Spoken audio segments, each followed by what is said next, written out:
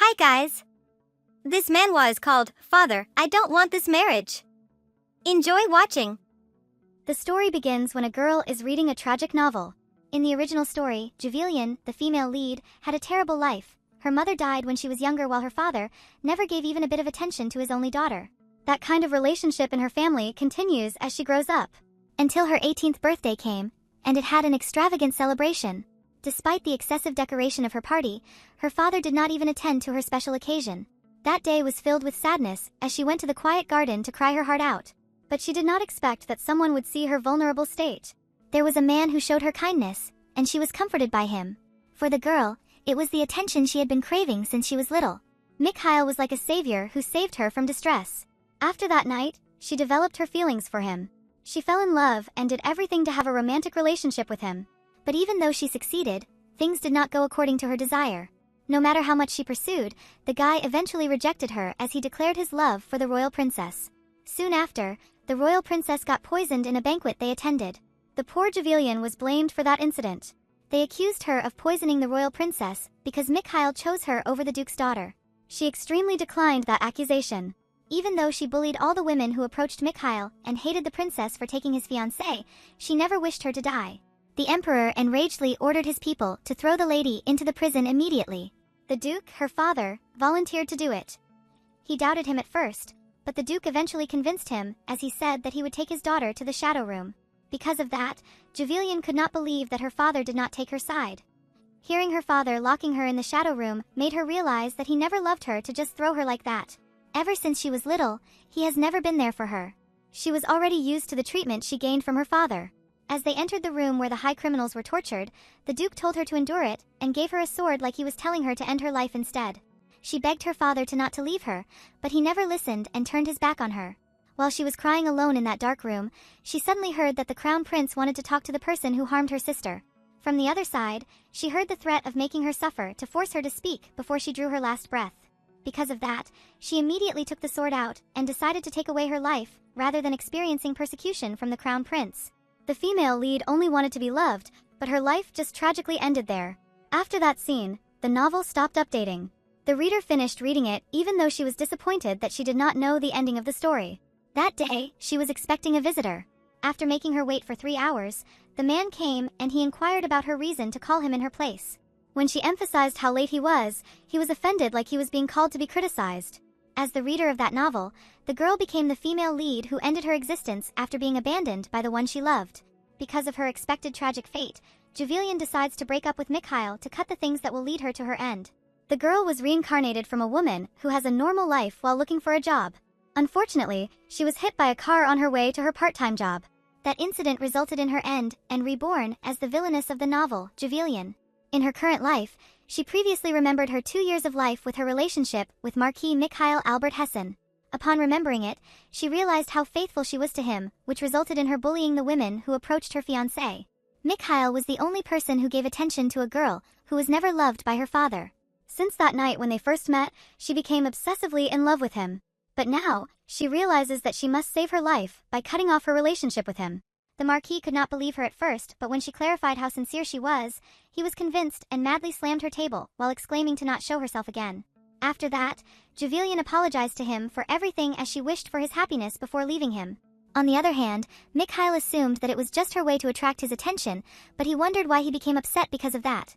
The daughter of the Duke felt relieved upon successfully cutting him off from her life. When she was about to go to her room, she saw her father across her way.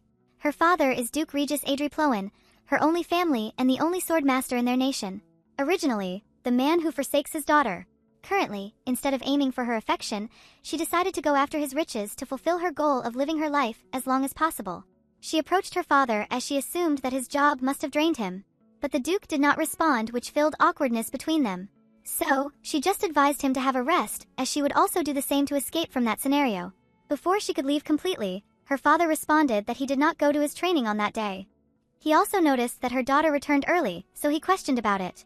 In the original novel, the lady kept stalking Mikhail, which made her constantly returning late.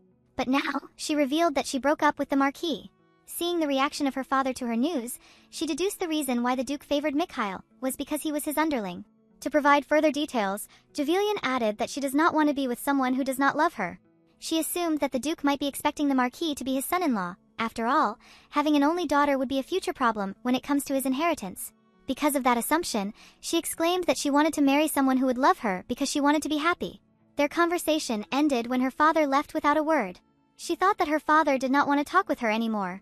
It reminded her of the original story, where the Duke abandoned her in the prison like a heartless father. While watching her father leave, she promised in her mind that she would live a quiet life, as she wished him to leave her alone like he used to, so she could live longer. When the night came, the maid was on her way to the room of the lady. She was worried that Javelian must be full of rage, since it was the day that she broke up with the Marquis. Knowing the daughter of the Duke, she liked to destroy everything she could reach out of frustration. As she entered the room to tell that her bath was already prepared, she caught the lady crying in silence. Because of that, Javelian was horrified that someone saw her and felt embarrassed about it.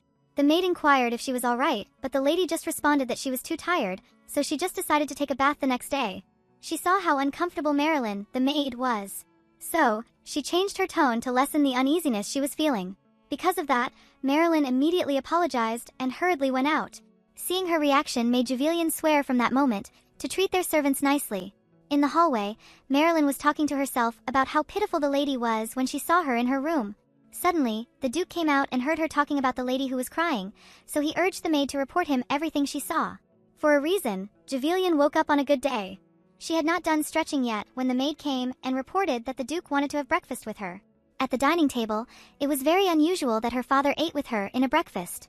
He even added food to her plate as he encouraged her to eat more. She assumed that the reason for the Duke's strange action was because he thought her daughter was pathetic. After becoming the Duke, her father headed both the Central Army and the Royal Guard. He was the hero of their nation, having led them to a decisive victory in the conflict that took place 2 decades ago. Compared to his significant fame in society, her daughter never had a friend, and she only focused herself on forcing her love for Mikhail. While eating, the Duke suddenly asked her about her ideal type. He just reasoned that he was curious about it when, as far as Javelian remembered, he never had been interested in her in the past. She assumed that her father was planning to involve her on a date with another man to find a suitable son-in-law to become his heir in the future. Javelian did not want that idea, so she answered that she desired a man who was stronger than her father. She knew that it was hard to find that kind of standard, so she would never have to get married. But when her father questioned if she was being honest, she specified that her father was the pride of their country, so she wanted to marry a man who came from a noble family possessing wealth, honor, and skills, and one who got a face. After that, she does not really know what was gotten into her father's mind when he invited her to go out with him. That day, they dressed and went to the loud street of Agate, where they could buy a lot of stuff. Her father bought everything she was just touching and staring at. While they were at the market, they saw a woman who had a sword on her side. Her father suddenly excused himself and went to that woman. She assumed that they knew each other as she thought about the missing previous Queen's Guard captain. After a while, she heard the people murmuring when they recognized her as the notorious daughter of the Duke. Because of that, she tried to escape from them and went to a quiet place. It happened that she ran into the armor shop, which was owned by a masculine man, and she realized that she had gone into the wrong place. The owner assumed that a beautiful lady was his new customer, so he accommodated her immediately. As she tried to deny that she was a customer, a mysterious man wearing a hood came to pay for the item he wanted to purchase. She looked at him and saw his red eyes. The man also noticed her, which led them to make eye contact. But the mysterious man did not like how she was staring. The lady admitted that the mysterious man was undeniably handsome, enough to make a lady like her stare at him. When he noticed the lady beside her staring, he immediately wanted her to stop. Because of that, Javelian tries to save herself from claiming that he just purchased the item she has been looking for, even though she is unaware of what item is it. It seems like she put herself in embarrassment when she was informed that it was an armor polish. The owner assumed that she might be planning to clean all her accessories in their house, so he recommended that a single polish would not be enough. He immediately left to look for more of it in their storage, as he could make a big sale from the lady. Suddenly, the mysterious man paid 1 gold coin for the armor polish and left immediately. Javelian chased her when she thought he forgot to claim his change. Seems like the man did not care about it, which made the lady explain that he paid the amount that could sustain the 2 weeks of food from the family of commoners. It could also equally cost 10 armor polishes. Meanwhile, the owner returned with 10 items of it, which she admits that she does not need. After that encounter, the man with a hood was informed that Duke Plowen requested him to go to the house of the Duke.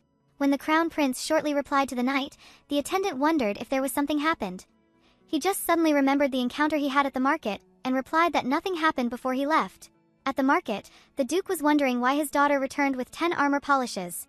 That long day tired the lady as her feet started to hurt because they had been strolling since morning.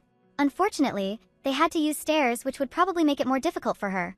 When she made steps to ascend, her heels suddenly stripped off and lost her balance. Good thing, her father was there to catch her. The Duke decided to carry her as they returned to their carriage. Juvelian did not know clearly why her father was acting like that after ignoring her since she was little. She tried to convince her father to put her down, but he did not listen and he decided to go back home. While carrying her, the Duke said that he started thinking about a suitable person for her. Due to exhaustion, she could not hear his voice clearly. Duke Ploen noticed her condition and inquired about it. The lady tried to assure him that she was fine, but she just suddenly lost consciousness in his arms. The Duke was worried seeing how his daughter passed out while he was carrying her. He was scared that something would happen again to Juvelian. While the lady was unconscious, she could hear her father pleading with her to wake up. It was strange to know his father would cry because of her condition. When she woke up, she thought that she had just a terrible dream. She saw their family doctor, Alan, with their maids who was worried about her. According to him, she had been sleeping for 3 days. She roamed around her site and saw the flowers in one corner. The maids said that they were given by the noble ladies who wished for her fast recovery. She did not expect it since she never had any friends since then. Suddenly, the Duke arrived and checked her temperature using his hand. He acted like he was a concerned father to her, which made her think like it was a dream. But after that, the Duke just told her to rest and left immediately. During her sickness, she realized that she received those flowers and letters because of the reputation of his father. No one was purely caring for her. She was not an exception because she could not take care of herself without the wealth and the house of the Duke. Juvelian chose to respond to all the letters she received as she decided to plan for herself. First, she wanted to change the impression of the people about her because of the wickedness she did in the past. She also considered studying to help her stop relying on her father. But she just found out studying to be boring. She did not expect that she would try to learn the things she was uninterested in before. However, she needed to encourage herself to study diligently to become independent. That afternoon, she was surprised to see her father in the library, which made her mistakenly greet him, "Good morning." The Duke recognized one of the books she was holding. It was about the territorial management. Seeing his expression made her wonder if her father was criticizing her for studying that kind of reading. She just reasoned that she was just curious about how the duties of her father as a lord worked. When her father urged her to read it, she felt pressured about it. Suddenly her father inquired if she was aware of the 3 elements of a field. She answered accordingly that the 3 stated were the building, land, and order. She also added their purpose to protect the Lord and to produce for him. The Duke commended her knowledge about it, and she did not expect that her father would interrogate her with a lot of questions about the book she read. They seemed to have a surprisingly long quiz that lasted for an hour. Fortunately, the butler called her father, which saved her from that interrogation because of his guest. She tried to hide the joy of freedom she just had as she avoided the gaze of her father. Before the Duke left, he assigned a book for her to read. What surprised her was the book was about the tactical and military code. It felt like she was drowned in 3 books that were given by her father. While complaining, she noticed the pendant that was in the book. Seems like it was valuable to the Duke, so she went to his room to return it to him. But she did not expect to see her father arguing with a mysterious man. She heard her father calling the man by his name Max. Juvelian wondered who the person was and if they were close enough to call each other by their first name. While she was trying to hide herself and recognize the person, Max suddenly looked in her direction. She realized that it was the man she encountered in the armor store. In their conversation, the Duke was trying to make him understand the real essence of swordsmanship, where they should protect, not take away life. But his student just took his words like he was suggesting having a weakness. Her father added that people would be stronger if they were protecting someone, but Max refused to listen as he tried to excuse himself to leave. Hearing his statement sounded rude to the daughter of the Duke, just because he did not have to protect anyone. Before he could leave, Duke Pleon added that someday, he would have someone whom he would treat preciously, and whom he wanted to protect. Hearing her father stating those words made her wonder if he had that someone in his life. Even though he failed as a father who left his only daughter for her to perish. No matter how good his words were, Max was more concerned about terminating the hidden rat he saw. Because of that, Juvelian started panicking because she was afraid of the rats. But the Duke stopped him and warned him, for he knew he was referring to his daughter, who was hiding behind the wall. Due to her fear of rats, the lady immediately ran away from them, as she decided to return the pendant at some other time. Max reasoned that it was too dark to make him difficult to recognize that it was the daughter of the Duke. From there, he knew that she was the weakness of his teacher. It's been a decade since the Duke taught him swordsmanship. Aside from wielding a sword, he also learned how strict and blunt the Duke is. But seeing him relaxed upon talking about his daughter, Juvelian, it seemed like he was tying rope onto himself. Because of that, he swore that he would never be like his teacher who had a weakness. When the late Empress was barely fighting for her life due to her disease, she pleaded to Lord Regis to help her son survive in this life and be trained by him. He had known that child since he lost favor from the king. His mother eventually did not survive her illness, and she only had a shabby funeral. Because of what happened to his mother, he developed this hatred in his heart. Duke Ploen understood the anger he had because he once became like little Max. But because of his daughter, he was not even aware of how wicked he could be. Just like him, he knew Max would have someone who could be his everything. In the room of the lady, she immediately told the maid about the rat she heard. She worried that though she mistakenly thought little rats existed in their household would breed and multiply, so she wanted to get rid of them as soon as possible. On the other hand, the Duke heard from their butler about it. He reported that Lady Javelian ordered some servants to catch the mice, but they had not caught any of them yet. The Duke understood that his daughter misunderstood what Max said, so he ordered him to stop their servants from catching any. Duke Ploen then inquired about the progress of the list for her daughter. He answered that he was still in the process of looking for families who were suitable to the standard of the lady, which they expected to be complete on that day. After that, he informed the Duke that Mikhail sent them a letter. According to the butler, the letter contains that Mikhail sees the action of Lady Javelian as a strategy to attract his attention. Because of that, the Duke exclusively ordered him to not let any single letter from the Marquis reach his daughter. He wanted him to burn anything from him once he saw one from Mikhail. At the garden, the day had become pleasant when the maids reported to the lady that they had caught one mouse. It seemed like it just came to their household by accident since they could not find other ones. It was a news that brought relief to Javelian. She could finally enter the house at ease since she had been staying at the garden because of it. Afterward, the maid handed her the letter from Count Arlo. When she opened it, it contained an invitation for the 17th birthday party of their youngest daughter, Rose Marie Arlo. In the original story, she remembered that it was the lady who betrayed her by becoming friends with the Grand Duchess. But things had already changed now since they did not have any grudges against each other. She had been taking care of everything to avoid the tragic events in the original novel. To make a response, she ordered her maids to pick a flower from their garden and a pleasant lace. She could use them to decorate her letter for the birthday celebrant. When Lady Rosemarie received her response, she felt delighted knowing that it was personally made by the lady she admired. Priorly, at the banquet they both attended, when she approached her, Lady Javelian just completely ignored her as she straightforwardly went with Mikhail. But now that she sent her a decorated letter as her response in accepting her invitation, she was beyond grateful, and she was willing to forget their first encounter. Lady Rosemarie decided to write a reply to her, and she was fascinated by how she cutely mimicked her way of decorating a letter. However, the lady wrote a very long paragraph, which took 10 pages of paragraph, like it was her way of expressing how happy she was because of her letter. At the social circle, the noble women received letters from Lady Ploen. They thought that the lady seemed to have finally matured. However, one of them doubted the changes in her when she reminded them of the wickedness she had done to them before. Lady Rose defended the lady they knew for being snobbish as she shared with them how Javelian accepted her invitation. They were surprised to hear that when that lady did not usually attend the banquet unless it was a royal one. For the noble ladies at the table, it seemed that the daughter of Count Arlo was just daydreaming about it. Marquis Mikhail overheard the topic of the ladies.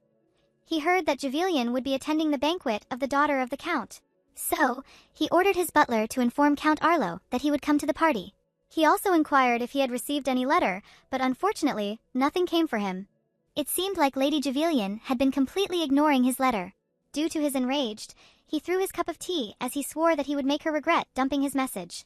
Javelian decided to personally choose a gift for the daughter of Count Arlo. But when she decided to go to the market, her father sent 12 knights to accompany her. She could not refuse it unless she did not want to go out anymore. She only wanted to go shopping, but because of the battalion behind her, they attracted too much attention. Sir Jalorden inquired if she certainly wanted to go into that place, since the doors seemed closed.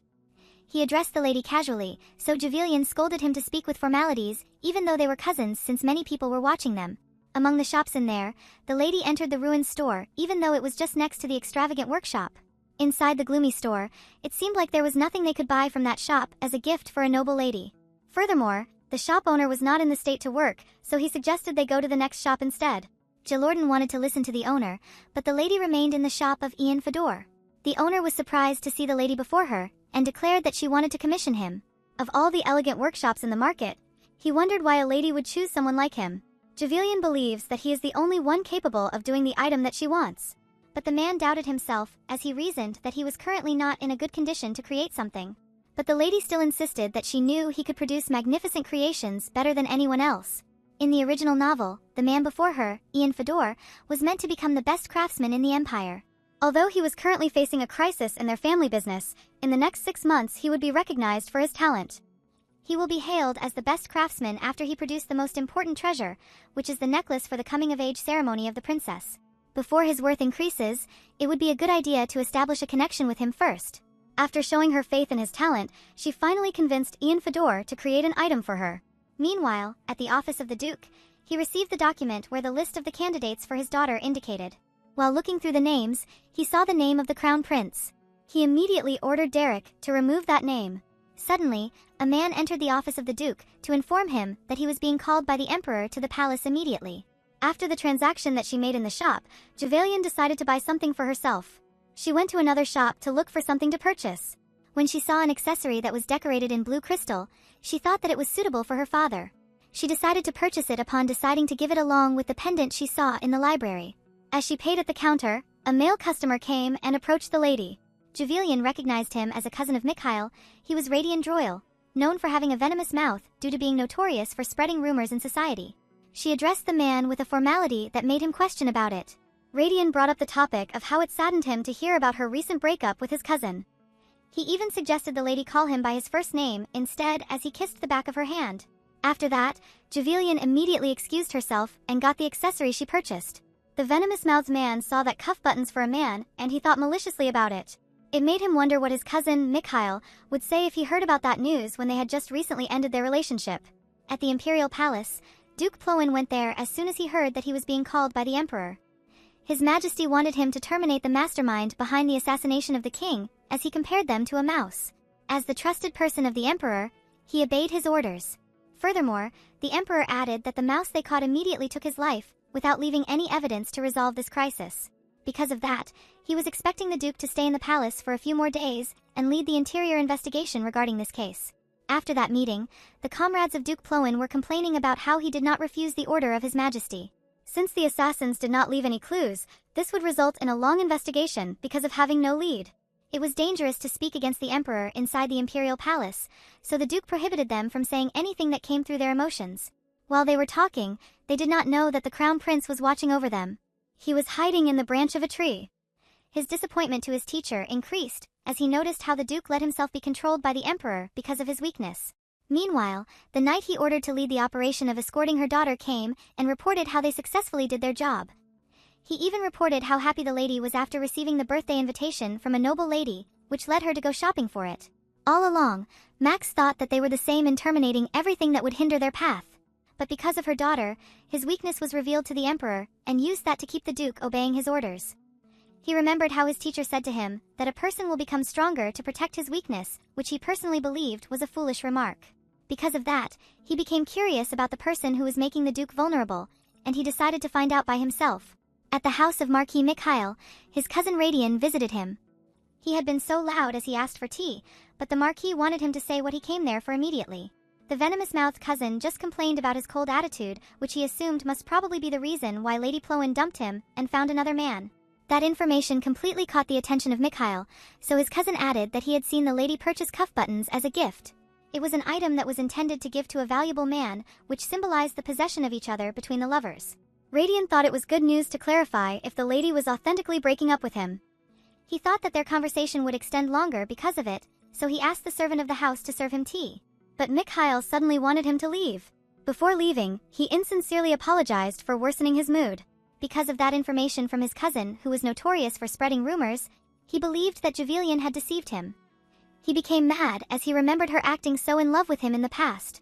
But now, according to Radian, she already found another man to replace him. In so much frustration, he lost his temper and destroyed anything he could reach while swearing to make her ex-lover pay for what she did. At the residence of Pleon, Javelian was waiting for her father to arrive. Unfortunately, due to his job, the Duke was not able to return home for a few days. That means she could not return the pendant and give the cuff button to her father for another day. While Javelian was sleeping peacefully in her room, she did not notice that the Crown Prince sneaked into her room. As he observed the lady, she appeared extremely vulnerable, as if she may suddenly disappear from the world. He wondered what was so precious about her when seemed to be insignificant. Later on, Max did not expect that she would be promptly awakened. Instead of getting frightened because an intruder strangely came to her room, she just told to him that he must mistakenly go to the residence of Duke Ploin.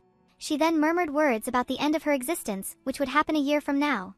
Suddenly, Javelian lit a match to see the person in front of her clearly. Because of that, she found out that it was the disciple of his father. Max was surprised to meet again the lady he encountered in an armor shop. It was a relief to know that it was him instead of an assassin. It honestly creeped the hell out of her when she saw a black figure watching over her when she was just half awakened. She thought that it was a demon and she was having sleep paralysis. But when she pinched her chin, she realized that she was not dreaming. She was frightened to realize that it must be a bad person, a thief or worse, an assassin. All she could do was blame her reckless decision of living a vicious life to encounter such people to get back to her. She should have endured the fear continuously. However, she suddenly remembered that the story of her life was not meant to end that way in her room. So, she encouraged herself to be brave and say that the intruder went to the wrong place. Because of that, she found out that he was not a bad person. However, how she first saw the person scared her, so she learned her lesson of properly locking everything before she proceeded to sleep. Suddenly, the man before her informally called her attention, which resulted in the lady scolding him to follow proper etiquette, even if he was an ally of her father.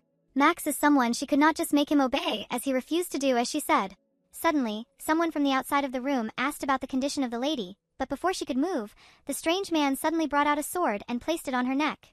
The intruder turned the lady into his hostage, using his sword, when they heard people behind her door.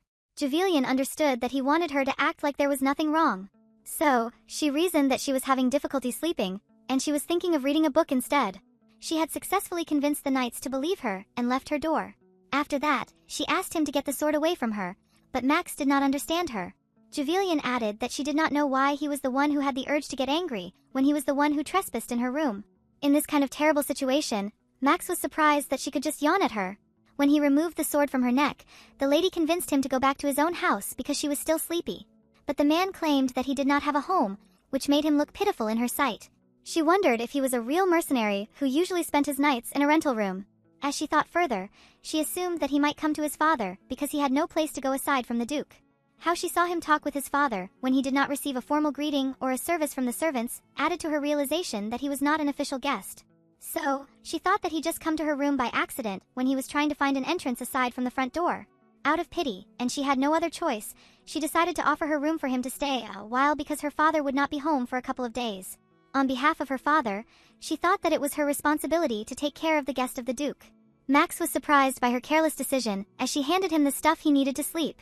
After she urged him to make himself comfortable and sleep, Javelian immediately fell asleep again. While the lady was sleeping, he wondered why she was not afraid of him. Normally, he could make the people either tremble in fear or hide their fear in front of him. But he could not see any glimpse of fear from this lady, as he remembered how she just bravely glanced into him.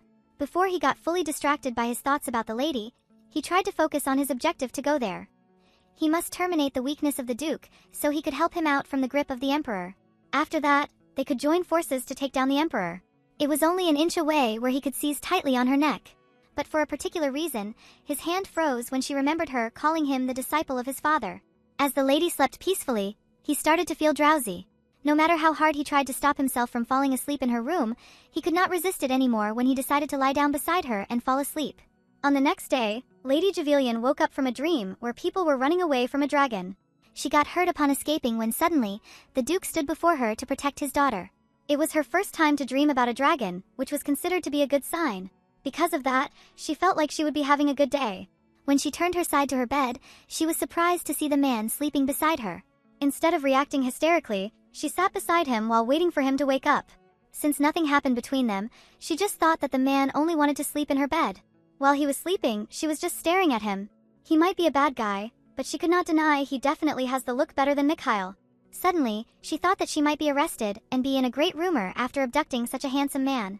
This could be a huge misunderstanding, so she chose to wake him up.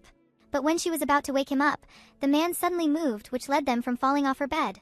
Max questioned what she was planning to do as he cornered the lady under him. When Javelian revealed that he had a good sleep in her bed, he was surprised and hardly denied that it happened. Because of the way he reacted, she could not believe that he would just respond that way after she offered her room for him to stay despite being an intruder. But suddenly, she started laughing when she remembered in him the black stray cat she frequently met when she was little. That cat used to come to her room whenever he wanted and slept on her bed. He was indifferent and had a sour attitude until the end, just like the man before her. While laughing hard, someone from the outside asked if she was awake already. Because of that, she became alert and immediately thought of a way to hide a strange man in her room. Suddenly, she dragged her into her closet. To keep themselves from creating weird misunderstandings from the people, Max had to hide himself there. Max did not understand the weird misunderstanding she was referring to, so she tried to explain that people might think differently once they found out that they slept together. To make him understand their situation, she used the mating animals as an example, which they could be falsely accused of doing. After hearing that, the man reacted soundly due to that rubbish thought. The lady suddenly covered his mouth to prevent him from making any noises, because his loudness might lead them to be caught, and be a reason for massive misunderstanding. When the maid heard a strange sound from the lady's room, she tried to open her door, but she did not expect that it was locked. Meanwhile, Javelian convinced her father's student to hide quietly inside her closet to save themselves from misinterpretation. Good thing the man agreed to her, and because of that she patted his head. But in the back of his mind, how she dared to touch his head was inappropriate. They heard the maid calling the lady once again, so she closed the closet and responded that she was about to come. As the maid entered her room, she expressed how worried she was after hearing something inside while her door was locked, which she never did before. Javelian assured her that nothing serious had happened to her, and she apologized for making the servant worried. Javelian reasoned that she locked her door because she was afraid that someone might barge inside her room. She could not even look straight at the maid while explaining. For the servant, no one would ever dare to do that in the house Ploen when even the thieves would choose to avoid that place. The lady doubted it since there was already someone hiding in her closet. The daughter of the Duke just expressed how uncertain she was about her claims since her father was not in the house at that moment. After hearing it, the servant thought that she was anxious because of the absence of Duke Regis. She immediately grabbed the hand of the lady to assure her that her father would return safely soon. So, she suggested to go out and get some fresh air instead of worrying. While holding her hand, she was astounded when she noticed the hand mark on her wrist. On the other hand, the crown prince was getting impatient for taking so much time inside the closet. He wondered how long he had to waste his precious time there. No matter how much he thought about that strange woman, he could never exactly figure out why she just laughed at him when she was supposed to be terrified. It's been 20 minutes since he heard the voice of the lady. She was moaning and directing the maid to get a little lower. Due to this, the prince mistakenly thought that they were engaging in mating behavior. However, upon hearing the helper advise her to consult a physician rather than applying a topical medication, he initially believed that the woman was merely pretending to be injured even if she was well. He heard the worry of the maid again when she saw the bruises on her wrist and shoulder. The lady just simply reasoned that it was because she carelessly fell off the bed. Upon hearing it, the prince then recalled the scenario in which he was above her and realized that she must have been injured when they fell together. Later on, the servant left to give Javelian some more time to rest. He felt her presence in front of the closet after that. As the door opened, he saw the most beautiful woman in the town, urging him to come out. Javelian assumed that he must be hungry already, so she wanted to eat with him. He inquired why she wanted so. The lady just answered that the food would taste better if she ate with someone. When the man was not saying anything, she pulled her out while bragging about how good their head chef was. The prince had no choice but to join the lady on her breakfast, but he did not expect that they would serve him a cucumber sandwich. He could barely eat it because he did not like that food. Javelian noticed that he was not eating, so she asked him why.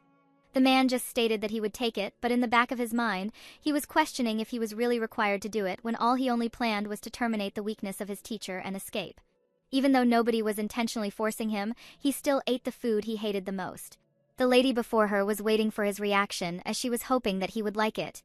After tasting it, the man just nods, which brought relief to Javelian because she worried that he might not like it. From there, the prince realized that the cucumber seemed to be fine as he took more bites. At the palace of the Ashit Empire, there was an old man heading to the throne of his majesty while thinking about the rumors of Duke Ploen, who was assigned to guard the emperor. On his way, the knights blocked him. When he stated that he came to see the emperor, they allowed him to enter. He thought that if things continued the way it is, his subjects would be even more discontent just like before. Duke Ilias finally faced his majesty as he knelt, and immediately inquired about his decision to keep Duke Ploen as his guard. The emperor responded like he was the only eligible person that he can entrust this task. 20 years ago, there was a battle between the Ashit Empire and the Taziria Kingdom. The young emperor, who knew nothing about the matters of the world, abandoned the royal palace to save himself. He was too cowardly to only think about his own protection as he commanded everyone to save him. Fortunately, there was a regular palace knight stepped up to protect the empire. The war hero who helped a coward to victory was Regis Adri Ploen, who was now living his life as a duke. Because Regis voiced his support for the emperor, talks about dethroning him stopped, but the subjects still think of his majesty as a coward. Duke Ilias stated that the resentment towards the emperor would only increase if they held onto the useless commands of Duke Ploen. So, he suggested to lay down a trap to find out the mastermind behind the assassination. But the emperor just rejected his idea, claiming that he knew very well how to handle everything by himself. Before the duke left, he reminded him first about the decision he must make, since his ill repute from his past actions still holds a great influence where his current grandeur was overshadowed. Upon seeing him leaving, the emperor was infuriated about his audacity to give him advice when he knew nothing at all. In his mind, he swore that the person who had resentment towards him would never be able to rebel against him. Meanwhile, at the Plowen's estate, Javelian felt sleepy while reading a book. It must be because she just finished her meal. When she looked at her couch, she saw the man lying comfortably on it. While looking at him, she was startled when he suddenly asked her what she was looking at. She realized that he was not sleeping, so she just stated that he seemed to be comfortable on her couch, but the man just denied it. Her gaze never left him as she pondered how long he planned to stay in her room. Because of that, Max inquired again about why she kept staring at him. Javelian answered that he seemed quite close to her father. She remembered the warm-hearted expression that Duke Regis had ever shown her. He was very different from how he treated her before, to the point that she thought he was someone else. As she remembered her father, she also remembered the items that she had to give to him. Since the man before her was, she believed, as the disciple of her father, she called his attention. She expected him to know about the likes of his master. While thinking about the things she must inquire to him, Max was getting impatient for making him wait for whatever she would ever say. To not make it long, Javelian asked him about his opinion on giving cufflinks as a gift. After saying that, she just pretended that she was reading a book while waiting for his answer. The man was stunned when he heard it from her, which made him silent for so long. The lady wondered why he was not saying anything, but his action made her surprise. Max suddenly removed the book she was reading and asked to whom she planned to give that gift to. Javelian wondered the reason for his rush just to ask her about it. To her response, she only wondered if there was any other person who could be the receiver of her gift. Max recalled that the investigator reported to him about her intense love for Mikhail, to the extent that she would follow him around regardless of how it would affect her reputation. Because of that, he wondered if this lady was still intending to hang on to that man again. If that's the case, then she looked pathetic in his sight. The prince scolded her with the thought that she would give a gift to a man who was not interested in her. Javelian felt offended when she heard his harsh words. Max intentionally said it out of concern he has for her, but having the thought that she was defending that man made him irritated, as he claimed that she must be a prideless woman. He was halted when he saw her unpleasing reaction. Because of that, Javelian encouraged herself to reveal that she only wanted to give a gift to her father in order to live longer. He was surprised and relieved to think that he was wrong. It made clear to the prince that her gift was not meant to Mikhail, which made him smirked. Javelian was insulted when she saw his reaction. With so much irritation, she told him to stop laughing. Max then asked her about the cufflinks she would give as a present. He simply concluded that it did not fit a swordsman like Duke Plowen after the lady presented them to him. Even though his comments only infuriated her further, she felt as though she could rely on him because he obviously had a great sense of gift-giving. According to Max, he just recently gave his father a gift. Once there was anyone found out about what he did, no one would ever think that it was a good present. Because his father seemed to be bored lately, he made him worried about his life, which resulted in the investigation of the failed assassination. It was something that he should not carelessly brag about, so when Javelian asked him about it, he chose not to reveal it. He just stated that Duke Plowen would be happy with anything that comes from her daughter, but it seemed that the lady was not believing his words as she just passed by to him. If only this had become easy, she would never have to ask him. Since she already bought the cufflinks, she decided to give it whether he would like it or not. His gaze followed her as he wondered if she was not aware of the sacrifices of the Duke for her. If his teacher was hiding it purposely, then it must be a pathetic decision. Meanwhile, in the backyard of the palace, Duke Plowen was resting on the branch of the tree. He was awakened when he felt a bird landed on him. He remembered that her daughter was afraid of the small animals, so he was urging the bird to fly away. Later on, a knight came searching for the Duke. He called his attention as he anticipated that there was something he would tell. When the knight told him that there was some news from their estate regarding his daughter, Javelian, he suddenly jumped off the tree and urged him to tell the news right away. The knight was startled and assured him that there was nothing happened to the lady. However, she turned to be anxious because of the absence of her father. Duke Plowen was surprised to know that his child was looking for him, which was very unusual since she had never said anything like that. But as he processed the idea, he could not help but smile upon the idea that his daughter was longing for his presence. The knight added that the lady must be feeling depressed since she never came out of her room. From that moment, he decided to stop the boring act he was doing for the crown prince and went to the emperor immediately. At the residence of the Plowen family, Javelian was busy scribbling a message for her father. But the man behind her was like a bug, as he kept on bothering her that giving a gift would already be enough for the Duke, and there was no need for adding a letter. But the lady did not listen to him. She crumpled a used paper again because she could not figure out the words she must exactly say to her father since they were not close to each other. While hoping that she could gain an idea from Max, she inquired about the thing he talked about the Duke regularly. The prince remembered how his teacher constantly bragged about his daughter. He could share about it with her, but he just stated that they don't talk very often. Javelian realized that he would never contribute anything, so she decided to do it all by herself. It took her an hour to construct a less awkward letter for his father.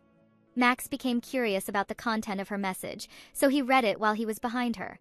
He was surprised that she had just entirely written an apology letter, which made him inquire if her decision was final to give it to the Duke. She seemed to be determined about it. Before Javelian left her room, she reminded him about things he must do if someone came and assured him that she would return safely. Since he could not stop her, Max just wondered what his teacher's reaction would be once he received it all from his daughter. At the drawing room of the Ashet Empire, Duke Ploen faced the Emperor. It had been 4 days since he gave him an order to find the assassin, yet there was still no information about it.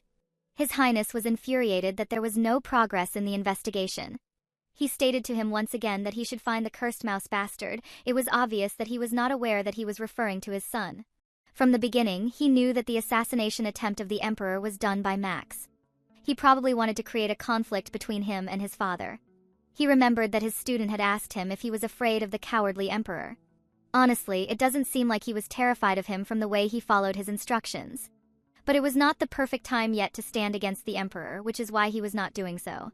With so much certainty, Duke Regis proclaimed that the assassin would no longer attack him.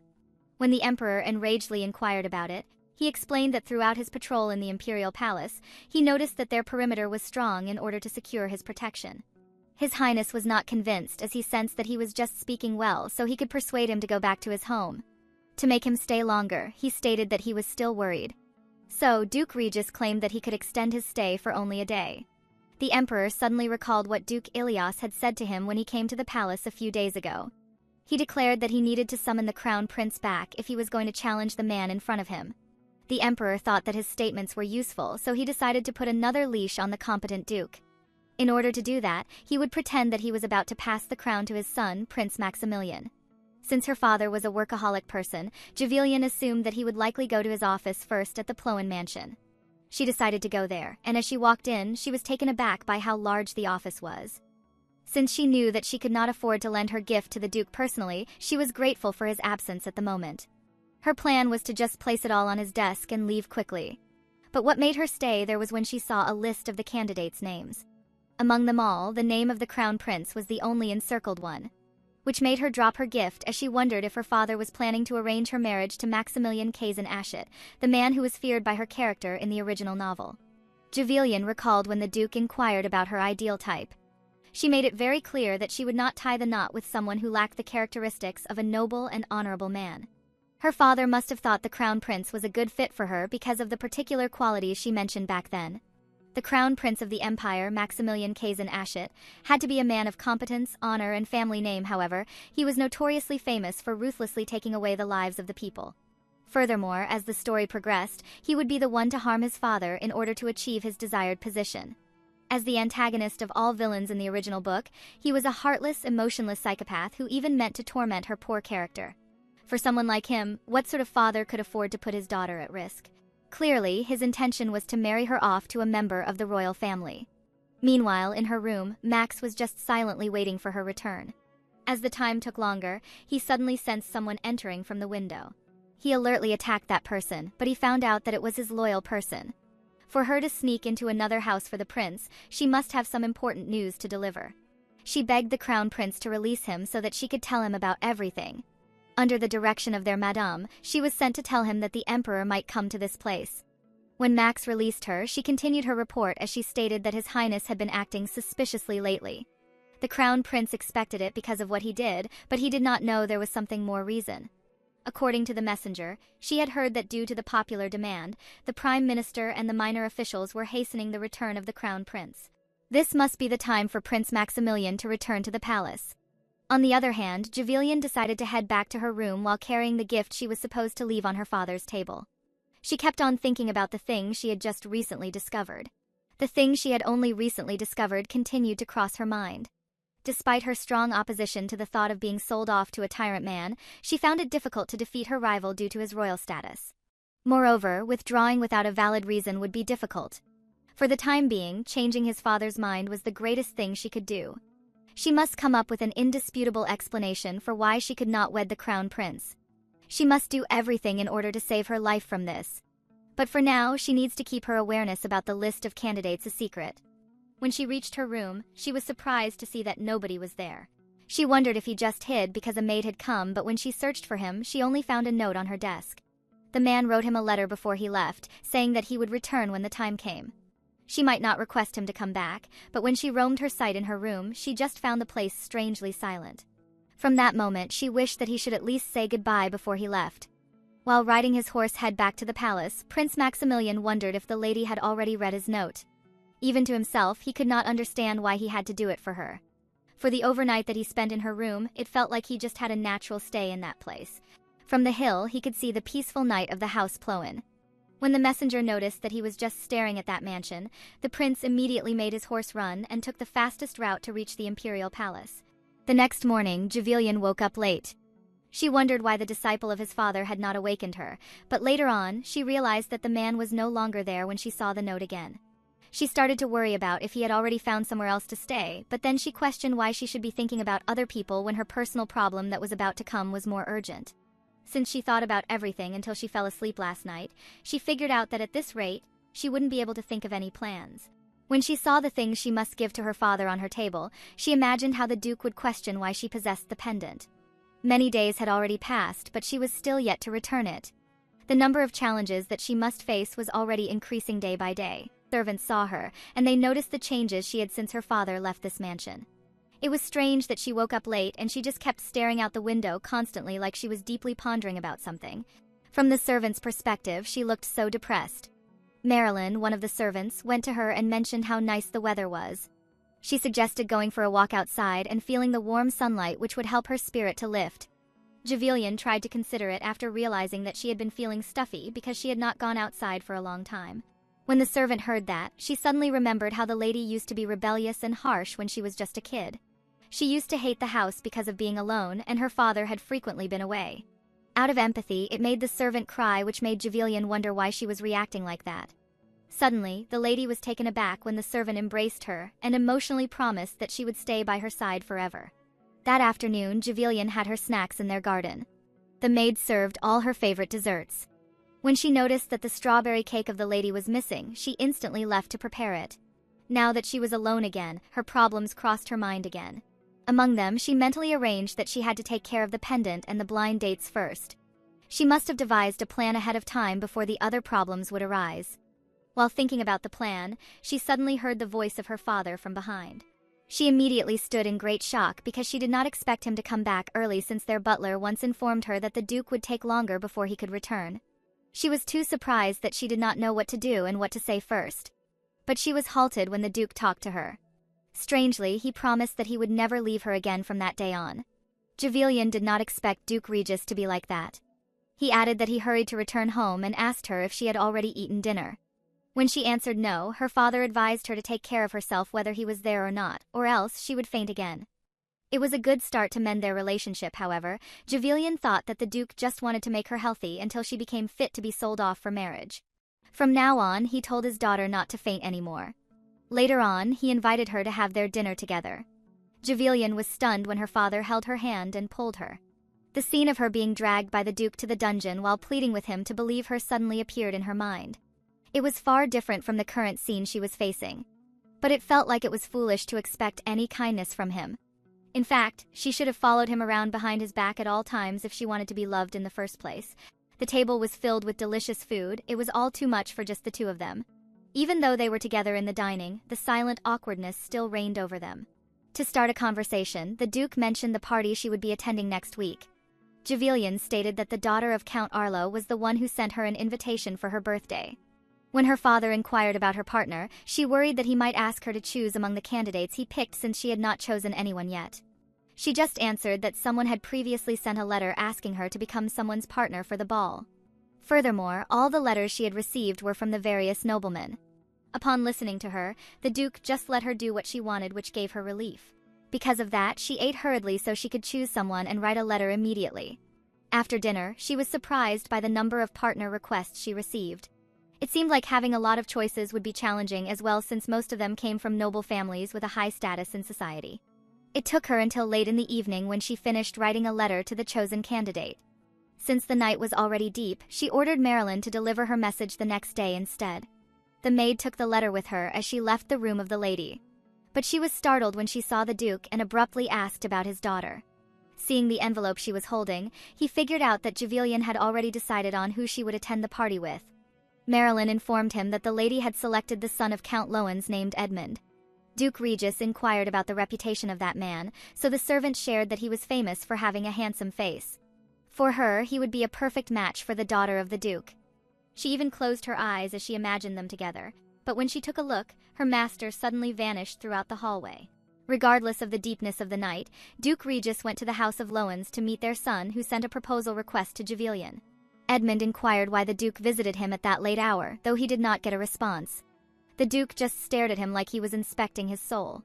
From that moment, he recalled the attributes that his daughter mentioned when he asked about her ideal man.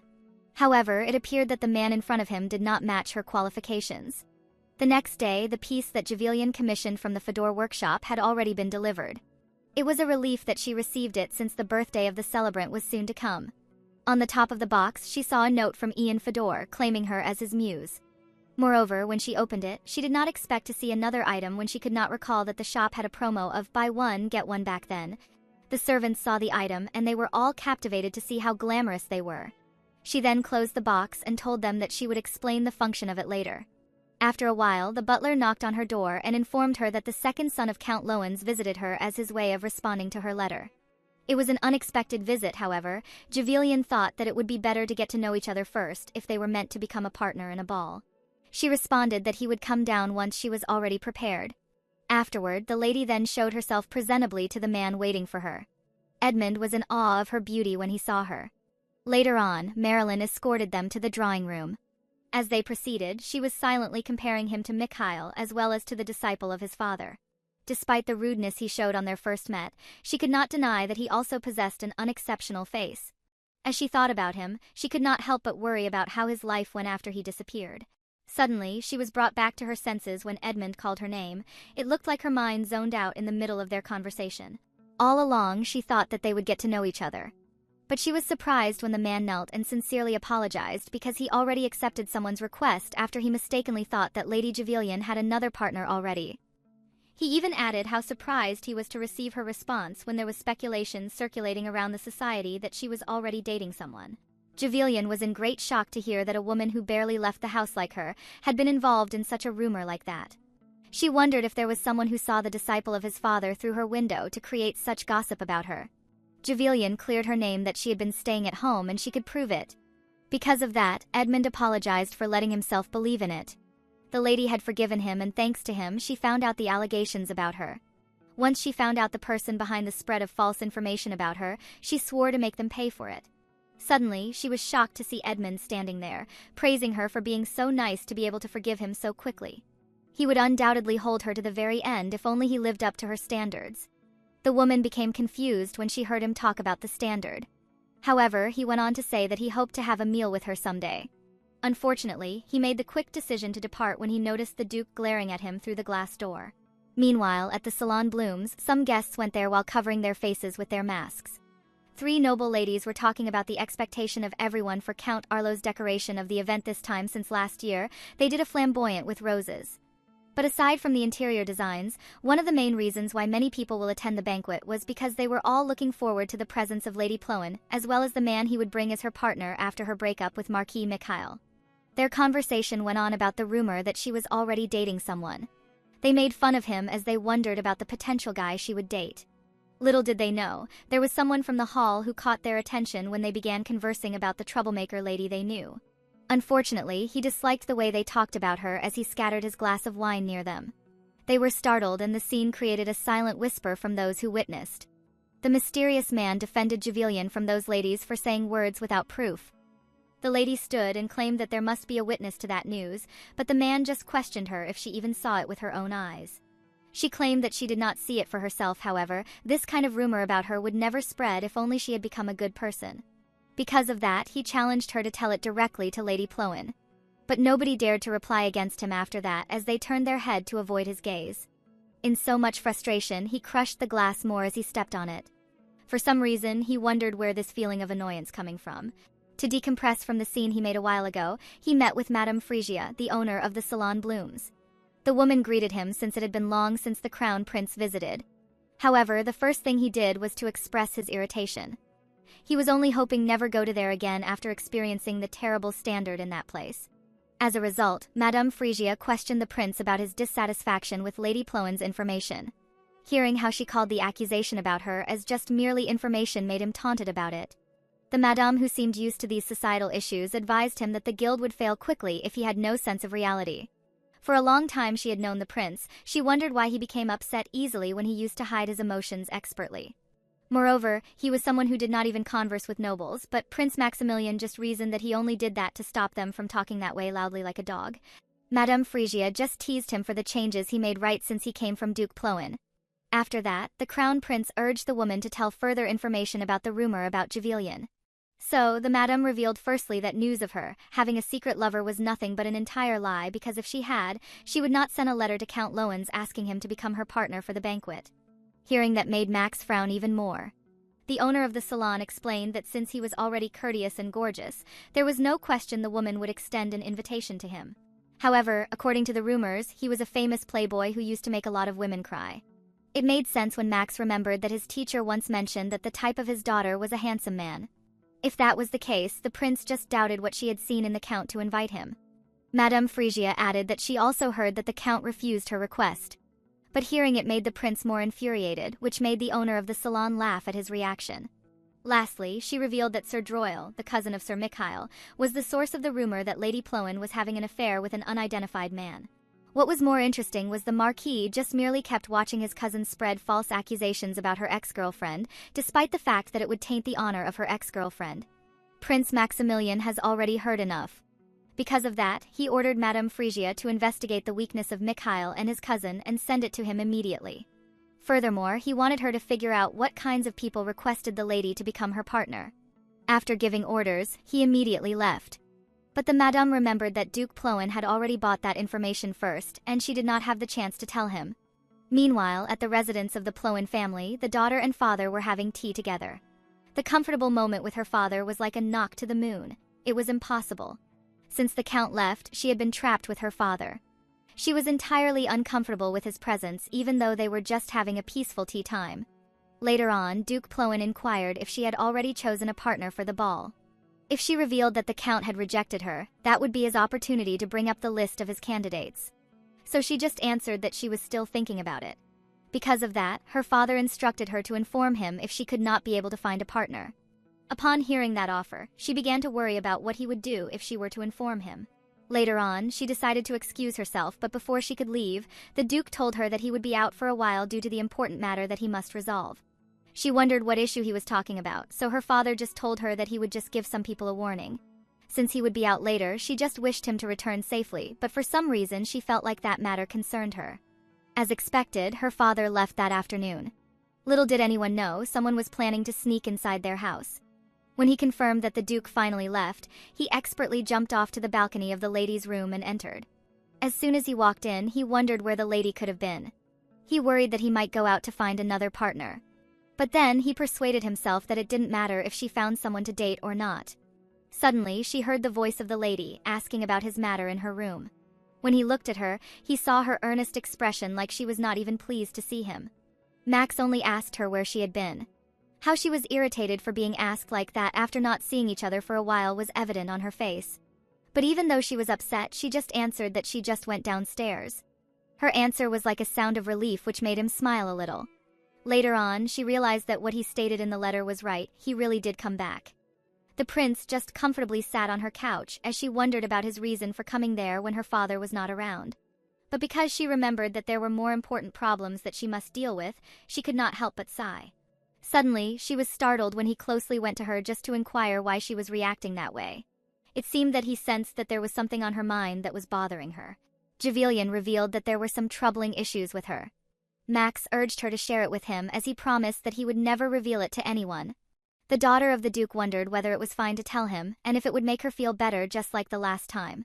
Before anything else, she made him promise to never expose her to Duke Regis, and if he happened to betray her, it would cost 100 bars of gold. To add it up, Max confidently claimed that she could have everything in his possession if he happened to reveal her words to his teacher. Because of that, he made Javelian laugh because she thought that he was a homeless person who bet all his possessions just to make her tell everything. But Max just found himself blushing while watching her laughter. After that, they faced each other at the table as they started their serious conversation. Julian first revealed that there was a rumor about her spreading around regarding her affair with an unknown man. However, she was not ashamed of having a secret relationship. She didn't care what other people would think of her. But it appears that the men who asked to be her partners have already fled because of the rumors. Hearing it made the Crown Prince consider those men as fools together with the people who only knew was to spread rumors. Later on, he found himself imagining that he would never be like them if he were in their shoes. But he immediately refused that idea and focused on listening to her. Javelian admitted that it was not important to her whether she would have a partner or not. It seemed like it was not a problem at all, but what she said next surprised the Crown Prince. After seeing the list of candidates that her father gathered, she deduced that her father wanted her to marry someone he had already chosen to be her partner. That information made Max furious, and in the back of his mind, he accused him of faking his concern about his daughter. That was her only reason why she wanted to show up with a partner, because if she did not, the Duke would certainly urge her to meet that someone on his list. Max advised her that there would be a suitable partner nearby. As he stated that, Javelian realized that he was right. The lady touched his hand to thank him as she came to a realization. The prince blushed thinking that she caught his hint of him being her partner even though it would be a bother to him. The lady revealed that she could ask Geraldine instead to be her partner. His imagination suddenly crumbled when he realized that she was not referring to him. With a serious look on his face, he questioned her as to who Geraldine was. Javelian answered him that he was her knight who always stayed by her side whenever she went out, so she was sure that everyone knew who he was, so everything should be fine. All she needed to do was to tell her father that she was scared of the people who were spreading rumors about her, and the Duke would definitely agree to it. Geraldine was also her cousin on her mother's side, so there shouldn't be rumors about them. After hearing that, Max felt relieved, but a second later, he realized why he felt that way even though it was not his business who her partner was. When he was lost in thoughts, Javelian suddenly thanked him for hearing her out, which made the prince blush. He then decided to leave because of the feeling that he was not even sure what it was. But before he could, the lady stopped her, which halted him from walking. She gave him a cute pouch that had money on it. Max was so speechless since he had a lot of it but couldn't say it in front of her. It's not free money but a payment for coming there to listen to her. Since the last time he went there, she couldn't give any to him because he left without waiting for her, so this time she felt happy. Before he finally left, she told him to come there whenever he had nowhere to go, which he obediently agreed. Meanwhile, a carriage was about to reach the Floyen Duchy once they crossed the bridge in front of them. But before they could even go over it, a carriage suddenly stopped them. When the man inside asked the chauffeur why they stopped, a voice could be heard beside his carriage asking if he was Ronald Hermann Crocus. The man was surprised to see Duke Floyen personally. He told Ronald that there was no need for him to go to their residence as they could talk there instead. That statement has the same meaning as not approaching his daughter, as he was not enough, which the Duke didn't deny. But the man was more stubborn than he thought, since he insisted on seeing the lady himself to hear those words instead of from the Duke, and he was confident that he would be accepted since he was popular among the ladies. Duke Regis was having a serious thought and remembered that the applicant earlier whom he talked to was easily persuaded when he warned that man named Bormir, but this time it didn't work. While he was lost in thought, Ronald said that Javelian would definitely choose him. Hearing him saying his daughter's name casually like they were that close already provoked the Duke, which gave chills to Ronald. He tried to explain himself, but the Duke didn't give him the time to do it. He called his whole name, Ronald Hermann Crocus, and asked if he was looking down on his daughter while exuding a powerful aura. Afraid that his life might end immediately, Ronald's carriage suddenly went away while asking for forgiveness. And with that, the Duke's problem was solved. Roine, Bormir, Crocus, all of them were on the list of potential suitors for his daughter, but he didn't like it all, so he planned to instruct his secretary to make a new one. That night, Javelian was under a lot of pressure about her plan before talking to her father. She discovered that the rumors about her started because of the cufflinks she bought for her father that were mistakenly understood as a gift for her non-existent lover. She already had the assumption about who spread the rumors, so to solve it, her father just needed to wear those cufflinks everywhere since it was one of a kind. Once they saw it, people knew that the rumors were not true. Before she could execute her plan, she didn't to be on her father's good side, whom she was having tea at the moment. The Duke heard that she wanted to talk to him, so when he asked about it, Javelian brought the jewel that belonged to his father. He didn't know that she had it while being calm, which Javelian was not expecting. For the real purpose of that tea time, she took out the cufflinks for his father. That surprised the Duke, as he didn't expect a gift from his precious daughter. Javelian thought that the blue diamonds suited him, so she bought them while she was out before doing some shopping. Her father was speechless, so she thought his reaction was the normal thing, even though she expected him to get excited, but maybe she was asking for too much. Then the final step of her plan came. She brought up the topic about her partner. The words that came out first in her mouth were that she knew her father was busy. The father didn't even let his daughter finish her sentence because of excitement and interpreted it as his daughter asking her father to be her partner. With a happy face, he told Javelian that he would attend the party with her. The daughter froze as her whole plan crumbled into pieces while the father was shining brightly because his daughter asked him to be her partner. Meanwhile, at the spire near Salon Blooms, the prince's subordinate was confused as to what could be the reason why their master was in that messed up state.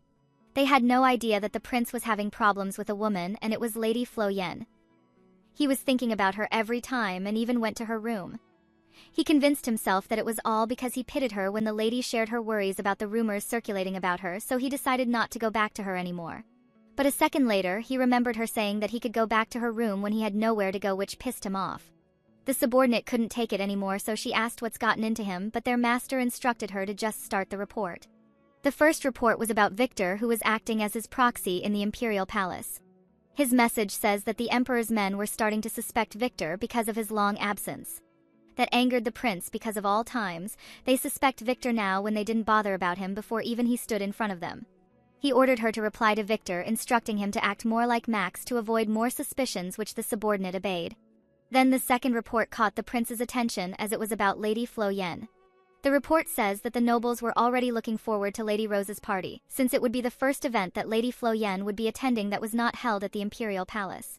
The only flaw of the great Duke Flo Yen, and with the rumors going around with the lady about her new secret lover, the nobles couldn't wait to slander her at the upcoming party. Max had heard enough, so he stopped the reporting as he didn't need to hear the rest, even though he instructed that every detail about Lady Flo Yen should be reported. When his subordinate was about to go and deliver the message to Victor, the prince suddenly stopped her and gave her a very important task, so he instructed to give up her weekend off. The day of the party had finally arrived. At Earl Arlo's estate, Madame Frisia was not happy to be there, but the moment people greeted her, she put on her fake smile for the sake of her business. If not for the prince's instruction to keep an eye on Lady Flo Yen and help her out, she was already enjoying her weekend and not working. Madame Frisia knew that Lady Flo Yen caught the prince's attention even though he told her that it was pure business since the lady could be useful to them. The noble ladies were talking nonsense about the tea party, but it was too obvious that they were waiting for the main event that everyone's been waiting for, and Madame Frisia could see it clearly. They were whispering if Lady Flo Yen had already arrived and assumed that her partner would be her rumored secret lover. Now that the nobles started what they predicted, Madame Frisia's role was needed, so she told everyone her opinion. She said that Lady Flo Yen would probably bring Sir Geraldine, her cousin, or go by herself alone to stop more rumors going around with her, since it had not been that long after her breakup with Sir Mikhail. The ladies were easily fooled by her assumption and agreed with Madame Frisia, as she had a point on that one. But one lady commented that if Lady Flo Yen arrived with either of her opinions, the rumors about her would become even more mysterious. The answer to that was to just find out who wore the cufflinks that everyone wanted to know, which the ladies agreed to again. Suddenly, they shifted their topic to Sir Mikhail, whom they praised for his features and gentle manners. They couldn't wait to see the two, Sir Mikhail and Lady Flo Yen, reunited after their recent breakup. And it would be even more entertaining to them if the owner of the cufflinks would show up as well. Meanwhile, the ladies were not aware that Sir Mikhail was in the corner eavesdropping on their conversation. He couldn't contain his anger when he thought about the rumored lover that Lady Flo Yen had. So, of all people, he was the one who was the most interested to know who Javelian would bring. Inside the Floyens' carriage, the Duke assured his daughter that she had nothing to worry about since he would be there at the party with her if someone tried to do something to her. When they arrived, her father helped her to walk down from the carriage, and the face of a loving father was all over him. Everyone was so surprised to see that the Duke accompanied his daughter instead of the rumored secret lover that they all expecting. Then they officially announced the arrival of the savior and hero of the empire, Duke Regis Adré Flo Yen, and his esteemed daughter, Lady Javelian Eloy Flo Yen. Before they arrived at the party, she remembered the true Javelian in the novel whom she got reborn into. The lonely villainess, an outcast of high society that nobody likes, got rejected by Mikhail, whom she thought loved her truly, and was abandoned by the one who caused her to be like that, her father. That was why her life ended pitifully so in that life. After being reborn as Javelian of the novel, she had already given up the thought of being loved by her father, and she planned to run away from the man whom she thought her father chose to marry her off to. So by the time she saw the look of a loving father from the Duke, she was curious as to what he was thinking with that face of him. The people were so mesmerized by the Duke's beauty as it was as the rumors say about him. It has been a long time since they last saw him attending a party, but he has not changed at all. Javelian looked at her father when she heard people talking about him, and there was no doubt that he was the handsome man in the empire, so he was the perfect partner, but she never planned to make him one, so she didn't know what her father was thinking. While Juval was busy with her thoughts, the Duke suddenly grabbed her on her shoulder to avoid stumbling since she wasn't looking while walking. When he held his daughter's hand, everyone was surprised to see the cufflinks from the rumors. That was when they realized that the lady gifted it to her father, but some were still not convinced, and even made up a story that the Duke made a fake one to stop the rumors going around his daughter's secret lover. Duke Floyen gave them a death stare for trying to make up a dirty story about the precious gift he received from his daughter. In the corner, Sir Mikhail was having his own delusions that Javelian had not gotten over him since there was no secret lover as the cufflinks were given to the Duke. After entering, Javelian was amazed at the decoration of the house, so she would definitely remember it as an inspiration when she moved out and decorated her own.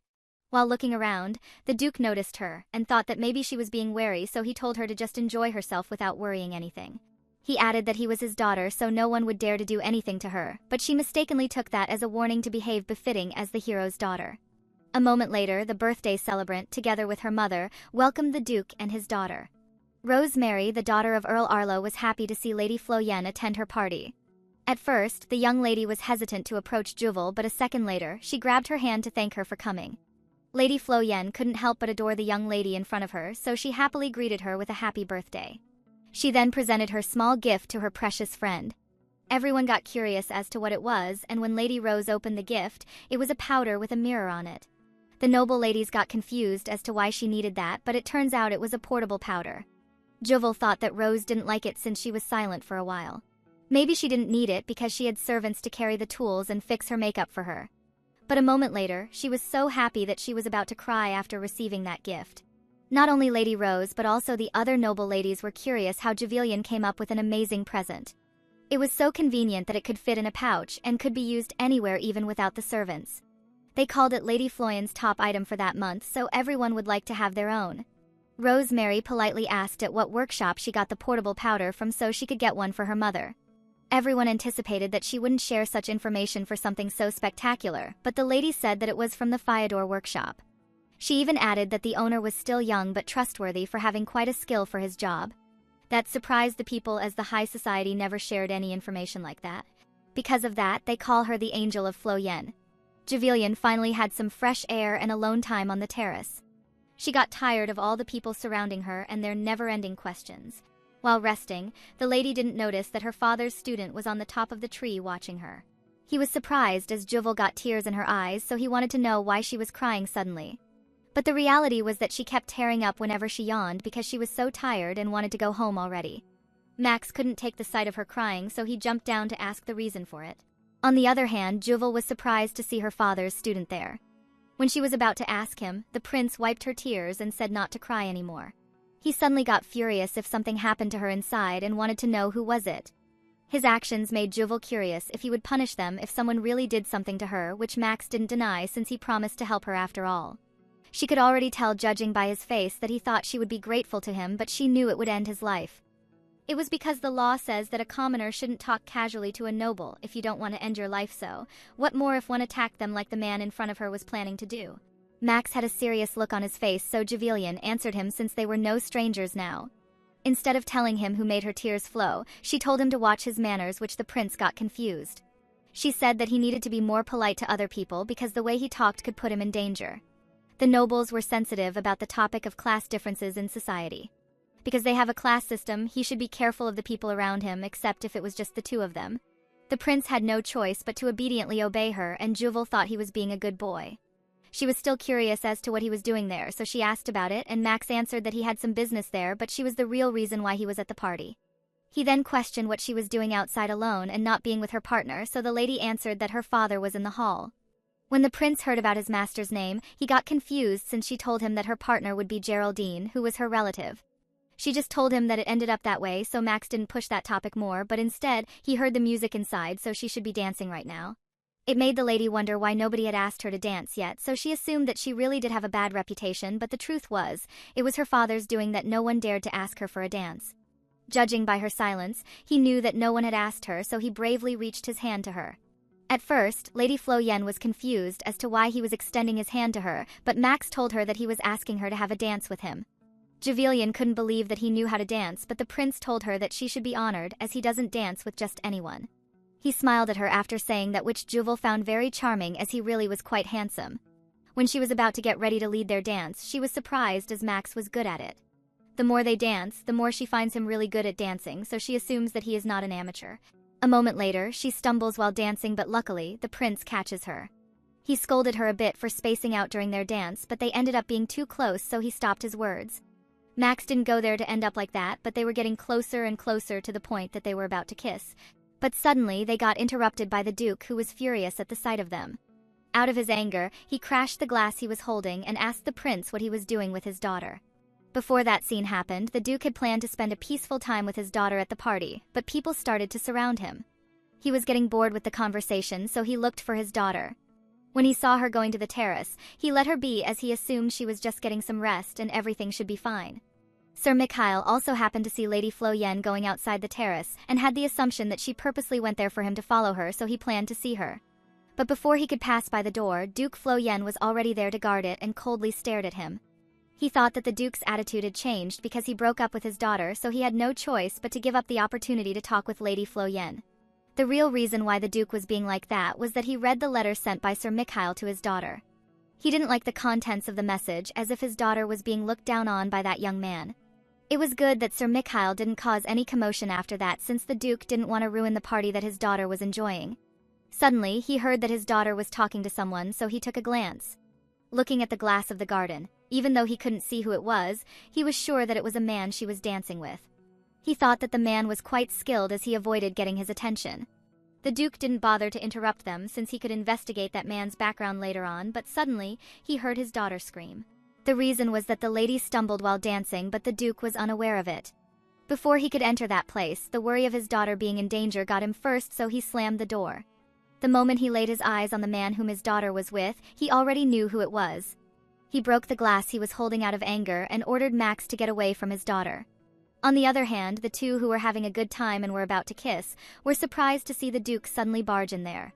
Duke Flo Yen still remembered the young Max telling him that he was not going to thank him since it was the Duke's promise when he took him in as his student.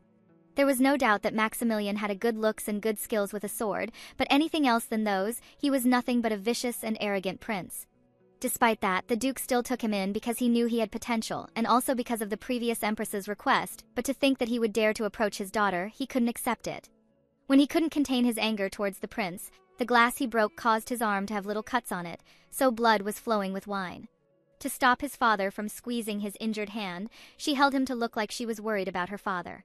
But deep inside her, she was anxious that his father went there because she was not showing her face at the party.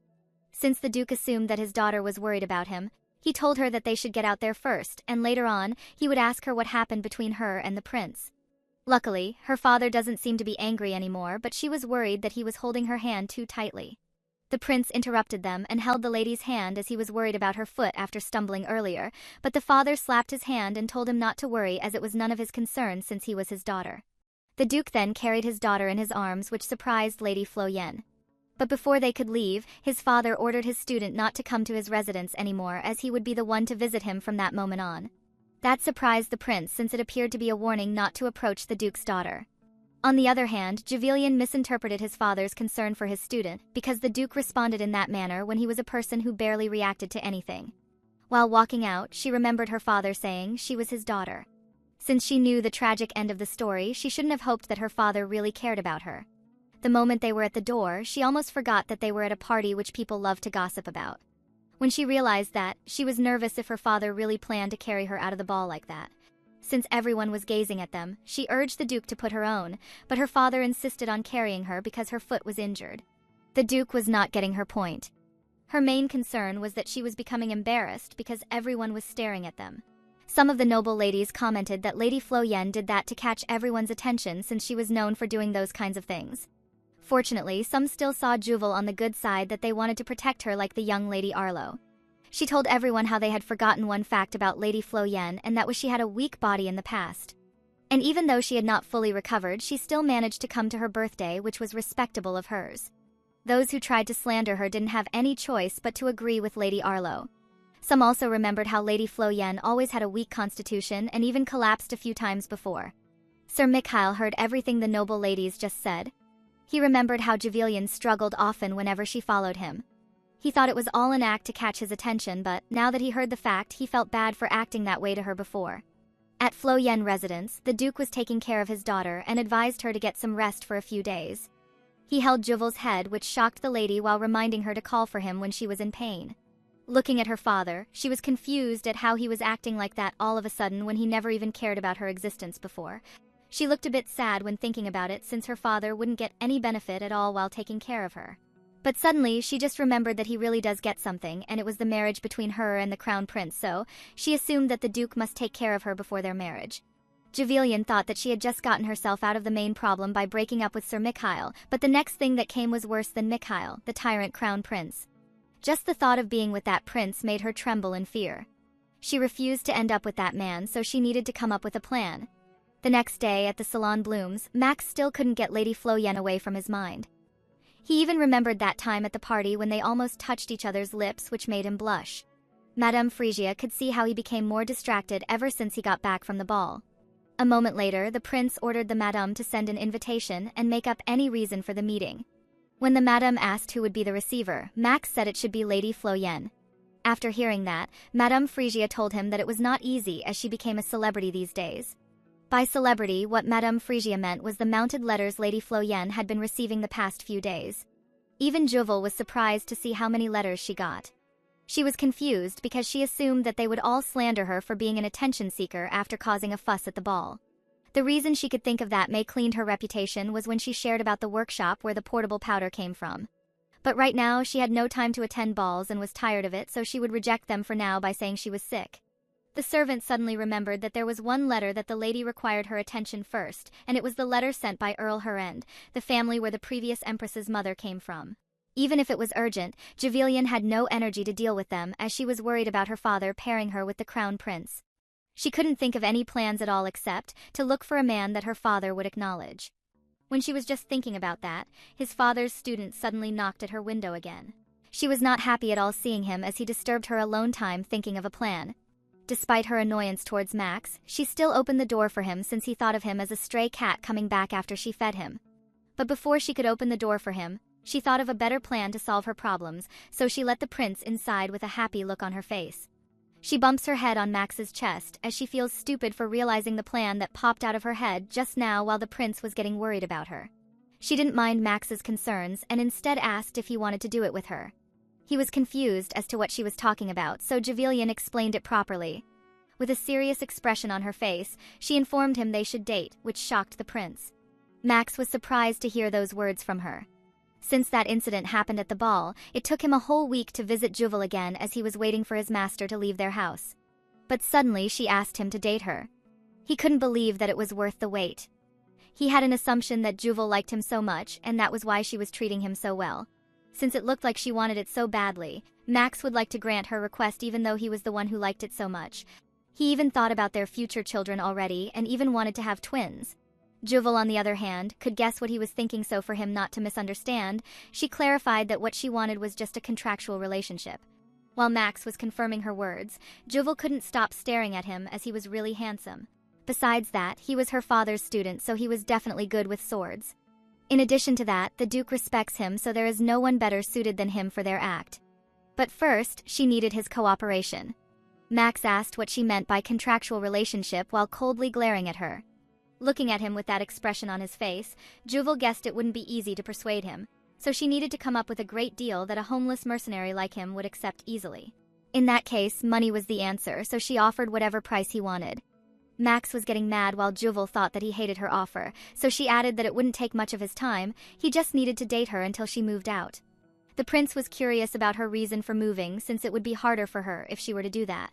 She explained that it was because of her father's choice of whom he would like to marry her off. He was confused since she could just say no if she didn't like that man, but Juval said that he was no ordinary person that she could reject easily. After hearing that, he was more curious as to who it was that even a duke's daughter couldn't reject. She was hesitant to tell him at first since no one knew about it, but she couldn't keep it a secret from him since she needed him to cooperate with her. It would cause her trouble if anyone found out about it, so she told him to keep it a secret, which he agreed. With a serious look on his face, he told her not to worry and just tell him who it was. Juval stated the full name as Maximilian Cashin Ashit. Max said that he was a nobody, but stopped his words when he realized something. When she said that it was the Empire's crown prince, he got more shocked as the name finally sank in and she was talking about him. He suddenly froze and asked if she was sure about it, so Juval answered that she was. He still couldn't believe it as he found it strange and said that she may be telling a lie. There was nothing more to think about since she was a duke's daughter. The imperial family was clearly above them in terms of ranking. Moreover, it would be advantageous to the imperial family if the duke would become a family member of theirs, to which Max agreed. What worried her more was the imperial family's absolute power that she couldn't reject the marriage proposal. It all thanks to the founder of the empire, Archmage Ashit, saving the citizens from countless problems with his magic, thus making his descendants living gods by people. That was why she couldn't be the one who rejected the proposal first, as it was the same as defying the most powerful person in the empire. That was how she came up with her plan of dating someone before her father brought up the marriage arrangement. Having a scandal with another man would give her father a reason not to marry off her daughter. On the other hand, Max, being the crown prince, couldn't help but wonder if Juval hated the marriage so much, so he asked what she would do if she was the kind of girl that the crown prince liked. Juval was in great shock hearing his words as it was impossible, while Max leaned closer to her and said that the crown prince was the next ruler of the empire, so it could be a win for her as he could give her everything. He was seriously expecting something from her answer, and Javelian thought about it for a while. But in the end, her answer hasn't changed and she would still run away from him. He asked why she would do that, so she answered that she would rather be alone than marry a sadist tyrant like the crown prince. That was the coldest and meanest words that crumpled every expectation he had for her. Because of that, he chose to leave instead, rather than to hear more from her, and Juval couldn't stop him. He was so fast to jump off her terrace that she couldn't even get his answer if he accepted her proposal or not. At Salon Bloom's spire, the crown prince was not in a good mood and surprised Frisia when he entered the room. She didn't expect him to come back so soon and noticed his angry face, so she asked if something happened. With a cold look on his face, he suddenly asked Frisia for her opinion of what a woman meant when she wanted to run away from her future husband. Instead of answering him directly, she wanted to know first if he wanted to hear a different response from the woman who hated her future husband. When he heard the word hate, he already assumed that Juval really hated him. Frisia had a hint that it was about Lady Flo Yen, but she still wanted to confirm, so she asked about it, but Max said not to mind his business. The madame teased him by saying that he may propose to Lady Flo Yen, but she didn't accept it and wanted to run away from him. She hit the spot as the crown prince got annoyed and told her that he didn't propose to her, but rather it was the opposite. But before he could say more, he stopped his words as Frisia just wanted to hear their stories. He then suddenly shifts their topic to the reports about the emperor. The madame told him that there was no news except for urging the crown prince to go back. She added that the empress sent an assassin again, but they kept him alive, so she asked what he wanted to do about it. While thinking about it, it was his stepmother who had been so desperate to end his life since he was little, the current empress, Isabel Rostai Ashit. It seemed like the empress, who ended his mother's life, had started to move again, so he was thinking if he would do the same to her or send back the assassin's head. But the thought of Javelian saying she would run away so she wouldn't have to marry the sadist tyrant changed his mind and ordered to keep the assassin alive. His answer greatly shocked the madame, as he was not the type of person to let that matter go, but she still obeyed his order. Out of nowhere, he shyly asked if they received any marriage proposal for him. Frisia said that there was none, and if there was, she already informed him about it. When she asked why he was curious about that, he suddenly got up and excused himself. At the Flo Yen mansion, it has been a while since the father and daughter had their meals together, but as usual, it was awkward for Javelian. She couldn't eat properly and thought that she should have stopped Max from leaving. That way, she wouldn't have to endure the silence between them.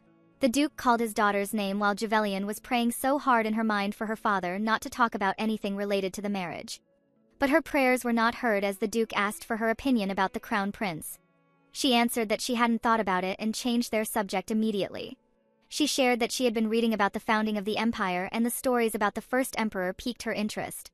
It was said that he had all sorts of artifacts, so she was curious if those items were being passed down as of now. That surprised the Duke and suddenly excused himself for the reason that he had some urgent matters to attend to. Juval noticed his expression as she had not seen that look on his face before. Outside the mansion, the Duke regretted his action in front of his daughter earlier. He was thinking about Juval's studying about the imperial family. It worries him that her daughter might find out something.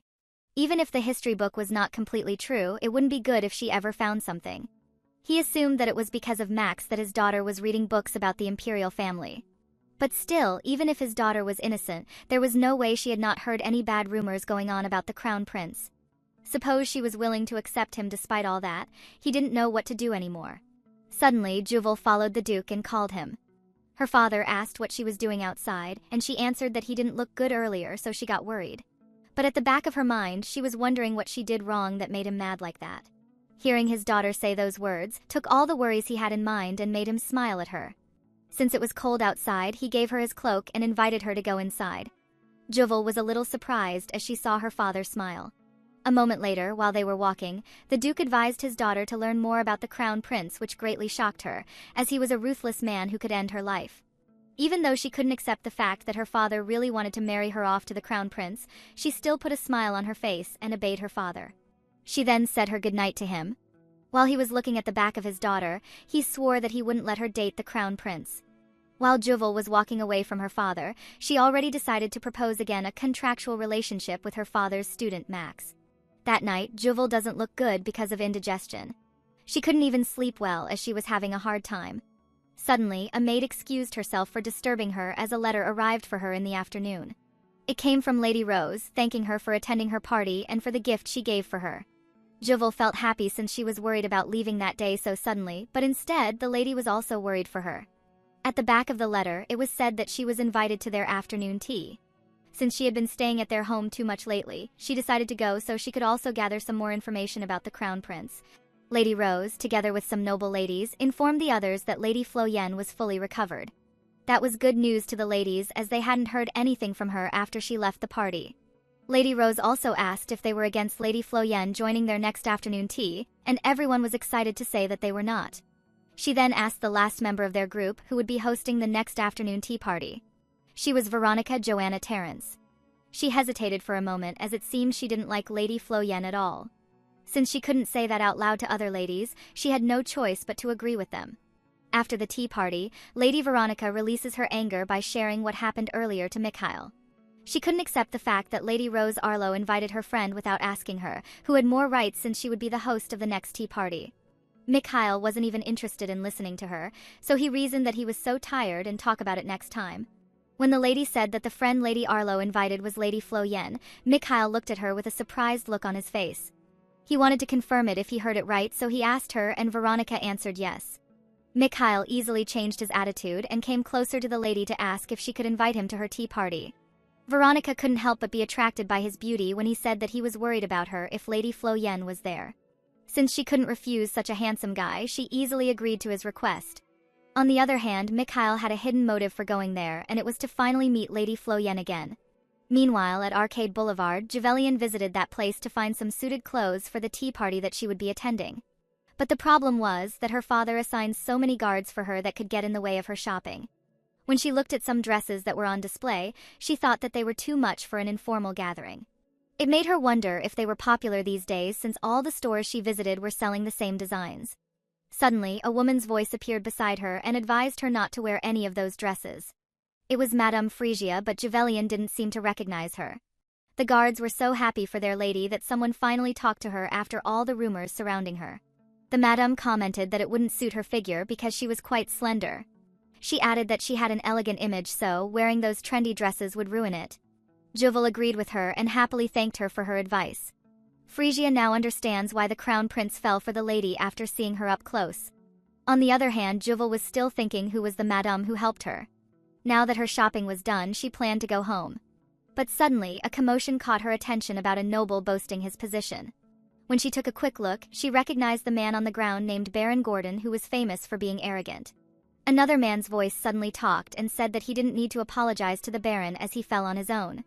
Juval commented that the other man's voice was as shameless as the Baron with a similar attitude. It turns out it was Max, her father's student, and it confused her as to why he was there. The Baron couldn't take his anger anymore and ordered the guards to arrest the man in front of him for offending a noble by a mere commoner.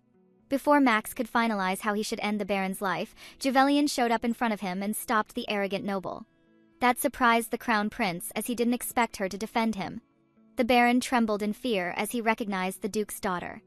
The lady then greeted him on behalf of his father and stated her name, Javelian Eloy Floyen.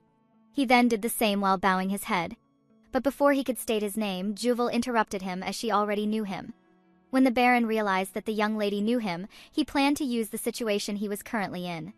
He fluttered her with his words and said that he was honored to meet her, but Juval couldn't feel his sincerity. Because of her cold attitude towards him, he asked if he offended her by chance.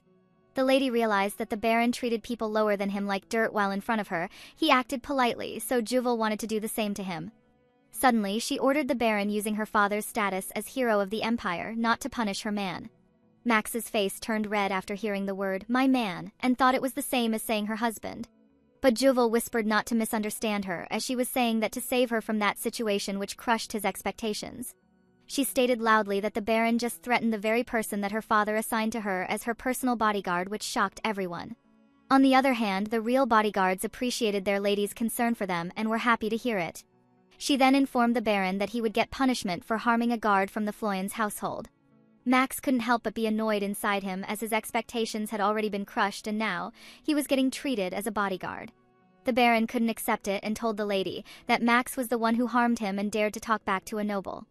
But what actually happened was that he couldn't accept the fact that the Crown Prince was getting more attention than him and started a fight while using his status to harass Max. Given the attitude of the Crown Prince, of course, he responded to his provocation rudely. The Baron was not only an arrogant man but also shameless, since he dared to ask for compensation from the lady for the insult. The Crown Prince was so sure that Juval wouldn't give in to his nonsense request. But to his surprise, the lady asked for consideration just this time, as her guard came from the mountains without knowledge of the real world, and it was partly her fault as well for not teaching him properly, so she would take all the responsibility for it. A sudden change of attitude could be seen on his face, as he already expecting a sum of money from the lady. Everyone was astounded, especially the noble and the Crown Prince, when she told the Baron to talk down on her just like what her guard did to him, so they could call it even. She was insisting on doing it, but the Baron clearly couldn't dare to do it. Max suddenly realized that the lady was not a fool and couldn't easily be taken advantage of. What the Baron could only do was to swear in his mind the lady in front of him. He had no choice but to apologize to her for causing a commotion. Since it was not the lady that he harassed earlier, Juval told him to do that to Max instead of her. Even though it would hurt his pride to apologize to a commoner, he had no choice but to do it in front of a duke's daughter. He was giving Max a deadly glare while swearing at him in his mind, but he backed out easily when the Crown Prince did the same. Lady Javelian asked if she was okay, since it could have been gone bad. Before answering her, he thought that he could have handled it, but since she still helped him, he should thank her somehow. What worried him was how he should do it, since she said that he should be polite to her if other people were around so they could also do the same, then he should do that. Juval was so confused as to what he was thinking because he was not responding at all to her. Suddenly, Max held her hand like a gentleman should and properly thanked her for saving him. The noble ladies who were present there couldn't help but adore the two who were in front of them. Juval, on the other hand, was a little surprised by his actions and asked herself if he was doing it because of what she said before, but the question was, why now? After that, Max continued to be polite to her while saying that he was glad to see her again since he had something to say to the lady. When Juval asked what it was, the Crown Prince answered that he agreed to have a contractual relationship with the lady. She covered his mouth and whispered that he shouldn't say something so important in a public place like that. Since the crowd started to gossip about them, she invited him to follow her to the carriage. While they were inside, Juval asked Max what was his reason for the sudden change of his mind. Since he left her that time without answering if he agreed or not, she thought he refused her. The reason why he couldn't answer her before was because of what she said about the Crown Prince being a ruthless tyrant. And that tyrant that she hated so much was actually the man in front of her right now. Juval was staring at him while thinking that there was something he couldn't tell her. At the same time, Max avoided her gaze as he couldn't say his true identity at the moment. Juval suddenly asked what was he doing at the arcade since it didn't look like he was shopping. Max answered rudely as if he was not allowed to go there without a reason. Because of his attitude, the lady couldn't help but be annoyed with him as he could say that normally. When looking at her, he suddenly remembered the reason why he was actually at the arcade. It was because of what Madame Phrygia reported about the tea party that Juval would be attending. She heard that Sir Mikhail would also be there. When the Crown Prince asked why that man was going there, the Madame answered that it was maybe because he still had feelings for Lady Floyen. After hearing that, Max decided to go out for a bit, but before he could leave, Frisia hinted to him that the lady was not at their home. That was how he ended up meeting her after asking around. But he couldn't say that in front of the lady. He was getting fired up at the thought of Sir Mikhail attending the party. He needed first to make the contractual relationship with Juval happen so that Mikhail couldn't do anything to her. Meanwhile, the lady was getting anxious as to what he was thinking to make that kind of expression on his face. Before anything could get awkward, she suggested to talk about the conditions of their contract. But before she could continue, Max interrupted her to ask why she chose him instead of others. The lady thought about the answer for a while, and Max was getting nervous as to what her answer could be. His expectations were crushed again when Juval said that he had been vetted by his father even though he had nothing. It was not because she liked him but because he was her father's student. But Juval added that the other reason was that he was the only one she could comfortably ask something like that. His crumpled expectations got reborn again as it was a good enough answer for him that made his face turn red. The lady thought that even though he had a bad temper, his face was definitely her type. The lady wanted to talk about his payment, so she asked him how much he wanted. After hearing that, Max got annoyed again. He clarified that he doesn't need a payment and just thinks of their contract as a repayment for injuring her last time. She was so happy that she suddenly grabbed his arm to thank him for his generosity. Since Max didn't want money, she just gave him free room and board whenever he wanted, and just asked her if there was anything that he wanted. When Max said to let his hand go, Juval held it more tightly since they needed to pretend like lovers from that moment on since their whole act had her on the line. She reminded him that while they were in a contractual relationship, they needed to hold hands, lock arms, and call each other's names romantically. They hadn't had a proper introduction, so Juval wanted to say her name, but Max stopped her as he already knew her from the start. The two of them had different thoughts. One was annoyed as he already knew her name, but he kept calling her you, while the other was blushing as the lady kept holding onto his hands. She remembered her father calling him Max, so she asked if that was his name, which he agreed while avoiding her gaze. It was a nice name was what she thought and knew that he would become a great person. She realized that it was not just his looks that she liked, but all of him was her type. She complimented his name while saying that his parents must have given him such a name so he could be a great person. Hearing that coming from her made the crown prince so happy. But not too long, his face turned cold when the lady told him that they should write the contract. It wasn't needed since he already told her that he didn't need any money from her, but Juval had never thought that her father hadn't even taught his student how writing a contract was important. She had no choice but to explain how a contract would something helpful in the future, especially if she took advantage of him. Max confidently told her that she would never do something like that, which surprised her. It was the first time that someone trusted her. Everyone hated her for being a villainess in their eyes, and she had already used to it. When something bad happened, they blamed it on her, and no one even cared to listen and believe her, even on the verge of her death. But the man in front of her trusted her completely. It touched her heart as no one ever believed her before. Juval didn't want to think about it anymore and told him that it was those people you trusted the most who would take advantage of you. With that being said, she reminded him not to be fooled by people he trusted easily just because they were close. So a written contract is a must, which he agreed. She didn't know if he really did get what she said or just agreed with everything she was saying. All of a sudden, she grabbed his collar to pull him closer to her and said that their mouths should match, which surprised the crown prince. He wanted to back away from her, but the lady insisted to come closer to her. Max thought it was still too early for them to kiss as he couldn't prepare himself, and besides, it was his first kiss. He couldn't help it since it was also important, so he closed his eyes and was ready to do it. But Juval whispered that her personal guard, Geraldine, would ask how they met, so they needed to make sure their stories match. The truth was, she came closer to whisper that to him since they would hear it outside. Max composed himself immediately, so she wouldn't suspect anything that he was expecting a kiss from her, but he was still embarrassed on the inside for what he did. They finally arrived at the Floyen mansion, and the guards, especially Geraldine, were waiting for her explanation of the situation. She apologized to them for introducing him so late and told them that he was her lover. That shocked everyone, and Geraldine couldn't believe every single word she said, since they had been guarding her the whole time and they had never seen that man with her. He assumed that she picked him up somewhere just because of his looks again. Juval needed to act perfectly, so she told him happily that it was obvious that they had never seen him before because she met him at Count Meisen's party. After hearing that, Geraldine assumed that Max was a noble. Even though he dressed as a mercenary, an elegant presence could be felt from him.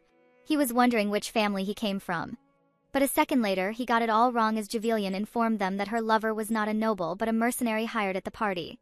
That greatly shocked the guards, but what confused Geraldine was how a mere mercenary got close to the lady. That irritated Max as to how he got treated even though he was the crown prince. Despite that, he couldn't help it since only a few people knew his face and Juval had a plan in mind. Earlier that day, they already talked about her plan.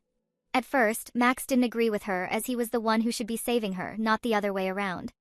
Juval explained that they wouldn't believe that as she had her guards around her all the time. Max saving her just doesn't make any sense at all. She just needed him to play along and endure it for now, which he then agreed.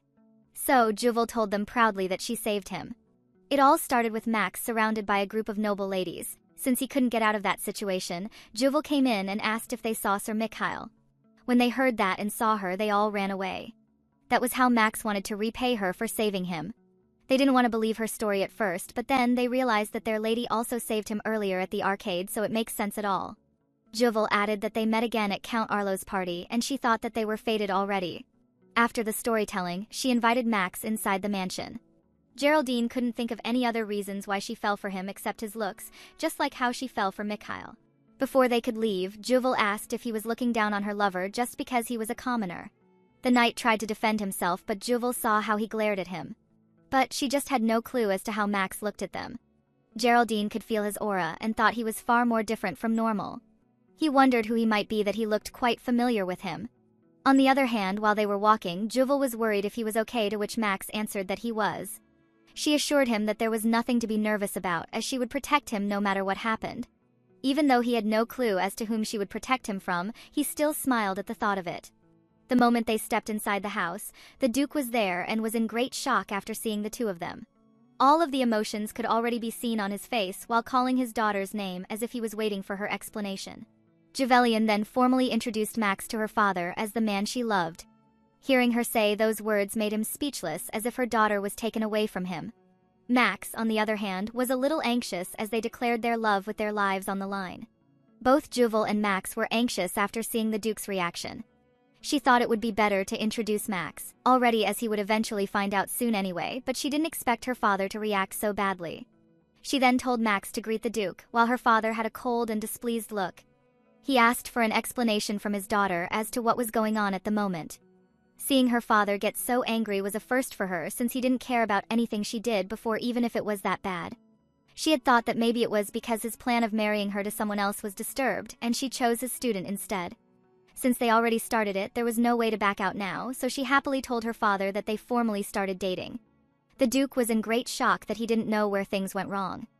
He was fuming in anger, as he had been always careful with Juval so that his student couldn't even get near her. In the drawing room, Max helped Juval in her seat, which the lady accepted with a smile on her face. Their affection agitated the Duke even more and thought that being kind to her daughter was his way to trick her. He knew what the prince had in mind.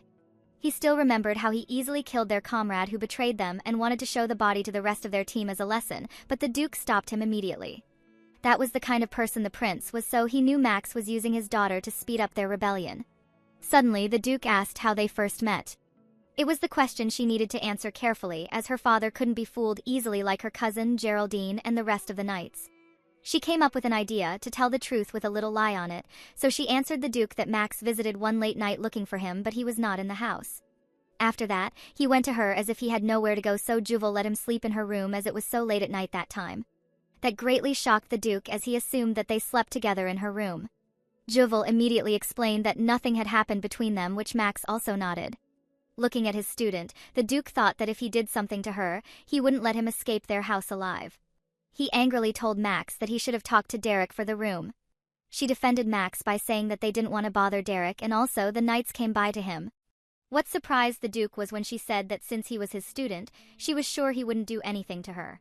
Her father couldn't even tell her that the prince was the most dangerous man he ever knew. Even after trying countless times to change his terrible personality, it all failed, as he was already the worst tyrant. He knew that after getting what he wanted from Juval, he would definitely hurt her without a second thought. Looking at his innocent daughter, he assumed that she had no idea she was being threatened. It was all his fault, and regretted taking in the prince as his student. Suddenly, Juvelian told her father all of her experiences before about having one-sided love, so having someone who loved her now was a miracle for her. She knew that her father didn't trust her because of how she lived before, but she swore that she wouldn't bring any more shame to his name from that moment on, and asked to approve their relationship. After hearing the word shame, the Duke was in shock, as it was the opposite. He loved Juvelian the most, that whatever she did, he didn't care to bother and let her do what she wanted. But this time he couldn't do it if it was related to the prince, so he told her that he disapproved of them and said to break up already, which surprised both Juval and Max. She couldn't help but feel sad as her father was so determined to marry her off to the crown prince. She couldn't bear to imagine herself, the one and only daughter of the duke, marrying the psycho crown prince of the empire. Max interrupted her deep thoughts by holding her hand and said that he refused to accept the duke's disapproval. That confused Juvelian, while the duke got triggered even more. Before his master could say anything, he explained himself by sharing the advice that the duke said before. He told Max that swords were meant to protect those people you loved. People get stronger when they protect their weakness, and his master said that Max would understand it someday when he found someone he wanted to protect. After saying that, he placed her hand on Juval's shoulder while saying that he already found his weakness, and she was the one he wanted to protect. On the other hand, the lady couldn't believe how good he was in acting. Max then told his master that even he couldn't stop them from seeing each other. The duke stopped the prince from talking anymore as he couldn't stand him. He still remembered how Max called Juval a rat before, and now he calls her his precious. The crown prince already got irritated and told his master that he wouldn't stay still if he kept rejecting them. On the other hand, the duke said that if he would keep his attitude like that, then he had no choice but to disown him as his student. Meanwhile, Juvelian got stuck in between them and was confused as to what was going on at the moment. Max then accepted his decision and invited Juval to just go, but the lady didn't know what to do while the two were disowning each other. When they were about to leave, the duke yelled to stop both of them. He grabbed Max as he didn't listen to him, but the prince glared at the duke and said not to order him around.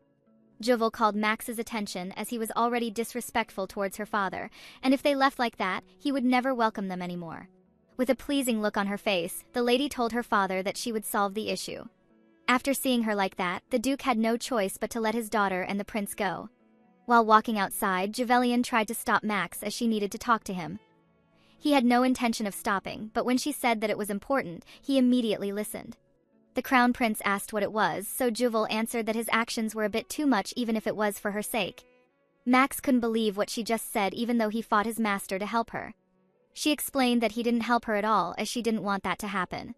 Her father disowned him as his student and Max insulted her father. She didn't want any of that to happen.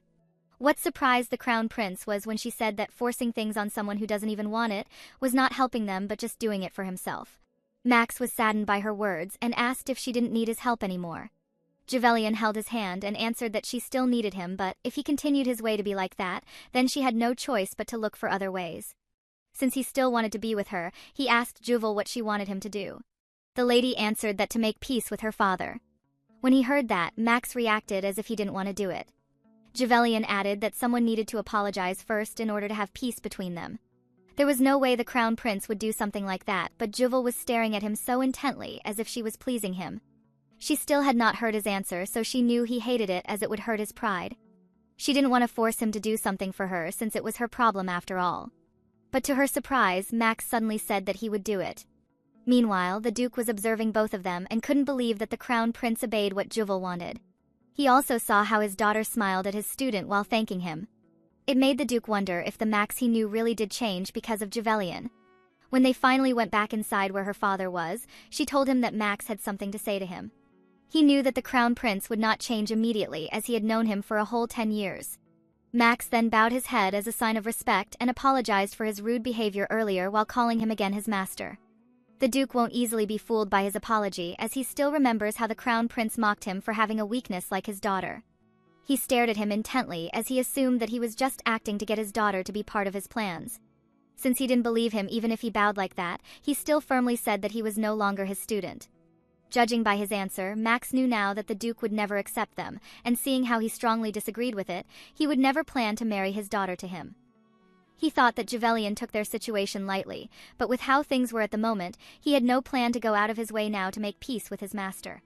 Juvelian knew that they would never patch things up with the tension going on right now between them, so she had no choice but to do something serious to stop them. The duke and the crown prince were in great shock when the lady suddenly kneeled before them. While she was in that state, she apologized to her father and told her that it was all her fault. Her plan was to plead with the duke for forgiveness and keep kneeling until he accepted her relationship with Max. The crown prince was in great shock after seeing her down as he should be the one doing it and not her. While looking at him like that, she thought that Max had no idea how scary her father was when he was angry, and what she was doing now would not be enough for his forgiveness. So she told him that she wouldn't get up unless she finished talking with her father. When the Duke heard her, he easily agreed with her and extended his hand for her daughter to get up. Looking at the two, Javelian couldn't believe how they suddenly got along very well. She knew that her father had not accepted Max's apology, so she explained that his rudeness towards him was all because of his love for her, and asked the Duke to forgive him as she would teach him better. To her surprise, her father agreed easily, and the two began to beg again for her to stand up already. A moment later, they all seated again at the table, and Juval thought that things could end pretty smoothly if she were careful, but when she was just thinking about it, her father said that he forgave his rudeness, but he was still against their relationship. The lady explained that they were not asking for his approval right away, but he just needed to observe things between them even for just a short period. Before saying anything, the Duke already decided not to accept their relationship even if she pleaded, but looking at her face like that, no parent could say no to their child, and he knew that the Crown Prince would eventually do what he wanted anyway. He stared at Max as if he was giving him a warning while having a thought that he would just slowly show her daughter what the Crown Prince's true face was, and they would eventually break up for sure. The Duke agreed to his daughter, which surprised the two. Max couldn't believe that his master was giving his permission and agreed to date his daughter, while on the other hand, Javelian couldn't contain her happiness and held her father's hand while expressing her appreciation to him. Instead of being happy, he felt guilty for lying to his lovely daughter, but at the same time, he did it to protect her as she would just get hurt in the end if she were to stay with Maximilian. In Javelian's room, the lady couldn't still believe that she made her cold-hearted father agree that easily. To make everything final, she suggested making a formal contract and asked if he had something he wanted to write in the contract. She noticed how well-mannered Max was when he was drinking the tea, so she thought that maybe he was a noble who just run away from his family. But a moment later, he was disgusted by the taste even if the tea was of finer quality, so Juval's assumption of him being a noble went away. After Max wrote his condition for their contract, the lady couldn't help but laugh at it since they were doing the act because she didn't want to meet another man, and yet he still wrote it. Before she could even complain, the Crown Prince pointed at his second condition. He wrote that the lady should always call him by his name Max. When she read that, she shyly suggested that he would do the same to her. Seeing her face like that, he avoided her eyes while agreeing with her.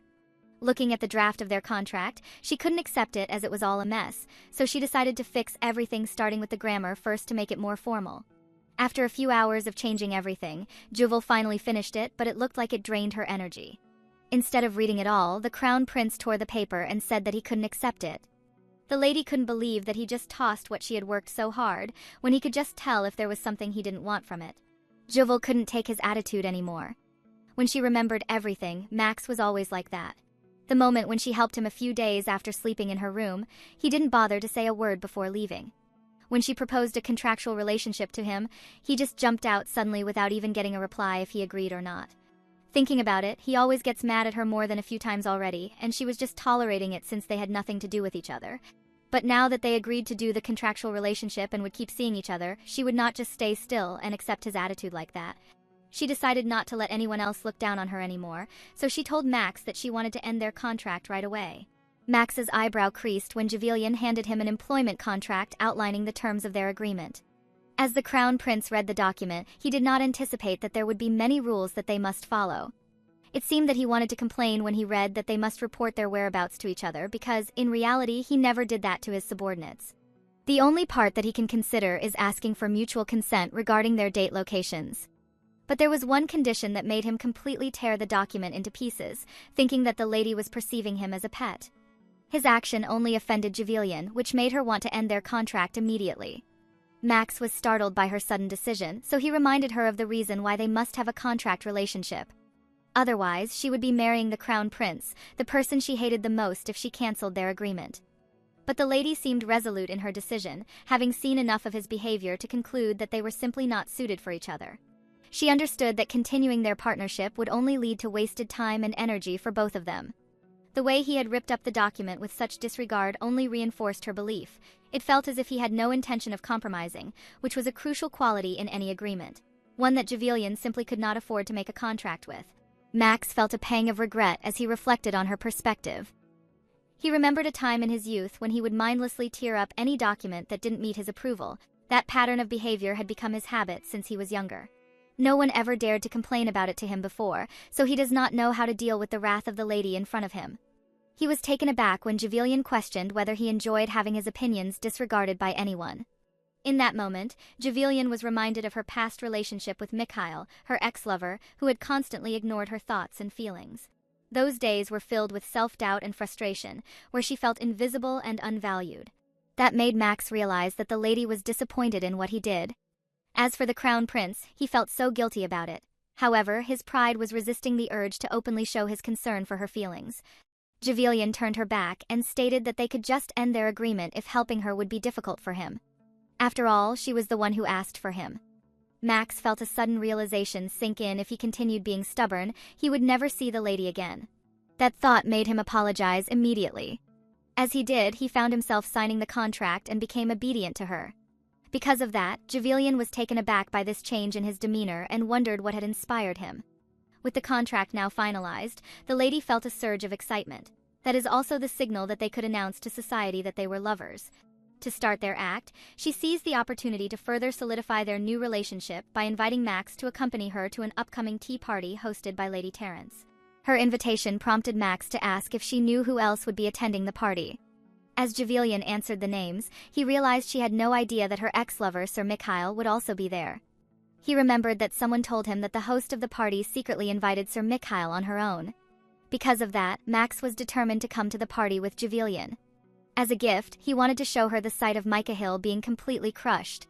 The lady was wondering why the disciple of his father was acting strangely, but Lady Floyen trusted that she would be fine with him. On the day of the party at Count Terrence's residence, they were taken aback to see Veronica arriving with Marquis Mikhail. While Veronica was the host and had the right to invite anyone, Lady Arlo felt compelled to voice her discontent, noting that Veronica hadn't consulted the other members of their group before making such a decision. However, the tables turned when the Marquis pointed out that Lady Arlo too had decided on her own. The other women at the party began to side with the Marquis, recalling that Rose had also invited Lady Floyen without prior approval. They decided that perhaps exceptions could be made for these two individuals, thinking it only fair to bend the rules for them. The unanimous agreement among the guests left Rose feeling betrayed. She was certain that having the Marquis around would only make Javelian uncomfortable. Later on, the grand door opened, and the one they expected to be alone came with an unexpected guest. They were surprised to see a strikingly handsome man beside Javelian, confidently holding her hand. The reaction of the Marquis seemed petrified to see this unfamiliar presence beside his ex-lover. That is the reaction Max is aiming to show to Javelian. He wanted her to see the Marquis' reaction, to witness the fury and jealousy that bubbled beneath the surface the moment he saw her with someone else. Marquis Mikhail was the one who asked Lady Terrence to invite him to the party. He pretended to be worried about her when he found out that his ex-girlfriend would come. This manipulation convinced the host to welcome him. Upon arriving at the venue, he spotted Lady Rose, who was overly protective of Javelian by just seeing his presence. He smirked inwardly, knowing that she could do little to challenge him now that he was there. All he had to do was wait for his ex-girlfriend's arrival to execute his plan while keeping close to Lady Veronica like his new woman. But he did not see this coming. Javelian walked in with another man, and it immediately drew the attention of every woman in the room, captivated by his good looks. Lady Rose, maintaining her composure, politely inquired about the man, and Lady Floyen introduced Max as her lover, solidifying the rumor of her new relationship. Everyone commented how they looked good together when she answered that. In the back of his mind, Max wished Javelian would repeat her declaration loudly enough for Mikhail to hear. Meanwhile, the lady beside him basked in the compliments, appreciating his convincing act in front of everyone else to show that they were lovers. When Javelian turned her glance, she did not expect to see Mikhail at the party. Everyone saw how they exchanged glances, which made them focus on observing the encounter of the ex-lovers with their new partners. On the other hand, Mikhail, grappling with his feelings, initially thought Javelian had simply moved on to another man. However, he quickly reassured himself that she wouldn't easily let go of their past. The way she referred to Max by his first name only reinforced his belief that this new man has a lower quality of life than him. Mikhail greeted his ex-lover with a smile that dripped with insincerity, which only served to irritate Max further. While for Lady Floyen, she was wondering why he was smiling when they were not supposed to be happy to see each other. In the past, she fell for that smile of his, and she thought that she would follow him for the rest of her life. But now, she could not believe that she did not care about him at all. Javelian just simply greeted him back, and returned her attention to Max to thank him for escorting her to the venue. Max pulled her closer while glaring to Mikhail, who was looking intently at them. He knew that he was already furious for the way he touched her and for being by her side. When Rose heard that the handsome man would leave after escorting her, she suggested that having another unexpected guest would not be a problem since they already had one. Max liked the idea as he viewed Rose as an ally. Most of the girls agreed to her suggestion, which made Javelian worried at the thought of Max staying longer than planned. Mikhail disagreed with making him stay since Javelian was already an unexpected guest. Although his argument was in the favor of her, it sounded as though he was attempting to assert authority he didn't possess. Rose defended that in Lady Floyan's case, everyone priorly agreed to have her presence at the party, which is completely different from his case. To stop the argument, Lady Veronica interjected, agreeing that keeping the new visitor would only breed favoritism. However, since he was Javelian's partner, she suggested preparing a separate room for him as a waiting area. Lady Floyan expressed her gratitude for Veronica's hospitality, silently thanking her for saving the moment that she might end up taking care of Max during the party. But in the back of Lady Veronica, she was already pissed off since she made everyone feel comfortable around Sir Mikhail. The tea party went on as they all gathered at a long table while having tea. Mikhail suddenly wiped off something from the face of Lady Terence that shows how sweet he is to the lady. He knew that Javelian saw what he did and how he acted, which made him certain that she had not forgotten him. On the other hand, Lady Floyan seemed to like seeing her previous self to the host of the party, who fell deeply in love with the Marquis. But now she understood that Mikhail's affections were merely a facade, a ploy since he was destined to marry a princess. This means that this will only leave Veronica in pain. If that happened, she just hoped that she would not become a villainess. Meanwhile, Max was already losing his patience staying in that fancy room. Before he left the party, Javelian reminded him not to cause any trouble while he was waiting for her. Recalling Mikhail's fake smile when he greeted Javelian, he sensed that the Marquis was plotting something. He remembered when someone reported to him that the Marquis never defended Javelian after she was hated by everyone for loving him. He only used the lady's resources to his own advantage. Deciding he could not wait any longer, he chose to make trouble even if the lady told him not to. Max stood up from his seat and prepared himself to get started with what he had planned in mind. At the gathering, Sir Mikhail openly flaunted his affection for Lady Veronica, making sure the other ladies noticed. He even invited her to a picnic at some point, to which Lady Veronica eagerly agreed, asking when it would take place. Mikhail didn't care when. His main goal was simply to make sure Javelian overheard their conversation. He knew how much Javelian despised it when women showed interest in him. By showing such obvious interest in Lady Veronica, Mikhail was hoping Javelian would react, certain that she would make a scene any moment. However, Lady Floyan didn't seem to care. She was too engrossed in a conversation with the other ladies about her lover. She happily described Max to them, while the others shared their first impressions of him. Meanwhile, Mikhail watched her with confusion. Lady Floyan, usually so focused on him, was now completely ignoring him, which was unlike her. As Lady Veronica leaned toward him, Mikhail couldn't help but wonder why Javelian wasn't reacting. Suddenly, Lady Rose suggested something to the group. She wanted to invite Lady Floyan to join their tasting event and asked everyone for their opinion. The idea caught Javelian off guard, and she immediately tried to decline. As the ladies discussed, Mikhail's frustration grew. He watched Javelian, annoyed by the disinterest she was showing toward him while focusing on the other women. Although Lady Floyan claimed she was fine, the other ladies seemed eager for her to join their event, and it piqued Javelian's interest. It would be a good chance to meet others her age, but she hesitated. She knew that Lady Veronica and Sir Mikhail might not approve, and she feared they would ostracize her, so she considered rejecting the offer.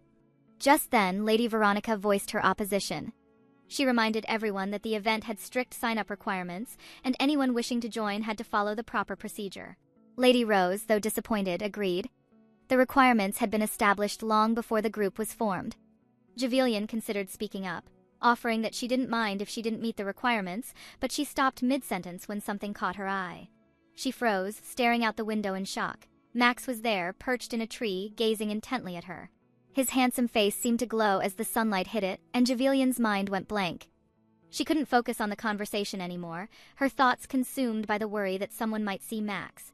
As the ladies continued to discuss the event's details, Javelian's mind raced, wondering how long he had been there.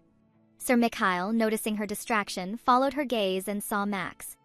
His anger flared at the sight of the man, especially when he saw how calmly Max observed them. Mikhail's jealousy and frustration reached a boiling point. Lady Rose asked if Javelian had been following their discussion, but she absent-mindedly replied, yes, her mind still fixed on Max. Seeing her attention elsewhere, Mikhail seethed with rage. His blood boiled, realizing that instead of focusing on him, Javelian was staring at Max. When he looked back out the window and saw the man again, he made a provocative gesture toward Sir Mikhail, as if daring him to respond. Unable to control himself any longer, Sir Mikhail stood up abruptly and excused himself, claiming he needed some fresh air. Lady Veronica reached out to him, offering to accompany him, but he roughly shook off her hand, muttering that he would go alone. As he turned, his previously composed expression twisted into one of fury, as if he were ready to confront someone. Javelian, still anxious, recalled her father's warning about Max's rude behavior, and she couldn't help but agree. She worried that someone might see Max, but when she looked back at the tree, he was gone. Meanwhile, the ladies were excitedly discussing the tea that Lady Floyen would bring to their tasting event, though Javelian was still lost in her thoughts, confused by the conversation. Lady Rose, looking forward to the event, said she was eager to see what tea Lady Floyen would contribute. Javelian, still distracted, asked what she meant. Rose explained that the tea selection was part of the requirements for joining their group. Javelian hadn't realized that this was part of the process, and she had no idea what had happened earlier while she had been distracted by Max. Meanwhile, Sir Mikhail had stepped outside, his anger still boiling over. He was determined to confront Javelian's lover, having taken offense at Max's earlier provocation. Max soon appeared, responding calmly that he had taken the time to come outside to find him. The knight's rage intensified at the sight of him, his face hardening with fury. Javelian was lost in thought as she stood in the washroom, reflecting on Lady Rose's words. She couldn't help but wonder how she had ended up hosting a tea party, especially when it hadn't even been part of her plans. Suddenly, she was interrupted by Lady Veronica, who confronted her, wanting to know why Javelian had been staring at them throughout the party and even let out a sigh. Javelian was taken aback when she realized what was happening. She had unknowingly made her emotions too obvious in front of them. Her response shocked Lady Veronica, as Javelian confessed that she was angry with Sir Mikhail. Lady Veronica demanded to know what Javelian meant by that. Lady Floyen explained how the man had taken advantage of her, and how she had mistakenly believed his kindness was genuine. These words were unacceptable to Lady Veronica, who seemed to imply that Sir Mikhail was doing the same to her right then. Seeing Veronica's reaction, Javelian understood her pain. She had been in the same position before, unable to admit it to herself. Wanting to avoid being rude, Javelian apologized for making Lady Veronica uncomfortable and assured her she hadn't meant to hurt her. Lady Terence, however, couldn't hold back her tears. She didn't want to face the painful truth that all of Mikhail's actions had been nothing but an act. Javelian knew she was being overly vocal, but she couldn't just stand by and watch, seeing her past self in Lady Terence.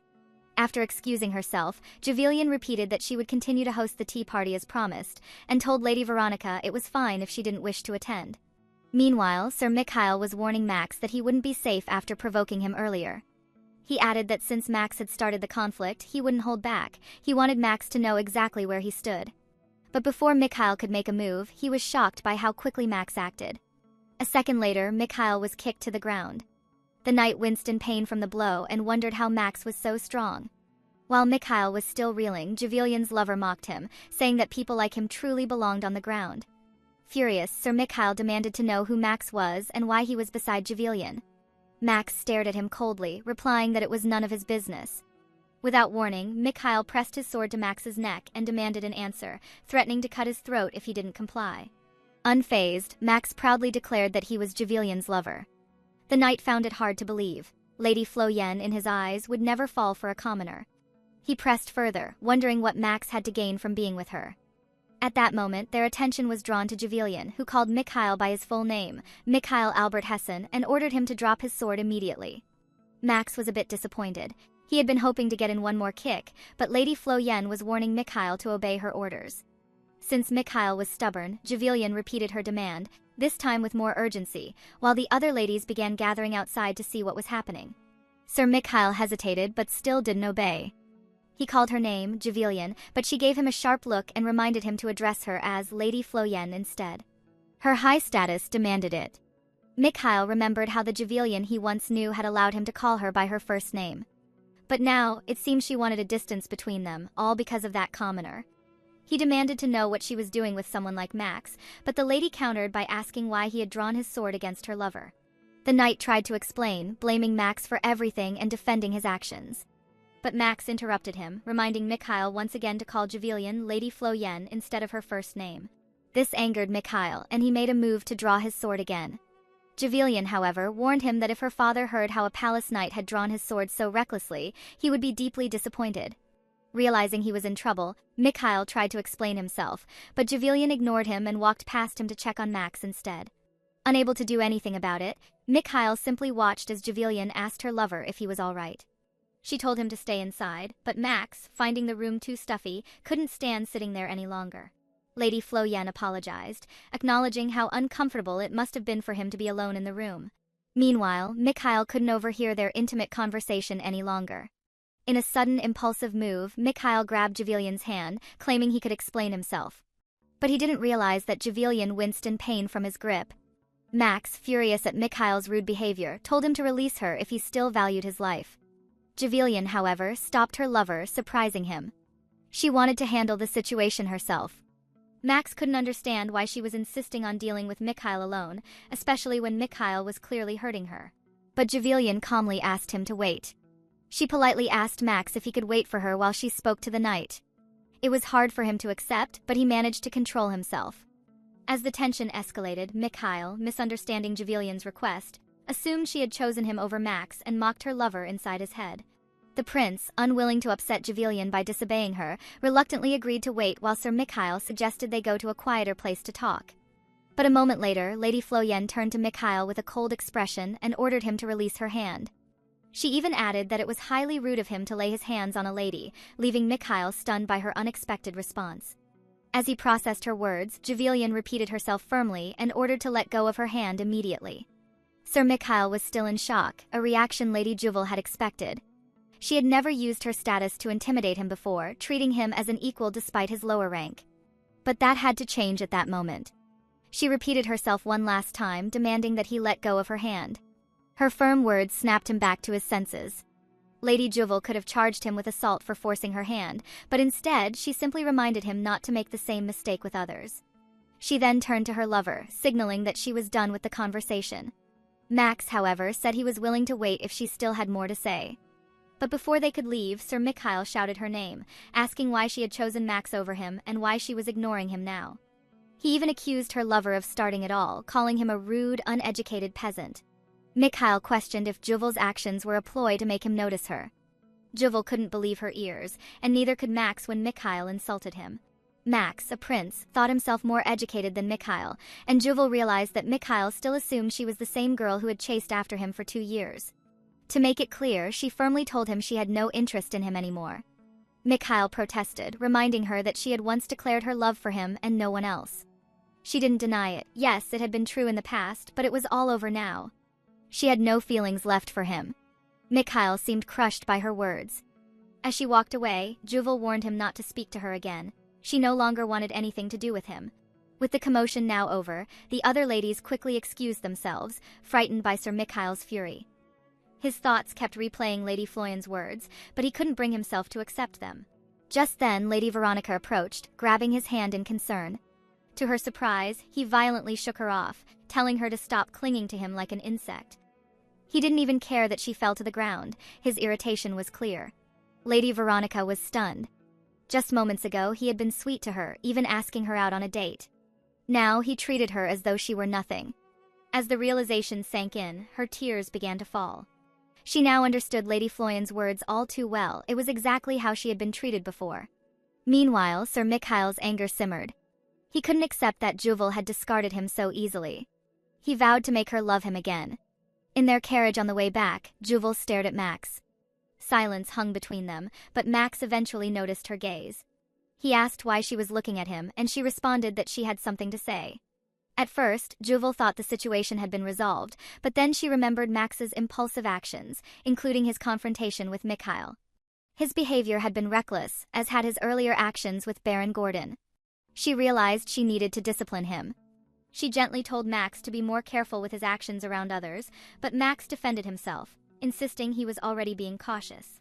Juvel clarified that she was talking about his fight with Mikhail, warning that it could have led to trouble if he was so reckless. Max misunderstood, thinking she saw him as weak and incapable of defeating Mikhail. She tried to explain that she wasn't talking about his strength, but about how insulting a noble could cause serious problems. He interrupted, boasting that he could easily defeat Mikhail, even if there were 10 of him. Juvel, frustrated, tried again to explain that it wasn't about being weak. It was about avoiding trouble. She asked him what he would do if something happened to him. Max stubbornly insisted that nothing could harm him, which only annoyed Juvel further. She stood up and moved closer to him, her voice soft but firm as she explained she was simply worried about him. She told him not to be overconfident, even if he was strong. Sometimes he could face multiple enemies at once, and they would strike the moment they saw his weakness. She remembered a painful memory from her past. Despite having a hero for a father and being the daughter of a duke, everyone had abandoned her when she needed them most. The only option left to her had been death, a memory that still haunted her. Max noticed the sadness in her eyes and realized she was on the verge of tears. He agreed to follow her advice, willing to do whatever she asked. Juval was surprised by how easily he agreed, and it made her wonder if he truly understood everything she had said. He then clarified if what she meant was that he should back down from nobles. Juval smiled and nodded, glad that he had understood, even if it had been difficult to convince him. Max pulled his hand away, reflecting on how satisfying it was to teach people a lesson, but seeing Juval's happy face made him reconsider. He thought that if she was this concerned about him, maybe he could try being more agreeable. The next day, Max was invited to the Floyen mansion, where Lady Juval promised to treat him to a meal for his hard work. He was excited, thinking it would be just the two of them, but he was surprised to find that her father, the Duke, would also be joining them. When he arrived, the Duke coldly asked what he was waiting for, eyeing him with an intense gaze. Max felt nervous and immediately decided to accept the invitation to sit beside his master, sensing the heavy atmosphere surrounding him. Before he could sit down, Max stared at his master, thinking that despite knowing him for over a decade, he still couldn't read what was on his mind. Meanwhile, the Duke simply fixed him with a cold stare, waiting for him to take his seat. Juvelian hadn't expected her father to be at home, and she certainly hadn't expected her lover to act the way he was. She reached out to catch his attention, her hand gently clasping his, and whispered that if he was nervous because of her father, he could sit next to her. When the soup was served, Juvelian began teaching Max about proper table manners, telling him to use the outermost spoon. He was confused. It wasn't that he didn't know what to do, he'd been taught table manners at the age of 5. But as he was about to correct her, he saw the look in her eyes. She wanted him to trust her, to accept her help. He hesitated, but ultimately agreed. A moment later, a servant entered to announce that steak would be served as the main course, and asked how they would like it prepared. Juvelian immediately replied that she wanted it medium rare, then added that Max should have his steak prepared the same way. She didn't know that he disliked undercooked food, and he wanted to explain it to her.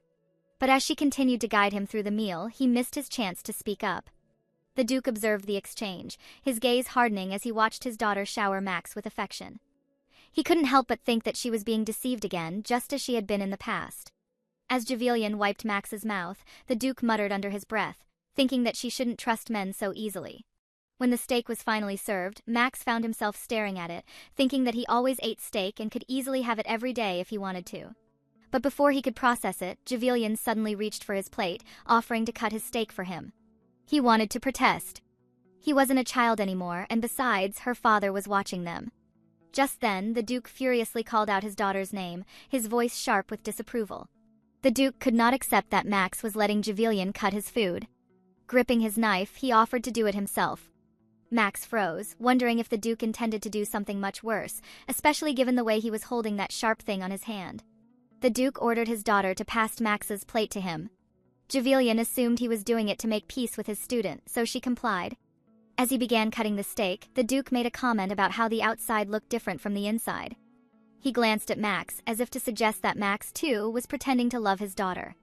The prince locked eyes with his master, silently communicating that the Duke was no better, acting as though he had accepted their relationship. On the other side of the table, Juvelian was too focused on the steak's preparation to notice the silent exchange between the two men. The Duke continued his speech. "You must always be careful when things appear different on the outside. You might end up seeing blood." His words were direct, as if he were speaking to Max, warning him against pretending to love his Juval. Max glanced at his master, wanting to say the same thing back to him. But Juvelian, completely unaware of the silent tension between the two men, was too preoccupied with the possibility that the chef had made a mistake with the steak's preparation. Without warning, the Duke offered to cut Juvelian's steak as well. She was surprised, but assumed that since he had cut Max's, it would be strange for him to leave her steak untouched. She thanked him politely. As he sliced her meat, the Duke suggested that they have tea together after the meal. The idea irked Max. He had hoped for some alone time with Juvelian. The lady, however, couldn't help but notice how her father seemed to care about his student. After her father, the Duke, suggested that the three of them have some tea after their meal, Juvelian proposed they drink the tea she had personally prepared. Both men were intrigued and pleased by the idea. They looked forward to tasting the tea she had made. Just then, the servant returned with a message for the Duke from the palace. The Emperor had ordered him to come immediately.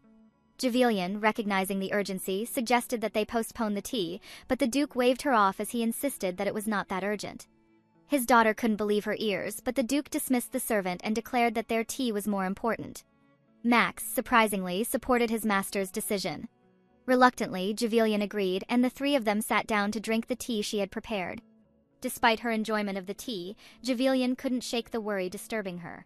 She feared that her father's disregard for the Emperor's summons might anger the royal family, which could have serious consequences for her in the future.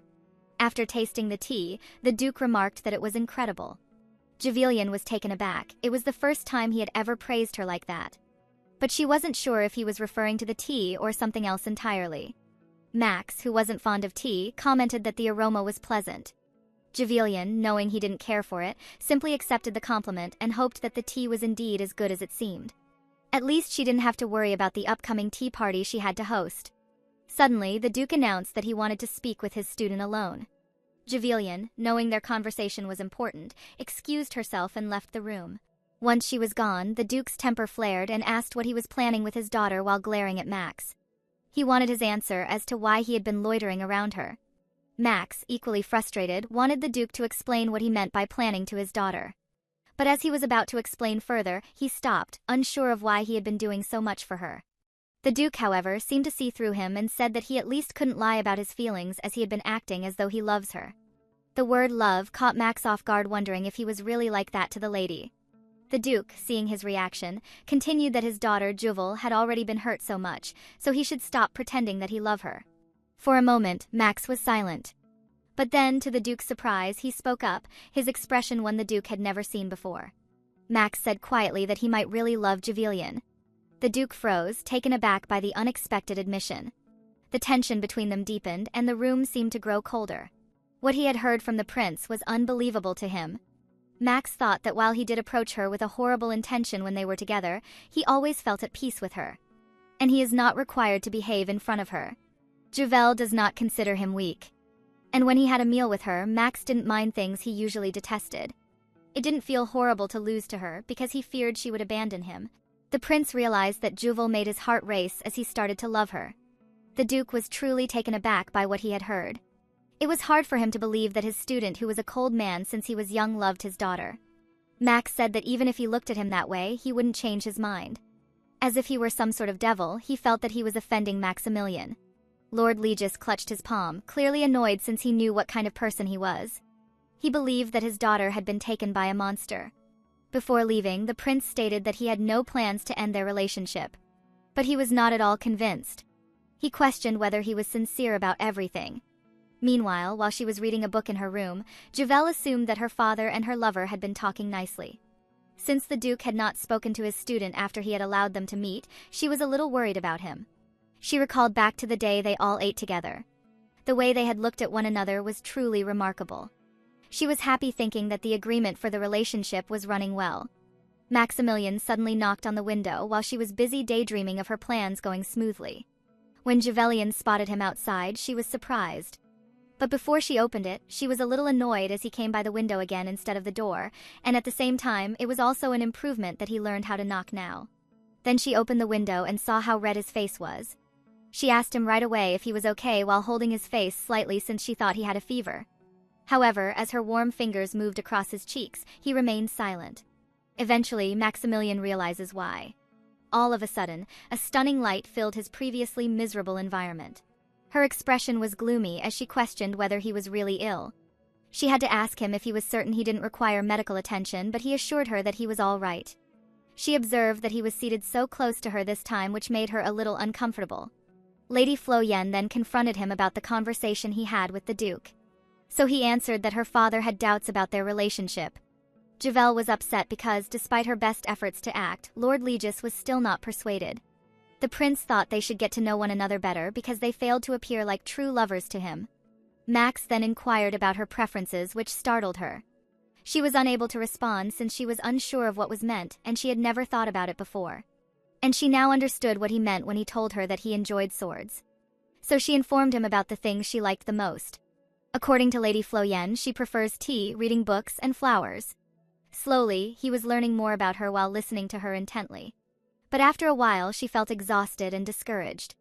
She seemed a little worried about whether they would both be all right doing it. Given that her father still continues to keep up with the prince, they will be in big trouble if he discovers that they are merely pretending. Maximilian couldn't help but wonder if the lady truly disliked the crown prince. He assaulted his closest servant with no warning, according to stories, which is why Javel was afraid of him. He was the devil who attempted to make her life miserable in her previous life. Remembering that the servant she mentioned had once tried to poison him, he became upset. Then he believed that being a royal was supposed to be both scary and miserable. The prince then informed her that since she hadn't met the prince in person, it was a little too soon for her to make such an assumption. Lady Flo Yen commented that some people can be frightened of bears or panthers even if they haven't encountered them before, so it could be the case for her the moment he met her. It was unjust and unreal to him because he adored animals. He returned to ask her if she would marry if the crown prince vowed not to kill her. But she observed that he was obsessed with the prince, which made her tremble. In his mind, he guaranteed that she wouldn't harm the one he loved. However, Javel can now picture him in her mind, which makes her feel uneasy and shiver. She considered responding with simple replies to put an end to the conversation. Lady Flo Yen said she might give it some thought if he doesn't harm her. Maximilian felt quite active and satisfied after hearing what she said, as there was still hope for him. He was curious if that meant they would marry as long as he committed not to hurt her. But Lady Flo Yen was having some bad dreams since she could not stop visualizing him. Max stood up after their talk and informed her that he would be going, because he needed to restore his reputation. So it's time for him to return to the palace. Later that night, Lady Flo Yen, deeply asleep, dreamed of her mother urging her to pay attention. In the dream, they planned to play hide and seek, and her mother instructed her to wait in the wardrobe until given the signal to exit. In her dream, young Javel wondered whether her father would be the one to participate. However, her mother harshly declared that the man was not her real father but a monster. She told Javel to keep her whereabouts a secret, fearful that the monster might find her. The little girl cried, distressed by the unsettling nature of the dream. The horror of what might happen if the monster discovered Javel lingered with Lady Flo Yen. She feared that if he found her, Javel could be in grave danger. Then suddenly her dream turned to the crown prince choking her to death. The vision of the monster seizing the child in her dream caused Lady Flo Yen to awaken, breathless and terrified. She reassured herself that it had only been a nightmare, but she wondered if she was feeling ill again and contemplated calling the doctor later. The dream left Javel reflecting on her mother, though she couldn't recall her clearly. Despite the uncertainty, she felt the presence of her mother in the dream. Meanwhile, it was apparent that the emperor was troubled by Maximilian's actions. His frustration with his son's excuses for avoiding the palace was evident, and he crushed the paper he held, angered by the situation. An aide interrupted His Majesty and quickly informed him that Duke Flo Yen had just arrived. When he entered the room, he greeted His Majesty and showed his respect. Upon meeting the Duke, the Emperor expressed his displeasure, and the Duke apologized for the delay while stating that many issues had been on his mind. He directed the Duke to head south, but remained silent about the specifics of the journey, which surprised Legis. The Emperor had received alarming news that Margrave Lennox, the Lord of the South, was suspected of plotting rebellion. Lennox had been amassing an army, possibly preparing for an attack from the nearby Ragan, a move the Emperor found deeply concerning. Duke Flo Yen, however, doubted the Emperor's assessment, believing that his loyal subjects were being misjudged once again. He could not, in good conscience, leave his daughter Javel, especially not for such a baseless command. The Duke's concern was clear as he questioned the Emperor's doubts about Lennox's loyalty, emphasizing that Lennox had always kept the Empire safe from external threats. The Emperor, in contrast, revealed that Duke Flo Yen's loyalty was unquestionable because of the collar he wore, which bound him to the Emperor's side. The Emperor made it clear that as long as Duke Flo Yen wore the collar, his loyalty was guaranteed, but the same could not be said for other subjects. The Emperor's disdain for his subjects, particularly the Duke, was evident as he contemplated drastic actions. Yet, his love for his daughter held him back. He could not act rashly while she was still under his care, trapped by the consequences of his own actions. As the Duke looked on, he acknowledged the pain and hardship his daughter had endured because of him, and though she might never forgive him, his love for her remained unchanged. He wished to remove the collar and regain the freedom to love her without restraint, but he asked her to wait a little longer. Suddenly, a loud voice from outside interrupted their conversation. Someone had arrived at the palace, and the guards blocked his entrance, but he was persistent and forced his way in. Both the Emperor and the Duke were stunned when Maximilian walked into the room unexpectedly. The Emperor was puzzled by his sudden arrival, and the Crown Prince assumed his father would be pleased to see him. However, the emperor seemed displeased by his unannounced return, wondering if Maximilian had interrupted an important discussion. Maximilian, undeterred, stood his ground, challenging the duke's authority and warning him that defying an imperial order could have consequences. He relished in his defiance, knowing the emperor had no choice but to witness the scene unfold. As the emperor struggled to regain control of the situation, he realized that instead of sending Duke Floyen to the south, he would need to send someone else. Meanwhile, the news of Maximilian's return spread rapidly throughout the Ashet Empire's imperial palace. Empress Isabel was furious when she learned of his arrival, especially since they hadn't communicated with the spy in over a week. She scolded the servant and ordered him out of her sight, frustrated by the situation. Her daughter, however, suggested that they take a more diplomatic approach, urging her mother to greet her brother properly upon his return to prevent any others from seizing the opportunity. Duke Legis left the palace, fully aware of the instructions he had received. His Majesty had ordered him to remain in the capital and continue guarding it, which he immediately accepted. The emperor, deeply intimidated by his own son, had no choice but to keep him within the palace. Maximilian had become accustomed to threatening his father, and as a result, the duke no longer needed to go to the south. Just as Duke Legis was about to leave, Maximilian unexpectedly approached him. The two walked to a room where they sat down for tea. As the servant departed, the prince removed his helmet, and the duke began speaking. He mentioned before that no one in the palace knew of his apprenticeship with Duke Legis. He noted that the duke never let his guard down, even in private conversations. Maximilian then shifted the topic to a conversation he had with his father, asking the duke about the matter. However, the duke remained firm, explaining that the issue was a secret order and he was not authorized to disclose it. Maximilian assumed the duke would not share any information, so he tried to push him. He suddenly brought up rumors of disturbances within the palace, including an assassin. The duke reassured him not to worry about it, though he couldn't help but notice that the prince was audacious enough to discuss matters relating to his own father's attempted assassination. Duke Legis mentioned that the true mastermind behind the plot was still at large. He looked at his student knowing he was the one behind it and gave a warning with his eyes that he would overlook it if he stayed away from his daughter. This prompted the prince to question why a son would not seek more information about such a serious threat to his father. He also expressed confusion over why the duke was concealing his conversations with the emperor. Maximilian reminded the duke that, as the crown prince, it was his duty to be informed about everything happening within the palace. He advised his student to always remember that no subject could disregard an imperial command, no matter the nature of the request, even from the crown prince. The duke was not pleased by Maximilian's words, but accepted them with grace. The duke, before leaving, thanked the prince for preventing his journey to the south, which meant he had to avoid Lady Floyen for the time being.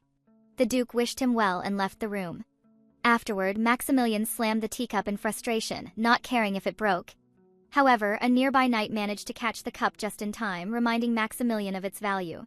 Reflecting on his situation, Maximilian realized he had to find a way to ensure his message reached Lady Floyen. He initially considered pretending to be the prince and sending a letter to reassure her, but he quickly realized that Duke Legis had instructed Derek to forward all correspondence from the palace directly to him. This meant the letter would never reach Javel, which made it difficult for him to reach her. Determined, Maximilian decided to leave the palace. When a knight inquired about his destination, he claimed he was going to consult Phrygia for advice. Derek, considering the situation, thought it was a good idea to ask for suggestions. Later, Maximilian called upon the knight Victor. After removing his armor, Maximilian reminded him that if anyone discovered he was impersonating the prince, it would not end well. The knight, sweating with anxiety, assured Maximilian that he would return quickly. However, as Victor thought he had left the room, Maximilian caught him in the act of tossing the armor to the ground. The knight, startled by the prince's sudden presence, explained that he had lost his grip while polishing the armor. Maximilian, taking the opportunity, asked Victor if he knew how to send a letter without it being noticed by the household master. He had heard that Victor, though known for his charm, was skilled in discreet activities. Victor, taken aback by the prince's question, assured him he could help. Later that evening, Maximilian snuck out of the palace. He found a bird and tied a note to its leg, threatening it if it flew in the wrong direction.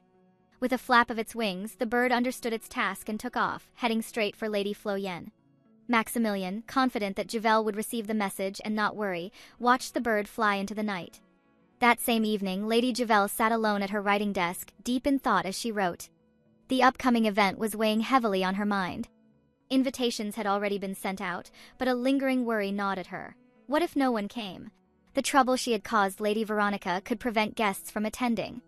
Still, she was fairly certain that Lady Rose would show up for the event. After all, despite her reservations about high society, she had prepared as best as she could. As she pondered, a bird appeared outside her window. A lone pigeon perched there, tapping at the glass. The sudden sight startled her, and a sense of unease settled over her. She wondered what the bird's presence meant. It scared the lady as she assumed it was trying to break the glass of her window so it could come in. Her servant, Marilyn, entered and offered dessert, but immediately noticed Lady Javel's situation. She was crying, and upon seeing the pigeon, Marilyn understood the source of the anxiety. Javel, still on edge, ordered the servant to chase the bird away, terrified by its unexpected appearance. Marilyn tried to shoo the bird, but it merely fluttered outside the window. However, something caught her eye, a small object tied to the bird's foot. She froze, realizing it was likely a carrier pigeon, typically used for secret communications, a method reserved for military and covert messages. Nobility like herself rarely encountered such birds, as it was forbidden as a courtesy. As the thought crossed her mind, Marilyn speculated that the note might be a love letter, though a sense of dread quickly overtook that assumption. Love letters aren't sent by carrier pigeon, Javel muttered aloud, her mind spinning. She considered the possibilities. If it were indeed a love letter, why the secrecy? Why the hidden delivery? Her unease deepened as she realized that the bird might not be delivering something as innocuous as a romantic note. Could it be a threat? A fanatic message, perhaps? Meanwhile, the prince had no intention of letting the bird go unnoticed.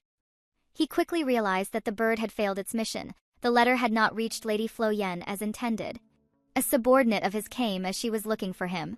She noticed the carrier pigeon he was holding and the note attached to it, which had the crown prince's seal. The prince explained that it was for Lady Flo Yen, but unfortunately it failed to reach her. When she asked what was included in the note, His Highness answered that it was about not harming the lady. After hearing that, his subordinate was happy that it failed, which annoyed the prince. She wondered aloud why the letter had not worked, given that Lady Flo Yen had no idea who he was. If the bird had succeeded, she would surely have thought him a threat, especially with rumors surrounding the crown prince. The subordinate advised him on how to approach her properly and said that if he wanted to meet Lady Flo Yen, he would need a legitimate reason, not a random letter from someone she didn't know. Though it was hard to understand and accept her reasoning, the prince agreed to her suggestion and let the bird go. He then asked about what was happening in the palace, and his subordinate answered that the Empress's faction was creating a false rumor about him. They were so busy spreading that, but it was still the same story, so it was nothing new for them. But they got a piece of important news about Margrave Lennox, who was raising an army that had reached the Emperor's ears. When he heard about it, he remembered that person had always pushed for a larger army. He asked her if it was because the neighboring Ragan was showing signs of preparing an invasion. The subordinate explained that based on the reports of their spies in Ragan, there had been no suspicious signs except for an increase in food supplies. The crown prince asked what was the reason behind that, and she answered that it was because of famine relief. Hearing about it, Max thought that it was a perfect excuse to gather an army and ordered his subordinate to prepare a meeting with Margrave Lennox. She complained to the prince as it was too dangerous for him. That man was out of favor with the emperor, so a single careless move could be seen as treason. The crown prince was not even the slightest bit scared, as it was an opportunity rather than a danger to him. If his plan worked, not only they would gain the south, but the entire empire would be on his side. The prince was certain his father had ordered Duke Legis to monitor Margrave Lennox in the south. He recalled how Duke Legis had mentioned that he was unable to go south due to Maximilian's actions. The Duke had praised the prince for keeping him in the capital, a move that, unbeknownst to the emperor, would provide Maximilian with the opportunity to gain more power. He was telling him that since he wouldn't be going, he should take that chance. It was as if the stage had been set for him, so now, he just needed to win the hearts of the people and use it to grow his strength while his fool of a father didn't notice anything. The next day, preparations for the tasting event were well underway. The tables were set, and Lady Flo Yen was still unsettled by the pigeon's mysterious appearance. But she eventually put her concerns aside when the servants informed her that the guests had arrived. As the guests entered, Lady Javel thanked them for attending, and the other girls were happy about it. Her eyes widened, though, when she saw Lady Veronica among the guests. She hadn't expected her to show up. The gathering was small, but in keeping with tradition, it was important for Javel, as the hostess, to greet her guests. Although her father rarely took an interest in such matters, Javel was accustomed to managing the events on her own. As the guests whispered amongst themselves, Lady Rose asked a question that took Javel by surprise. "Does Lady Flo Yen have an older brother?" Confused, Javel could not immediately respond. She looked around, trying to make sense of their murmurs. Then she noticed something that sent a chill down her spine. Lord Legis had quietly entered the room and was standing right behind her. He greeted the guests with a smile. Javel, perplexed by the guests' remarks and the unexpected appearance of Lord Legis, realized something was changing. Lady Javel couldn't quite believe that her father, Duke Legis, had actually attended the event she had organized. It was a small gathering, and she hadn't informed him about it, knowing that he wouldn't have shown up otherwise. To her surprise, there he was, standing proudly beside her, supporting her in front of the guests. As they greeted him, they praised him as the Empire's greatest hero. But Duke Legis, in his usual humble manner, downplayed the formalities, telling them there was no need for such praise since they were all friends of his daughter. He urged them to enjoy the evening and made sure they felt at ease in their home. Duke Legis gently patted her head, a gesture that filled her with pride and affection. He seemed genuinely pleased with her efforts, and although she was a little embarrassed, she couldn't help but feel grateful for his support. She noticed the visitors' astonishment as they observed the warm father-daughter bond. Even the women whispered among themselves, impressed by the affection between them. Javel's heart swelled, but as soon as he left them, she felt a pang of loneliness. For the first time in a long while, she wondered if her father truly loved her. Later in the day, as they enjoyed tea, the guests were surprised by the fragrance of the drink. It was strong, almost floral, and seemed to have a distinct rose scent. They admired the tea's appearance and asked how Javel had created such a unique flavor. For a moment, she seemed lost in thought, reflecting on her father's earlier presence. The question brought her back to the moment, and she explained how the tea was prepared, sharing her knowledge of how tea can absorb the aromas of flowers or fruit when stored together. Her guests were impressed by her explanation, one of them even calling her brilliant for understanding the process. Javel smiled modestly, laughing at the compliment. She wasn't a genius, she said, but it was the result of her hard work. She had spent many long days caring for the roses, making sure to protect them from the harsh weather with the help of Marilyn. The flowers had been a gift that she guarded with all her heart. The guests were moved by her story and admired her dedication. From across the room, Duke Legis watched his daughter and her companions, observing the cheerful atmosphere with a quiet smile. Looking at her, he wondered if his daughter knew that she was the reason he could keep on living. His thoughts drifted back to the past, to a time when he had been broken, covered in blood and despair. He remembered coming home from the Floyen residence 13 years ago, his body stained with blood. The servants had seen the smear on the floor as he entered, but he paid them no mind. He had felt as though he were walking through hell, bound by duty to the Emperor, questioning how much longer he could endure such a life. That night, after returning home, he had gone straight to his room, his mind heavy with dark thoughts. He had been prepared to face his end, but then little Javel had come to him. She had entered his room, not even noticing the blood on his clothes, and simply smiled at him. The little one was bored and wanted to play with her father, but she thought he was already sleeping. She had climbed into his bed and laid next to him, patting his shoulder and offering small prayers to the moon and the stars, asking them to protect her father and bring light into his world. Her innocent words had broken him, and he had been moved to tears. At that moment, he realized she was the reason he had continued to live. Javel had saved him, and in return, he was willing to do anything for her. He hugged her tightly as she fell asleep, promising to protect her with everything he had. It was her love that had healed him, and it was her love that kept him going. As Javel glanced at her father from across the room, she noticed that something about his demeanor had changed. He seemed different, softer, more affectionate than she had ever seen him before. She wondered if, perhaps, he had always loved her in this way, but only now was he showing it. A moment later, Lady Veronica brought the news that sent a shock through the other ladies. The Crown Prince, Maximilian, had returned to the capital. Javel's heart skipped a beat as the news sank in. Not long after, Maximilian himself arrived at the gathering, apologizing for his tardiness. His presence was unexpected, and the atmosphere in the room shifted. Maximilian's unexpected arrival at the mansion for Lady Floyen's event caught Javel by surprise. She had believed he wouldn't make it, yet there he was, standing before her. She quickly noticed the outfit she had prepared for him, and a sense of joy filled her as she saw him walk into the room. Her heart fluttered with happiness at his presence, and she called him over to sit by her. Lady Veronica, on the other hand, held her cup of tea in silence as she observed the pair. With a sharp tone, she remarked that it must be a relief for Lady Floyen to have someone at her side, since she wouldn't be a candidate for the crown princess anymore. Her words were laced with a subtle jab, and she eyed them with disdain. Maximilian, hearing the underlying implications, silently struggled with the opinion. Another lady at the table asked if there had been any updates on the crown princess selection, to which another responded with doubt, given that the prince had already come of age and surely the process couldn't be skipped this year.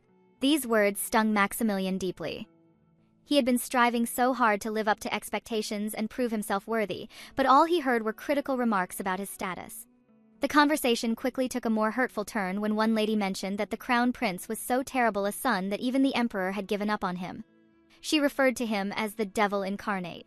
The rumors about him being a bad son, an unworthy prince, and a monster were spreading rapidly in the room, and Maximilian felt the weight of these false accusations pressing on him. Juval thought that they could gossip about the crown prince like that, while the man beside her hoped that she wouldn't join their conversation. As the conversation continued, another comment surfaced about the crown prince's supposed monstrous face. It was whispered that Maximilian always wore his helmet to hide his terrifying appearance. But the rumors didn't stop there. They went on to claim that his personality was equally monstrous, and there were even stories of him torturing and killing animals since he was a child. The whispers implied that his own mother, the previous empress, had expelled him from her residence because of his monstrous nature. Maximilian was stunned, unable to process the cruelty of the gossip around him. Lady Juval, however, was growing increasingly uncomfortable with the conversation. She couldn't fathom how these women could slander the crown prince so freely, especially when they had never even met him.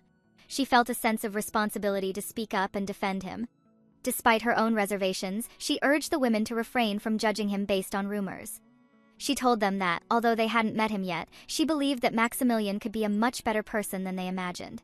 Her words were firm but gentle, and the room fell silent as she spoke. Maximilian, taken aback by her defense, was silent for a moment. The women around them, including Lady Veronica and Lady Rose, were also left speechless by Juval's unexpected stand. But the other ladies quickly agreed with her, nodding in acknowledgement of her point. Juval smiled, feeling a sense of relief.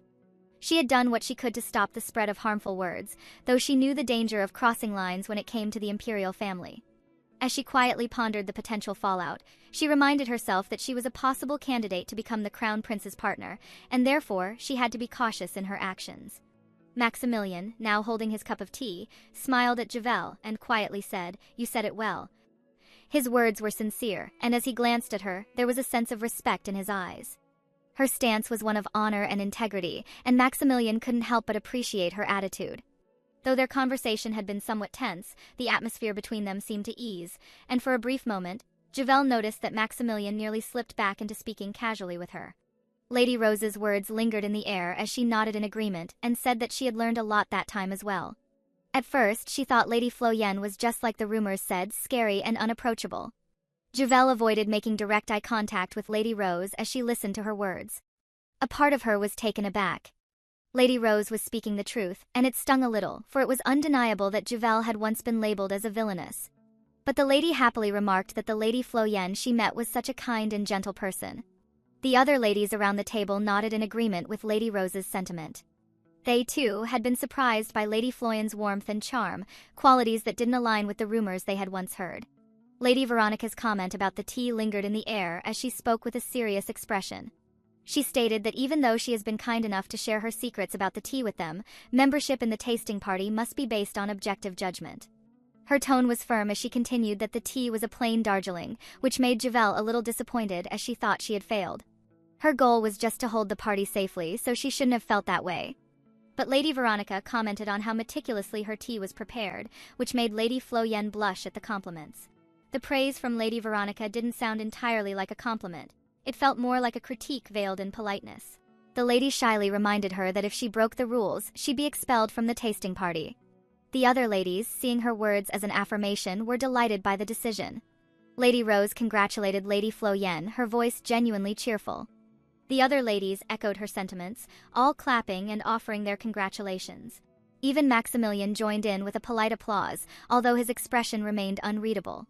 As the party ended, Juval couldn't help but reflect on what had just happened. She still couldn't quite believe that Lady Veronica had actually allowed her to join the tasting party. This group, the women who had attended today, would eventually become the closest allies to the princess. More importantly, they would be the ones who could turn the tides against her if things ever went wrong. But the thought also gave her a sense of clarity. She had made her way into their circle, and in doing so, she could potentially gain their trust before any accusations were made.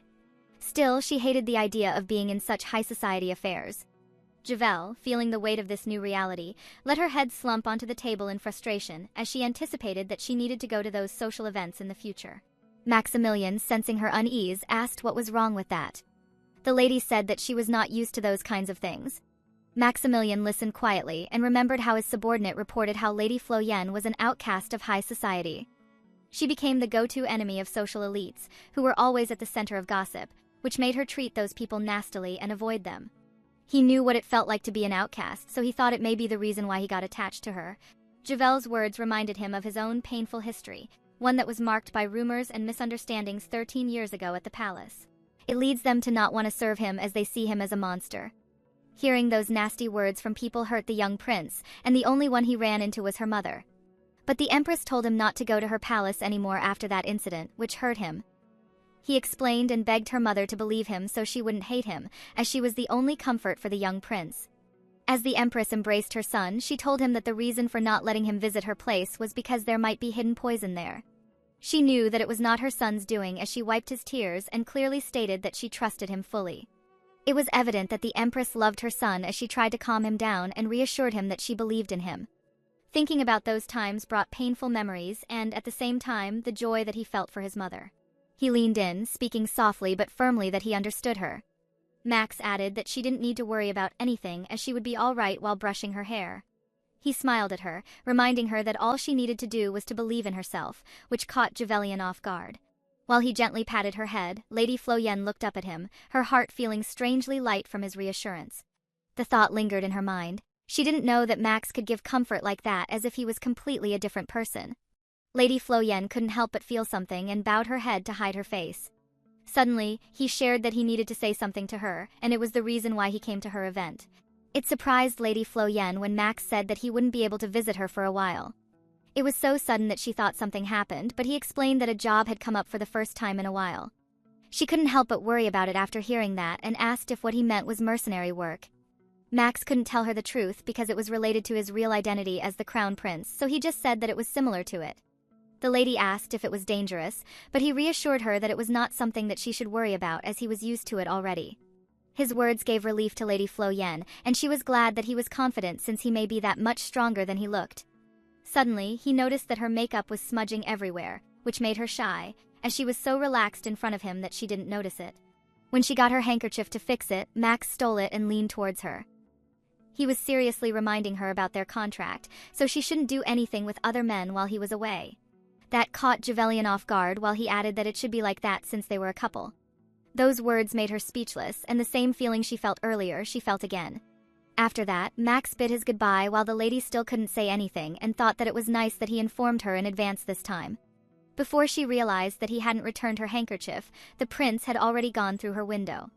Even though she felt great that he told her about his absence, she was somewhat disappointed since she wanted to have dessert with him before he left. But now that she was alone and Max was gone, she didn't feel like eating it anymore. Time passed by so quickly, and Lady Flo Yen came back to her senses while Lady Veronica called her name a few times. She knew she was spacing out again, and Javelian just remembered that she was on a walk with Veronica. She reminded her not to space out in their empire, to which Lady Flo Yen apologized while reasoning that she felt sleepy the past few days.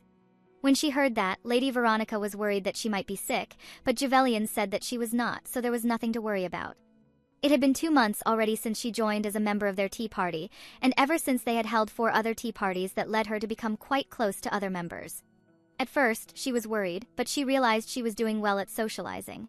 Despite how much time she spends with them, she feels empty and lonely inside. She even tried to talk to her father about his sudden change, but he couldn't see him that day due to urgent matters, and she had no news from Max at all, which upset her even more. While they were walking, she heard from 2 ladies about the news that Ragan wanted to fight their empire. They added that it was bad news for them, so they went to the temple to pray as it might help them.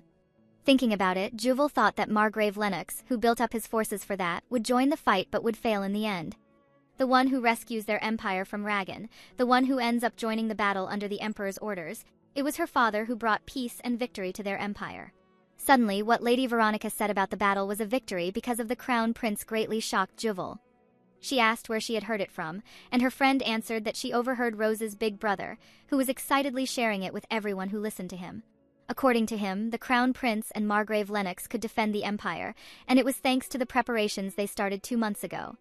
On top of that, His Highness charged into the enemy camp and ended their commander's life, which brought them victory.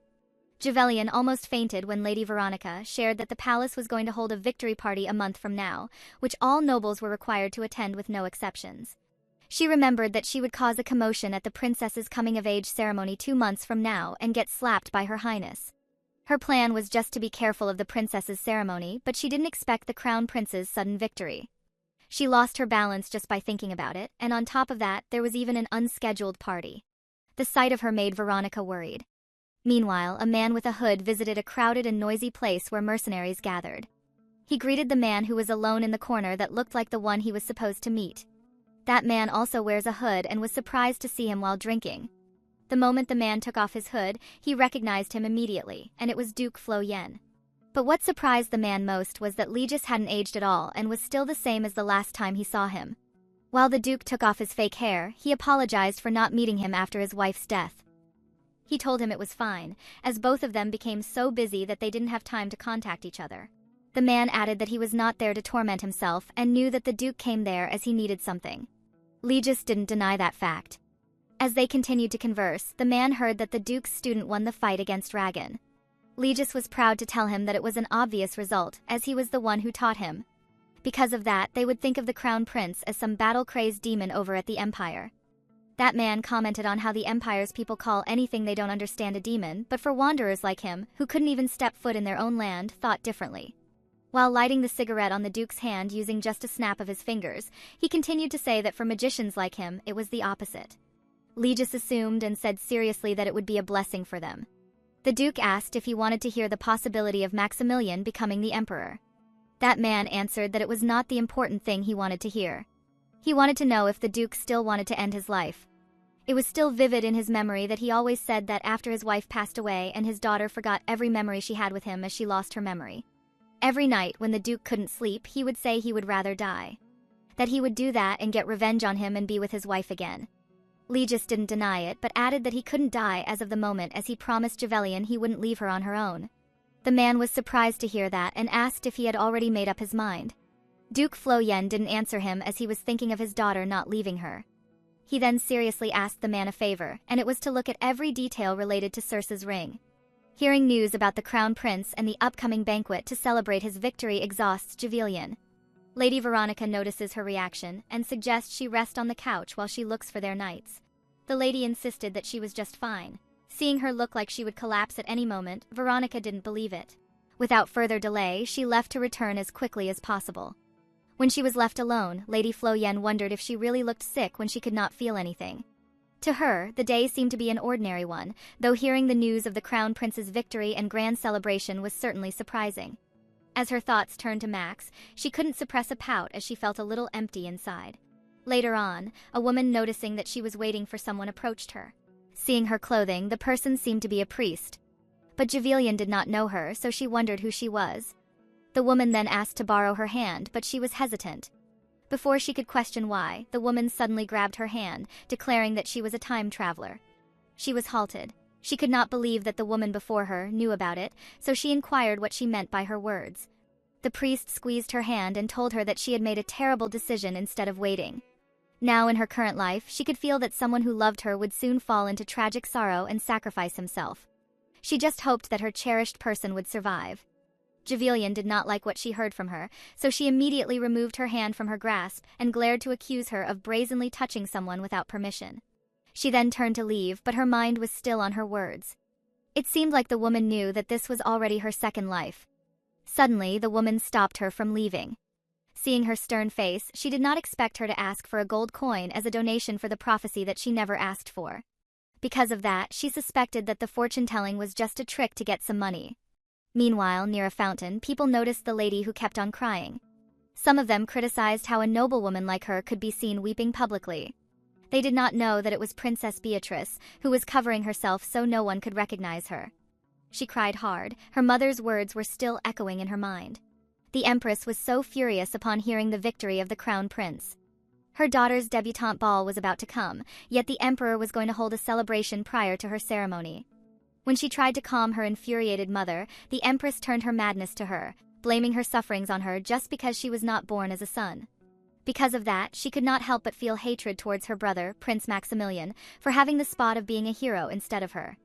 Javelian, at that time, was walking while complaining about her experience with a woman who asked for a gold coin in exchange for a prophecy that she never asked for in the first place. As she thought about it, she was convinced that her words could be applied to any situation. Having that encounter just ruined her mood. While complaining, she accidentally bumped into the crying lady. She was surprised to see that she was in tears, but the lady just avoided her gaze and wiped her face while telling her to watch where she was heading. Javelian apologized to her while wondering if she should leave her alone since she was crying. On the other hand, the princess was so embarrassed, and all she could blame for this situation was her brother. As Lady Floyen walked away, she fought the urge to intervene. But as she took a glance at her again and noticed that she did not stop crying, she could not help but offer her a handkerchief. However, instead of being thankful, the lady was offended and glared at her. Despite the kindness, she made her feel that she does not need anyone's pity. Upon seeing her reaction, it only reminded her of Max. She could not believe that she would meet a female version of him. However, being seen in a situation that was full of tears, it is indeed looked pitiful. Javelian remembered when she was in that phase of life when she was hiding on that street. That was the day she was crying on her birthday because her father had not come to her debutante ball. She was taken aback when the crying lady snorted into her handkerchief. Because of that, she decided to completely give it to her. Later on, she heard the lady sharing her resentment in life. According to her, people have high expectations of her, too high that she doubted she could reach them. It seemed that it was easier to surrender. However, she was also afraid that everyone might hate her if she gave up. While listening to her, she suddenly realized how similar they were. The thought of her father hating her made him seem even more terrifying. Later, Javelian asked the woman if she had a coin, which only seemed to confuse her. Realizing the woman didn't have one, Javelian decided to lend her a coin. She then showed her what to do, explaining that she could toss the coin into the fountain and make a wish. She then closed her eyes, silently wishing for her own safety, a joyful time with her father, and for Max to return home safely. The crying lady watched what she did while thinking her solution was a simple and unremarkable one. She could not believe that she shared something so personal with a complete stranger. Despite the doubt, the princess still gave it a try. She threw her coin into the water and was surprised when it landed perfectly in the center. Lady Floyen cheered, claiming that her wish would certainly come true. For the princess, she knew that it was impossible to solve her problem in that way. The lady beside her somehow knew that it was true. However, she knew that this could also help her lessen her worries. But the princess knew that there was no way that something like that could comfort her. Later on, Javelian heard her friend and the knights looking for her. They were so worried because if anything happened to her, the Duke would certainly punish them. It was time for the lady to leave the princess, but before she bid her goodbye, she told her that even though she did not know what was happening to her, she hoped things would get better for her. As the lady departed, Princess Beatrice told herself that she could not depend on kindness. She remembered her mother telling her that she had to be perfect and she must never show any weakness. That was what was engraved into her mind. That she must be perfect as the first princess of the empire, so no one would ever question her in the future. On the other hand, Lady Veronica was expressing her worry, while Javelian reassured her that everything was fine and apologized to her. Having that encounter with the stranger who does not know anything about her only irritated the princess. At the house of Floyen, as the night goes deeper, the Duke is so worried because her daughter has not returned yet. He wondered what took her so long when she never came home late ever since she broke up with her ex-lover Mikhail. Noticing how uneasy he was, the attendant assured him not to worry since the lady was with their knights, and she would certainly return soon. Just like what he said, Javelian arrived while the knight was assisting her out of the carriage. She let out a weary sigh, feeling exhausted from the long time spent inside the carriage. All she wanted now was to hurry inside and get some rest. Suddenly, she was taken aback when she heard her father conclude that she was late. His stern face only made her so nervous. She could not believe that the Duke was waiting for her daughter to arrive. She began explaining while trembling that she went to the temple, and it happened that she had an interesting conversation with someone, so she ended up coming home late. But to her surprise, she heard the sound of relief from her father when he said that she was thankful that nothing bad happened to her. He even admitted that he was very worried. Because of that, he instructed her not to stay out so late from that day on. He then urges her to change her clothes and return so they can have dinner together. As he turned his back, he told himself that the most important thing was that his daughter had returned home safely, not how worried he was. For Javelian, she was surprised that her father did not scold her. She then assured him that she would be more careful, and admitted that she felt frustrated earlier and needed a change of pace, which was the reason why she did not notice the time. Duke Floyen was just staring at her daughter while she was admitting what really happened to her. He noticed that she was having the same expression again. Ever since Max went to the battlefield, her daughter had been acting sad and worried. He was the reason why the prince was sent off to the battlefield, but he never thought that his absence would make her daughter feel that way. Since the day he left, he always found her daughter staring into nothingness like she was thinking something deeply. She also often woke up late, and she would not open her eyes no matter how many times her maid tried to wake her. Moreover, she also often left her meals unfinished. Because of those behaviors, he concluded that Max had already become an important person to his daughter. He had no other choice but to accept that, as he realized that he was the one who would stay by her side and protect her when he was gone. Time had passed quickly, and he hadn't expected it to come to the point where he would have to send her away from the household. Yet, he found himself unprepared for it. While they were having their dinner together, the Duke was just staring at her daughter, and he noticed that she only had a little appetite. Seeing the berry on her plate reminded her of Max. As she took a bite, she was still wondering if Max was all right. If only she knew that she would be away for so long, she would have asked him to send her a letter. When she looked at her father, she wondered if she should ask him about Max. But she knew that it was a wrong idea since he knew that they were lovers. He will certainly question it if he finds out that she has not received a letter from him. This only made her silently wish that having not heard anything from him did not mean he would no longer return. The Duke kept staring at her daughter, and he saw how gloomy her expression was. This made him share what he knew about the Crown Prince. He had also heard that Max won a great victory in the battle with Ragan, therefore this means that they would return soon since they had already accomplished their mission. Along with that, there would be a banquet to celebrate their achievement after a month, and he was certain that Javilian must be looking forward to it. Lady Flo Yen paused when she heard her father's comment. To cover it up, she laughed lightly and claimed that she wasn't excited about it at all.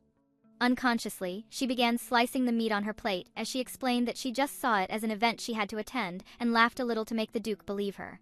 Later on, Duke Regis inquired if she had already prepared a dress for the party. She answered that she felt like everything she had in her closet was inappropriate, since for this event, she planned to wear something dark and unspectacular. Suddenly, she was surprised when her father gave her a black card and told her that he did not have to worry about the amount that she might spend in order to have the dress she wanted to wear at the party. Javilian could not believe that he was entrusting her with the blank check of their family for this reason.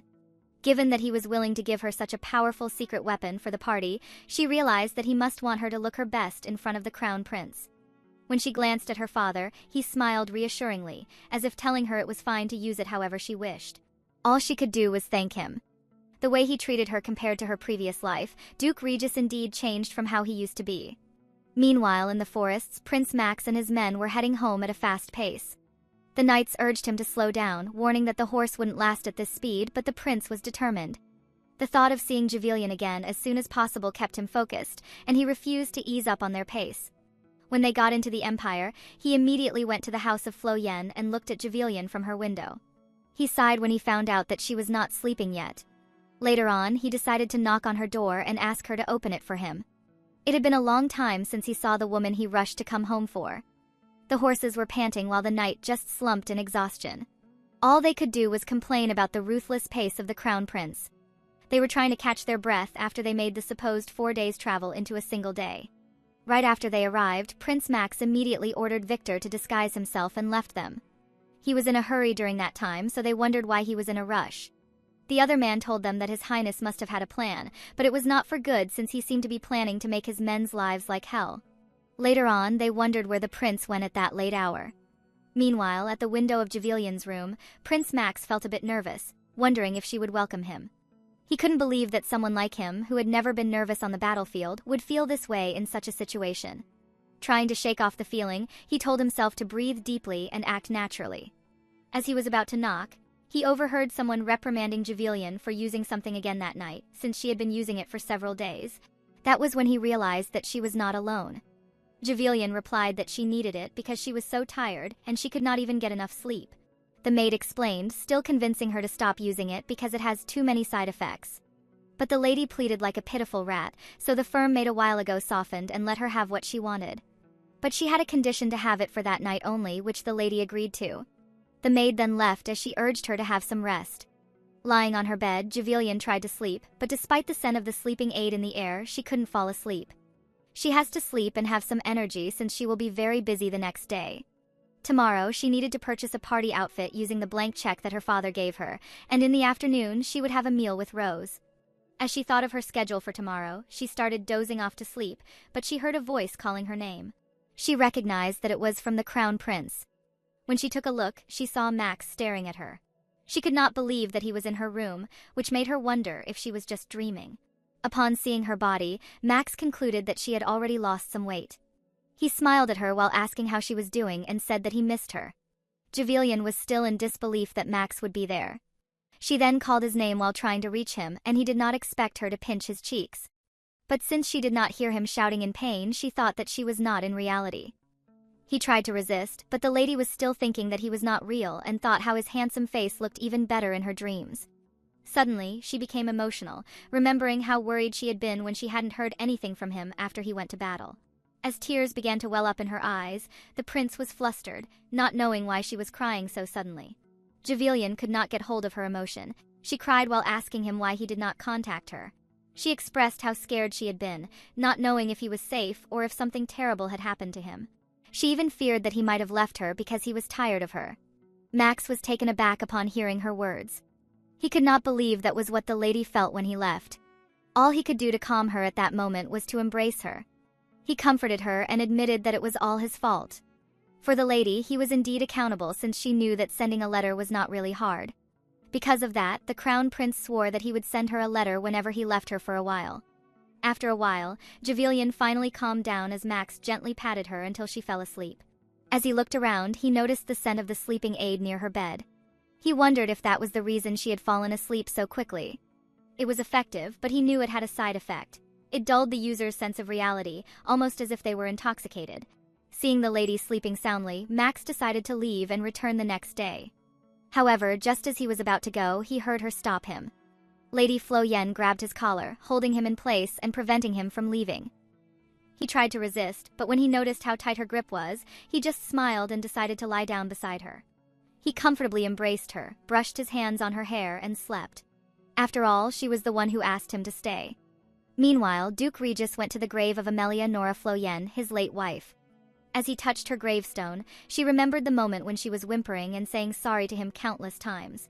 He was comforting her to stop her from crying and assuring her that he was fine and that she didn't need to blame herself for what had happened. But the lady could not accept it.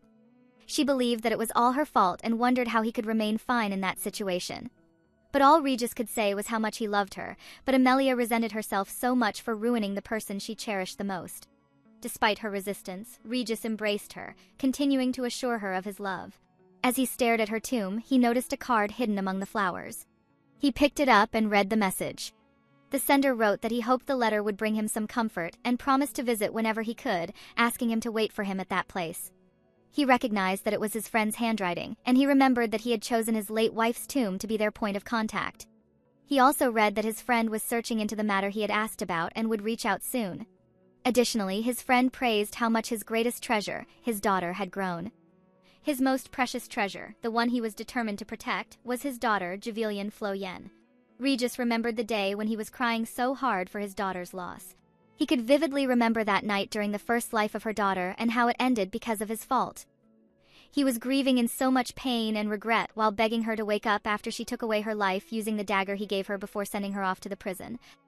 He did not expect that things would turn out that way, and all he could do was resent himself after seeing her lifeless body filled with her own red stain. Amelia's last gift to her was their daughter, who became his savior and his angel. But because of what happened in the past, he knew that how he let her daughter suffer to her demise was unforgivable.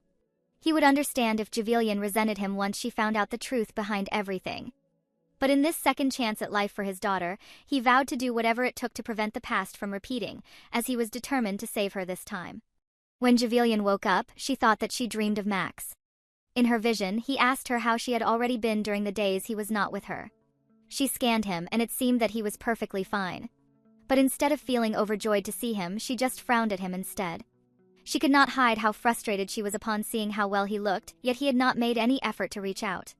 Having not heard anything from him since he left made him anxious and unsettled.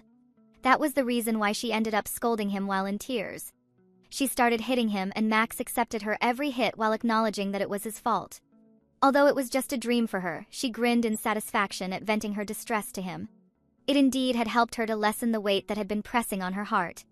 When she turned around on her bed, Javelian froze when she felt the presence of someone lying next to her. A strong arm wrapped around her, and when she looked down, she saw the chest of a man. When she looked up, she recognized that it was Max, who was sleeping peacefully. But then, a wave of panic hit her as she fully realized that she was actually in bed with him. She felt tense and began sweating as she realized that she was not dreaming. Max's arm moved again and embraced her closer, which made her more nervous. Javelian tried to calm down and tried to remember what happened last night while being caged in his arms. She recalled herself crying, while longingness was visible in her eyes. However, seeing how he was capable of doing such things, she started hitting him out of frustration for not contacting her. After that, she grasps onto him, forbidding him to leave. Her eyes widened when she realized that it was indeed not a dream. She felt like she wanted to cry for what she had done. Due to the overwhelming flow of her emotions, she did not notice that Max was already awake. He then pulled her hand and asked what she was doing while staring at her. Given how close they were to each other while in the same bed, the lady could not hide the redness on her cheeks. Javelian just replied that she had a bad dream, but deep inside, she was silently wishing her bed to have a life and swallow her. Because of that, Max tried to comfort her while gently brushing her hair with his hand. If she considered it a nightmare, he assured her that he would remain by her side from that day on, so she did not have to worry about anything. He held her cheeks, which made them look at each other's faces. He then smirked as he playfully added that he did not expect her to miss him to the extent of crying like she did last night. Upon hearing it, Javelian's face turned bright red with embarrassment, and she could not bring herself to respond. In an attempt to redirect the situation, she immediately got off her bed and invited him to have their breakfast. Knowing how playful Max was, he was not the type to let that moment slide. Javelian was just silent while they were having a meal together.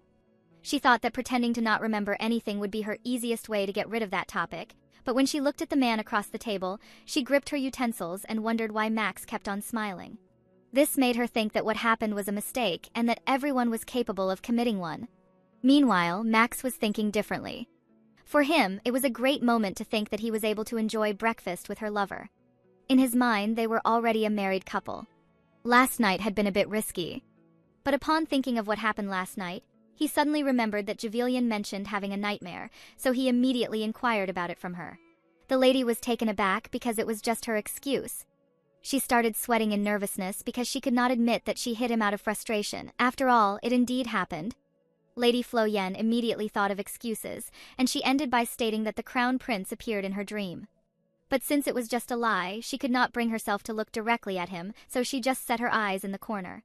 With how she started and what her dream was about, Max, hiding his identity as a crown prince, smirked and inquired about the improvement of His Highness's reputation. The lady replied that even though he had a good image on the outside, she could not hide the fact that she was still afraid of him. Upon hearing it, his proud expression suddenly turned to being offended. Later on, Javelian inquired where he had been when he left, but she did not expect him to answer that he went to the battlefield. Since she was still unaware of his identity, she thought that he must have been recruited to join. Max was hoping at the back of his mind that he could just reveal himself to her at that moment. However, he knew that it was not a good idea and was not the right time. Upon realizing how dangerous the place was, Lady Flo Yen expressed her worry as she inquired whether he was hurt or something. But the prince just remained looking into nothingness, thinking that telling her who he really was would definitely break her trust. Later on, Max mentioned the upcoming party to celebrate the victory of the crown prince. Javelian was well aware of it, especially since all the nobles were invited and expected to attend. Out of nowhere, he suddenly inquired what she would do if the crown prince asked to dance with her. Coming up with that idea suddenly froze the lady for a moment. She was evidently scared by the presence of that person. Seeing her expression, Max asked if she would respond the same way in front of the prince. But Lady Flo Yen answered with certainty that it would not happen since she would not let herself be near him, nor let him see her, as she planned to hide where even his sight could not even reach her. Max inquired where she was going to hide at the palace. She replied that she could be on the terrace. He then suggested that the lounge by the end of the hallway would be quieter and more secluded than the terrace. Hearing about her plan, he saw this as an opportunity to talk with her privately in order to clear everything up and spend some alone time with her, away from the crowd of his party. Javelian, while still chewing her food, curiously asked how he knew about that hiding spot. He explained that it was because he overheard the palace knights talking about it while they were together at the battlefield, in which they indicated that it was a good place to take a nap. He then stood up, went closer to her, and removed some food on her face while telling her to hide herself well. Lady Flo Yen was momentarily stunned by his action, her eyes fixed on him in surprise. In the back of the Crown Prince's mind, he wanted her to do that for him to find her. On the day of the Crown Prince's return to the palace, some nobles gathered to welcome him. Conversations filled the air, with many discussing the great success of the heir to the throne. Two noblemen, deep in conversation, remarked on His Highness's impressive achievement, noting how rare it was for someone to successfully attack enemy territory and outsmart their commander, just as the Crown Prince had done. Thus, this victory gave them assurance that the Ragan would not harm the Ashit Empire anymore. Hearing how the society praised his son's achievement, the emperor clenched his fist as they asked his opinion about it. He smirked, but it was not because he was proud of him. He then replied that the Crown Prince got his bravery from him, which was the reason why the blade of their enemy could not make him tremble in fear. However, he then added that his achievement was just nothing compared to what Duke Regis did. The visitors who heard about it were taken aback, which made them silent, while Duke Regis bowed his head, telling him that he was too kind for saying that. But in the back of his mind, as he observed the way the emperor commended him in front of the nobles, he could sense that he was neither proud nor happy about his son's accomplishment. The main reason why the citizens of the empire followed the emperor, aside from his support, was out of fear of the crown prince, Max, who had earned a reputation as a tyrant. However, after his victorious conquest in the recent battle, his reputation had shifted, rising in stature and gaining the admiration of many. The people were cheering for his name. Their voices went louder when they saw the prince and his knights slowly riding their horses. Duke Flo Yen knew that if the people feared him and turned to respect, this would be the time that his life would completely change. There were only 6 months left before the foundation day, and the prince must maintain that status. The procession went on until they entered the palace. He went to the throne of his father and saw the powerful people gathered there. From that moment, his teacher looked at the crown prince and thought that this time, Maximilian Cashin Ashit must become the son of the empire. On the other hand, Max, standing in his dignity and honor, greeted his father after returning from the battlefield. His return signified that he survived and won the dreadful battle for their empire. The emperor welcomed the return of his son, and to conceal his hate towards the prince's achievement, he greeted him with his deceitful smile. He even commended how he impressively protected the south. Prince Maximilian humbled himself, saying that it was because of his support and guidance. However, in the back of his mind, the emperor was speaking ill to him. He found it almost laughable to see the crown prince acting so composed and calm in front of the nobles, thinking it was nothing more than a facade. Meanwhile, the prince just thanked him for the approval of his banquet for the celebration of his victory. Upon mentioning it, the emperor thought that they must start the preparation as soon as possible. However, he stated that it bothered him since his party was held so close to the debutante ball of his sister. Max could feel that he had planned something he was unaware of. The emperor then informed that he wanted his sister, Beatrice, to host his event. He even asked his son's opinion about that, but when he was about to respond, the other nobles began praising that idea. They even added that they did not expect him to show generosity towards his daughter. One of them remarked that once the princess successfully organized the party, both her prestige and the prince would rise. Moreover, the clear connection between them would certainly enhance the atmosphere of the event. While they were sharing their opinions, Duke Regis was just observing them. He knew them as the supporters of the Empress, so he understood that they were planning to make the princess the star of the night. But he knew as well that the emperor planned this to keep Max in check. But for the duke, his way was all the weak people do. But this is not what the prince is concerned about, so he just lets his father do as he wishes. Duke Regis already expected him to approve it, as he knew that he was not affected by that decision. For Max, none of his father's business will matter to him. In fact, he did not hold a party to celebrate and enjoy. His ulterior motive was to clear up any misunderstanding with Javelian. Also, rather than focusing on his father's greedy ambitions, he was most concerned about the person who taught him everything. It was his master, Duke Regis Flo Yen. He glanced at him while thinking that he needed to be more careful of him since he was not still accepting him as a worthy partner of his daughter. Later on, he decided to leave, so the nobles bowed down their heads for him, including his teacher. Before he left, he glanced at his master while swearing in his mind that he would never give up on Lady Flo Yen. Meanwhile, the Empress saw the happenings outside. She saw how the commoners shifted on cheering their love for the crown prince as if they had never been scared of him while calling him a monster before. But because of this, she could admit that she felt empty after wasting her time and money by spreading rumors about Maximilian. This thought made her slam the glass she was holding out of irritation.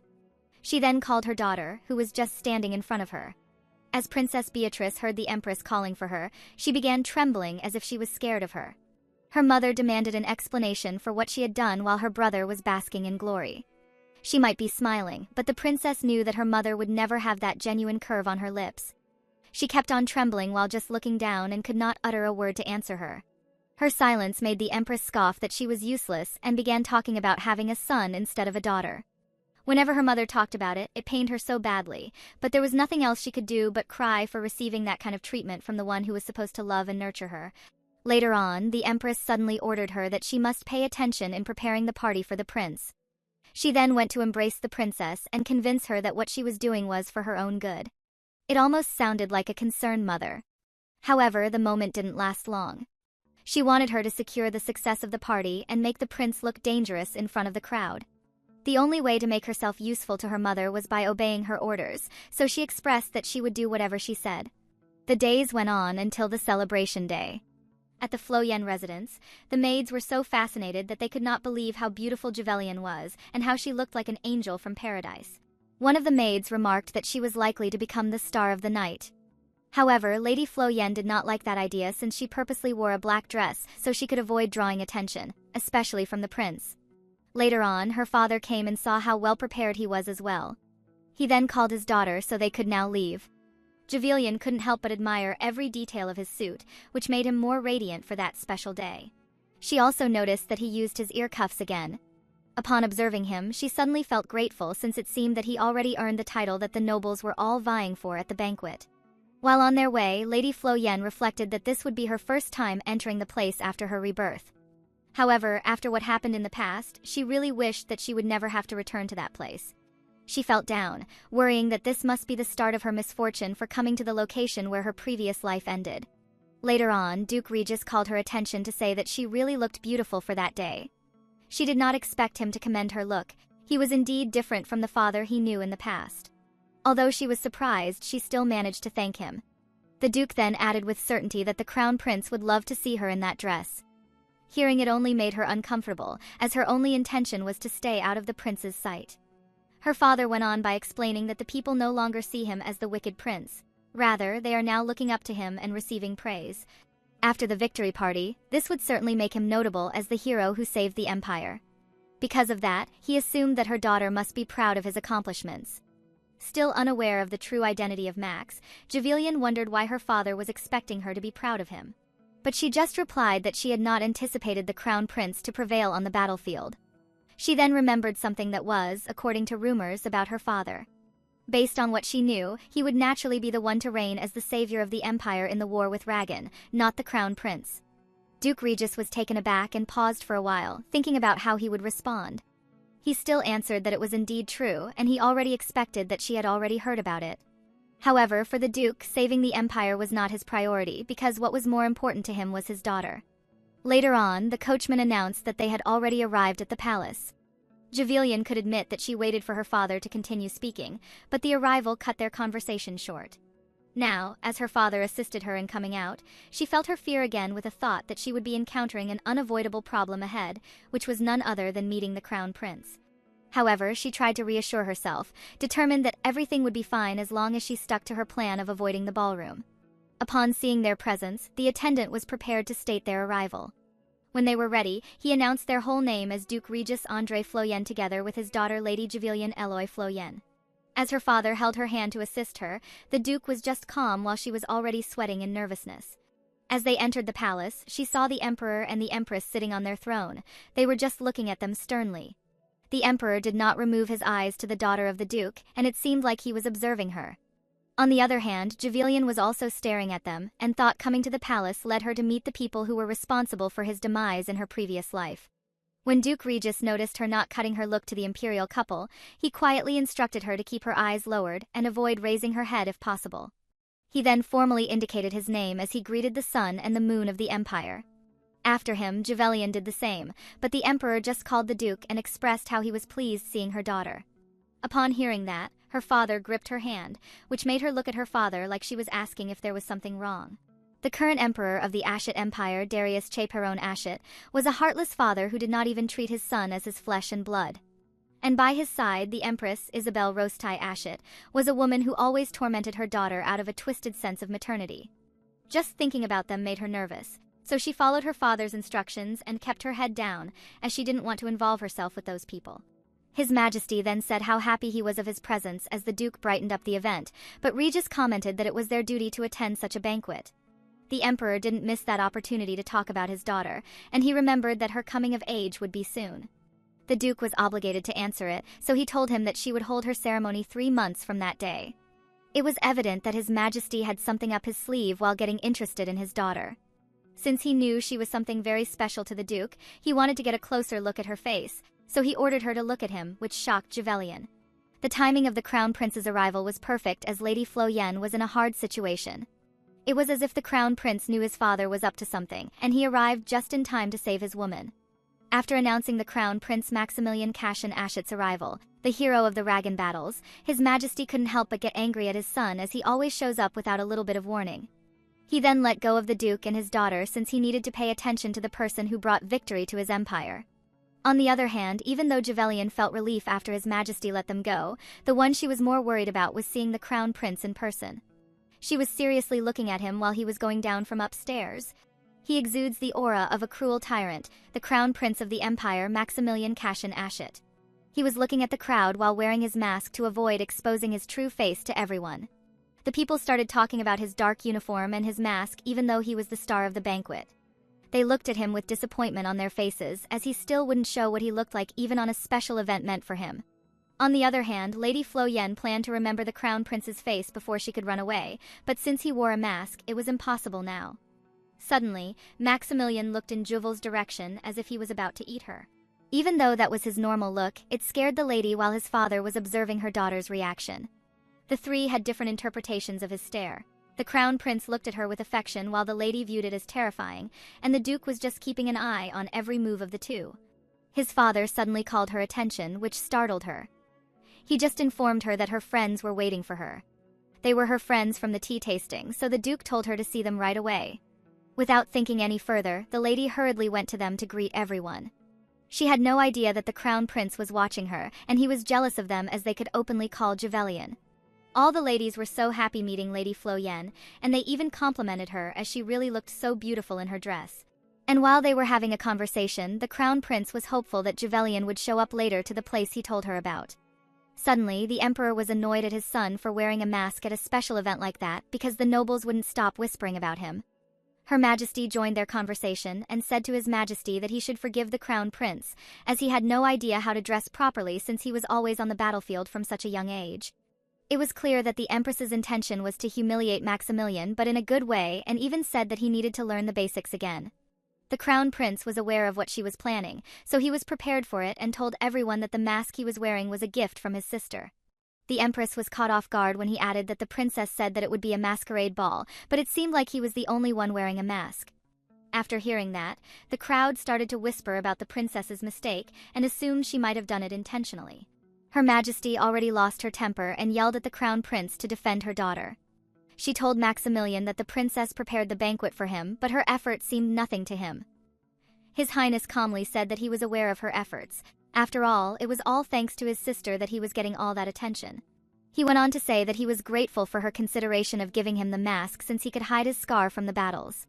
The reaction on Her Majesty's face at the moment was more satisfying for the Crown Prince than when he sent the assassin.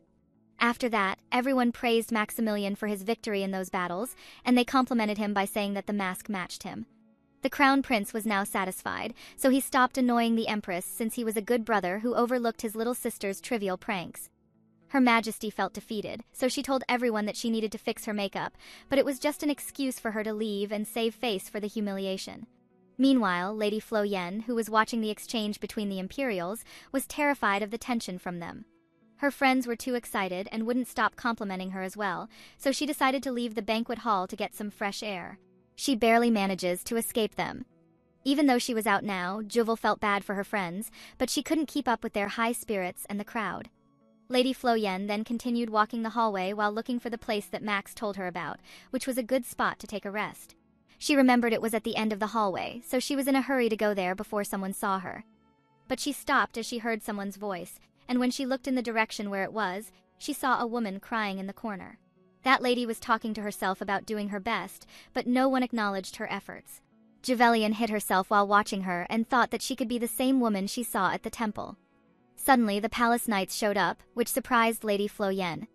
It looked like they were looking for someone, so she thought it was her. Since she couldn't let them find her, she needed to calm that woman first and send her back to the banquet. Juval went closer to her to ask if she was okay, but the palace knights were nearby, shouting for Her Highness to come out and urging her to stop hiding. That was when Lady Flo Yen realized that the woman who was crying in the corner was no ordinary noble lady. She was surprised to know that she was the princess of the empire, the one she should avoid the most. The first risk factor for her death flag. The person who got poisoned in her previous life, in which she was accused of being the perpetrator. The protagonist of that story was none other than the imperial princess of the Ashit Empire. Lady Javelian was caught off guard while thinking of her, as the princess grabbed her and covered her mouth to avoid making any noise. The palace knights who were scattered everywhere to look for Her Highness didn't have any clue at all as to where she was. Meanwhile, she was still holding Lady Flo Yen while hiding in the corner, waiting for the guards to leave. When they had the chance to leave, she told Juval to be quiet and follow her, to which the lady nodded in response. Her mind was in disarray, as she didn't expect that the girl she met at the temple a few days ago would be the princess. In her previous life, the first time they met was during the imperial princess's coming-of-age ceremony. But this time in her second life, she was confused as to why she met her at the crown prince's banquet.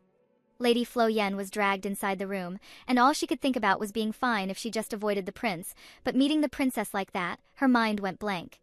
She could sense the cold air between them and ask herself if that situation would bring her death soon. Suddenly, the princess asked if she saw everything, which confused Javelian and made him tremble in fear. When she questioned her again if she saw her crying, the lady wanted to say that she was still crying right now, but she controlled herself not to say that. When she didn't get any response from her, the princess reasoned that some dust just got on her eyes, so if she ever spread rumors about her crying, she wouldn't forgive her, which Juval said she wouldn't. Meanwhile, the crown prince looked around the banquet hall to see if Lady Flo Yen managed to get away from the crowd. When he couldn't find her, he knew she was already at the place where he told her to rest just as he planned. The moment he was about to leave, the emperor, his father, asked where he was heading with a serious look on his face. Maximilian answered that he wanted to get some rest as he was a little tired and would be back later on, but His Majesty was annoyed at him leaving that way when the event was meant for him. The crown prince knew that his father was just irritated at the thought of those nobles who were flattering him all day. But since he was determined to meet his woman, he reasoned that the fatigue from the battles must be getting to him, so he asked for his permission to leave. His Majesty wouldn't just let him go and said that Duke Flo Yen stayed by his side all day after achieving similar victories, so it was hard for him to believe that he won those battles with such poor stamina. The crown prince was tired of listening to him while he compared him again to the Duke. It made Max wonder what his father got from the Duke to make him so sure that his master was on his side. Later on, His Majesty let him go since there was still plenty of time until the party ended, so the crown prince just thanked him. While leaving, his curiosity about what the emperor was holding over his master's head still lingered in his mind. There was something that had been bothering him while observing his father, and it was the blind belief that his master would never betray the emperor. He knew that there was something going on between the two, so if the Duke had no plans of sharing it with him, he had no choice but to find out about it on his own. When the crown prince arrived at the place where Javelian should be resting, he was surprised that no one was there. Meanwhile, the two ladies were silent inside the room. The princess calmed herself down while Lady Javelian was awkward to start a conversation with Her Highness. Since the silence was killing her, Lady Flo Yen said that the knights were gone already, so she should leave the room and promised that she wouldn't tell anyone about her crying. The princess didn't let her and said that she should talk to her like she used to and there was no need for being formal. But Juval thought that she had no idea that she was the princess before. She didn't know what to do anymore, as she couldn't stay involved with her. After a while, the princess cried again while sharing that her father didn't acknowledge her despite doing her best that day. Everyone laughed at her, and what was more was that her mother didn't want to see her because of that. Now, she didn't know what she should do anymore as they wouldn't praise her no matter how hard she tried. Lady Flo Yen looked at her before asking if it was really necessary to go that far just to be acknowledged by others. Instead of answering, the princess asked her as well if she had no idea about today's society, since it was important to be accepted by other people to be able to survive. Javelian said that she had already experienced that before when she used to base her self-worth on how other people saw her. But now she realized that she was the one who decided what her worth was. She based her actions on her own thoughts that made her Javelian. The princess was confused when she heard her words while staring at Lady Flo Yen. Looking at the princess, Beatrice Evelyn Ashit, Juval knew that in the future she would shine more than anyone else. Suddenly, Her Highness stopped crying and told the lady that she could just call her Riche. Javelian was surprised since nicknames were usually used by people who were close to each other, but she questioned herself if it was okay for her to get involved with the princess. Meanwhile, the crown prince started to get worried as he couldn't find Lady Flo Yen in the room where she should be. When he saw someone, he grabbed that man and asked if he saw someone pass by that hallway, to which he answered no. He then let go of that man and continued walking while wondering where Lady Flo Yen went. The crown prince was already getting anxious as he couldn't feel her presence even when using his mana. He was starting to think that something might have already happened to her or she was in danger. He was in deep thought that he didn't notice his master's presence. He stopped walking when the Duke started talking to him and called him a fool. His master was angry as he wanted to protect his daughter, but couldn't even focus on locating where she was. Meanwhile, the princess invited Javelian to leave, which the lady obeyed as she knew that Her Highness felt better already. Before they left, the princess thanked her for the handkerchief and gave it back to her, but the lady said that she could keep it or she could throw it away. The princess shyly told her that she couldn't do that as she kept it on purpose so she could give it back to her. Looking at her face like that, she couldn't help but want to get closer to her, even though she knew she shouldn't involve herself with Her Highness. Lady Flo Yen admired her reaction and thought that she was cute when being embarrassed. But a second later, she came to her senses as she nearly died because of her, so she shouldn't be close to her no matter what. When the princess saw her being silent, she asked if she didn't want to go out with her, but Juval denied that, so they walked together and even held each other's hand. But the moment they opened the door, the crown prince was there and said he was looking for the lady. When Javelian saw him up close, she couldn't help but be afraid of him, as he looked really scary while smiling. Before that happened, when Max encountered his master in the hallway, he begged him to share where Juval was. He even bowed to him as a sign of respect so he could feel his sincerity in finding the lady. It was clear from the Duke's face that he didn't want Max to meet his daughter while pondering whether to tell him or not.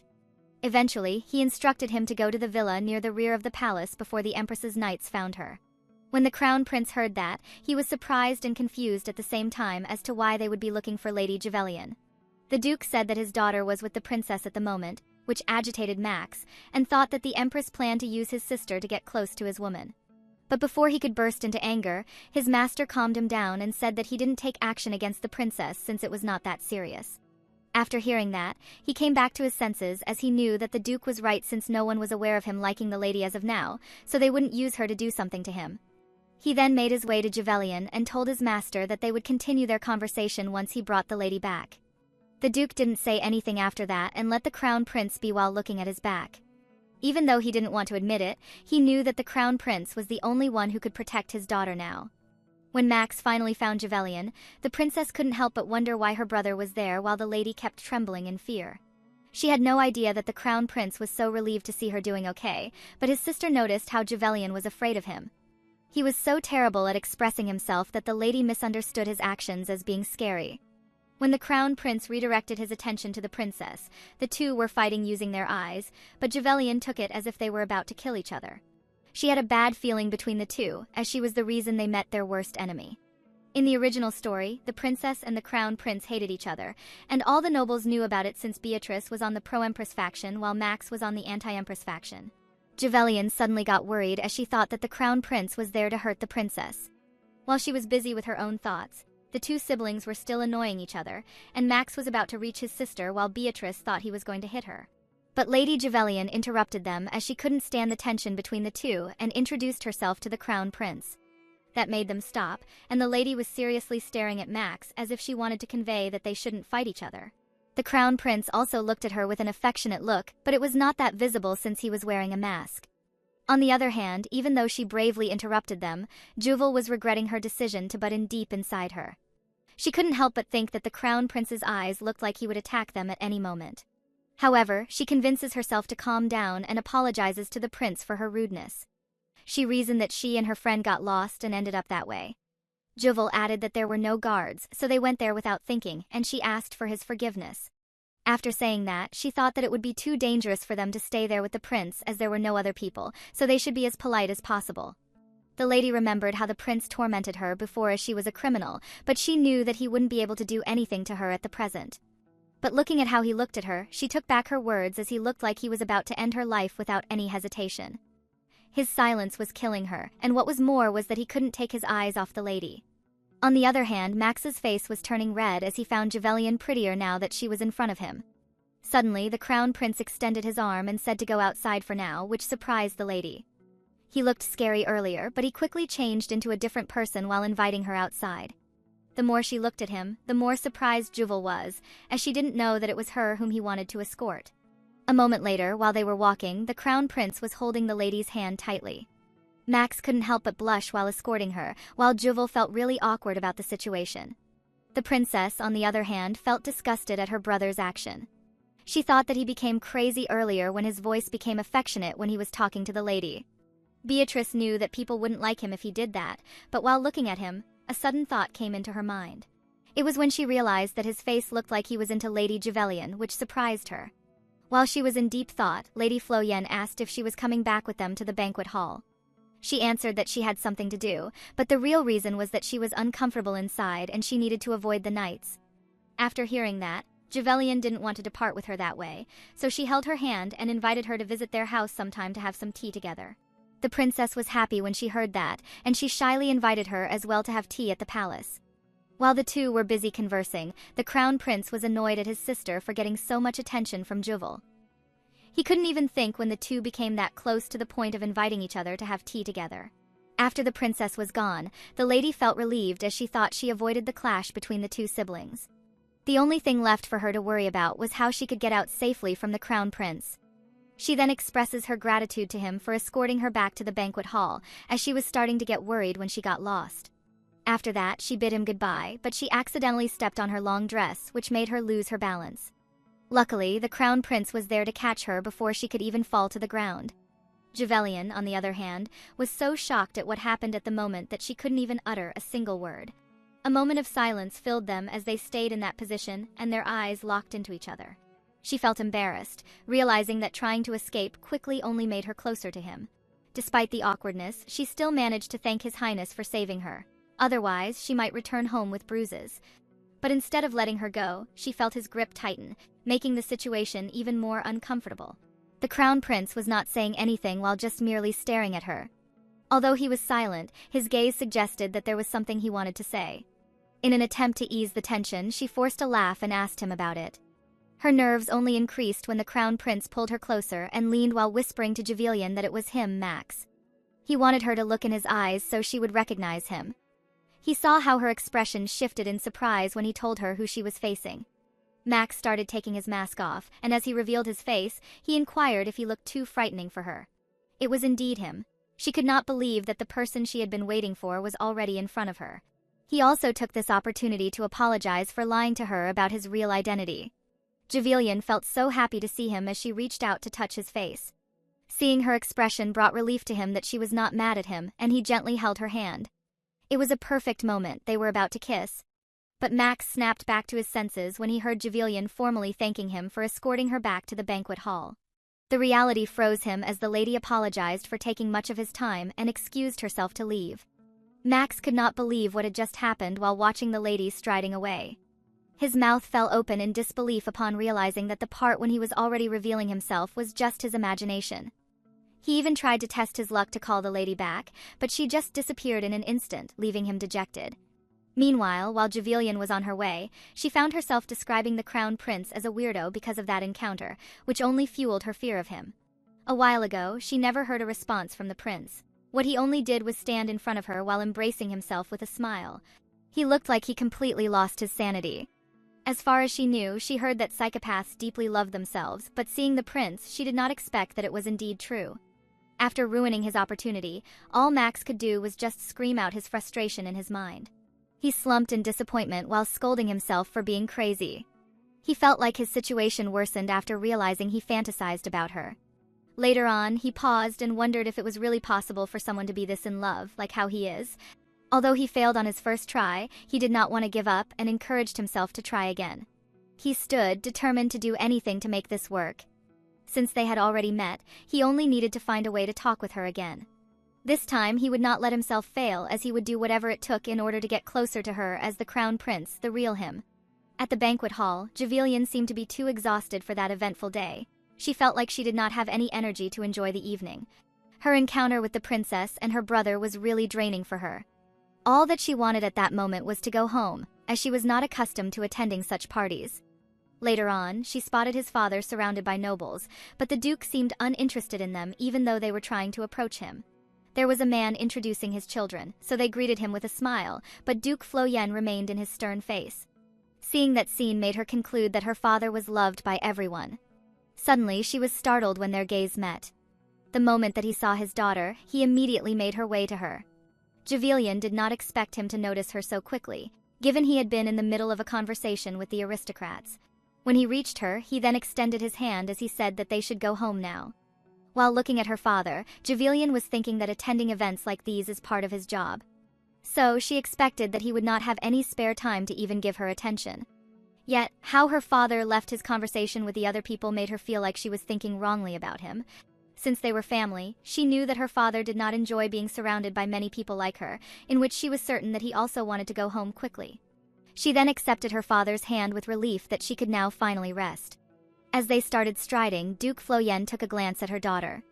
Throughout the banquet, he was worried that she would be alone again since she did not like being in the crowds. But seeing her now, he presumed the crown prince had brought her back safely. Meanwhile, Javelian was thinking about having a strawberry cake as soon as they returned home. He then told her daughter to be quick. On their way, people bowed to them, expressing their honor and wishing them a safe trip. They were delighted to see them together while praising how good-looking they were. But for Duke Floyen, the people at the banquet disgusted him. He remembered during their previous life, at the exact eventful place, they were talking ill about her daughter. Those people were accusing Javelian of harming the princess. They believed that his child was a vicious woman, and they wanted to execute her immediately. That night, he returned to them with rage. With no remorse, he took their lives for their harsh accusation towards his only daughter.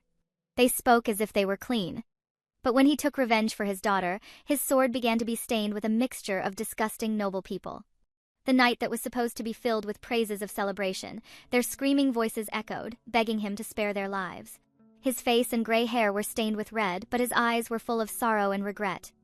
He was not crying because of the lives that he took, it was because a part of him was lost. The aisle that he walked that night alone was the same aisle he was walking with his daughter to face his majesty. The emperor questioned him about leaving early, to which Regis coldly answered that he would. He was already drunk, and it seemed that he wanted the duke to stay, as he was concerned that no one else could protect him aside from Duke Floyen. But Regis was firm and told him that he came as a duke, not as his guard. With how he responded to his master, the emperor remarked that he was starting to annoy him. Javelian froze beside him when she heard about it, sensing the tension between his father and the emperor.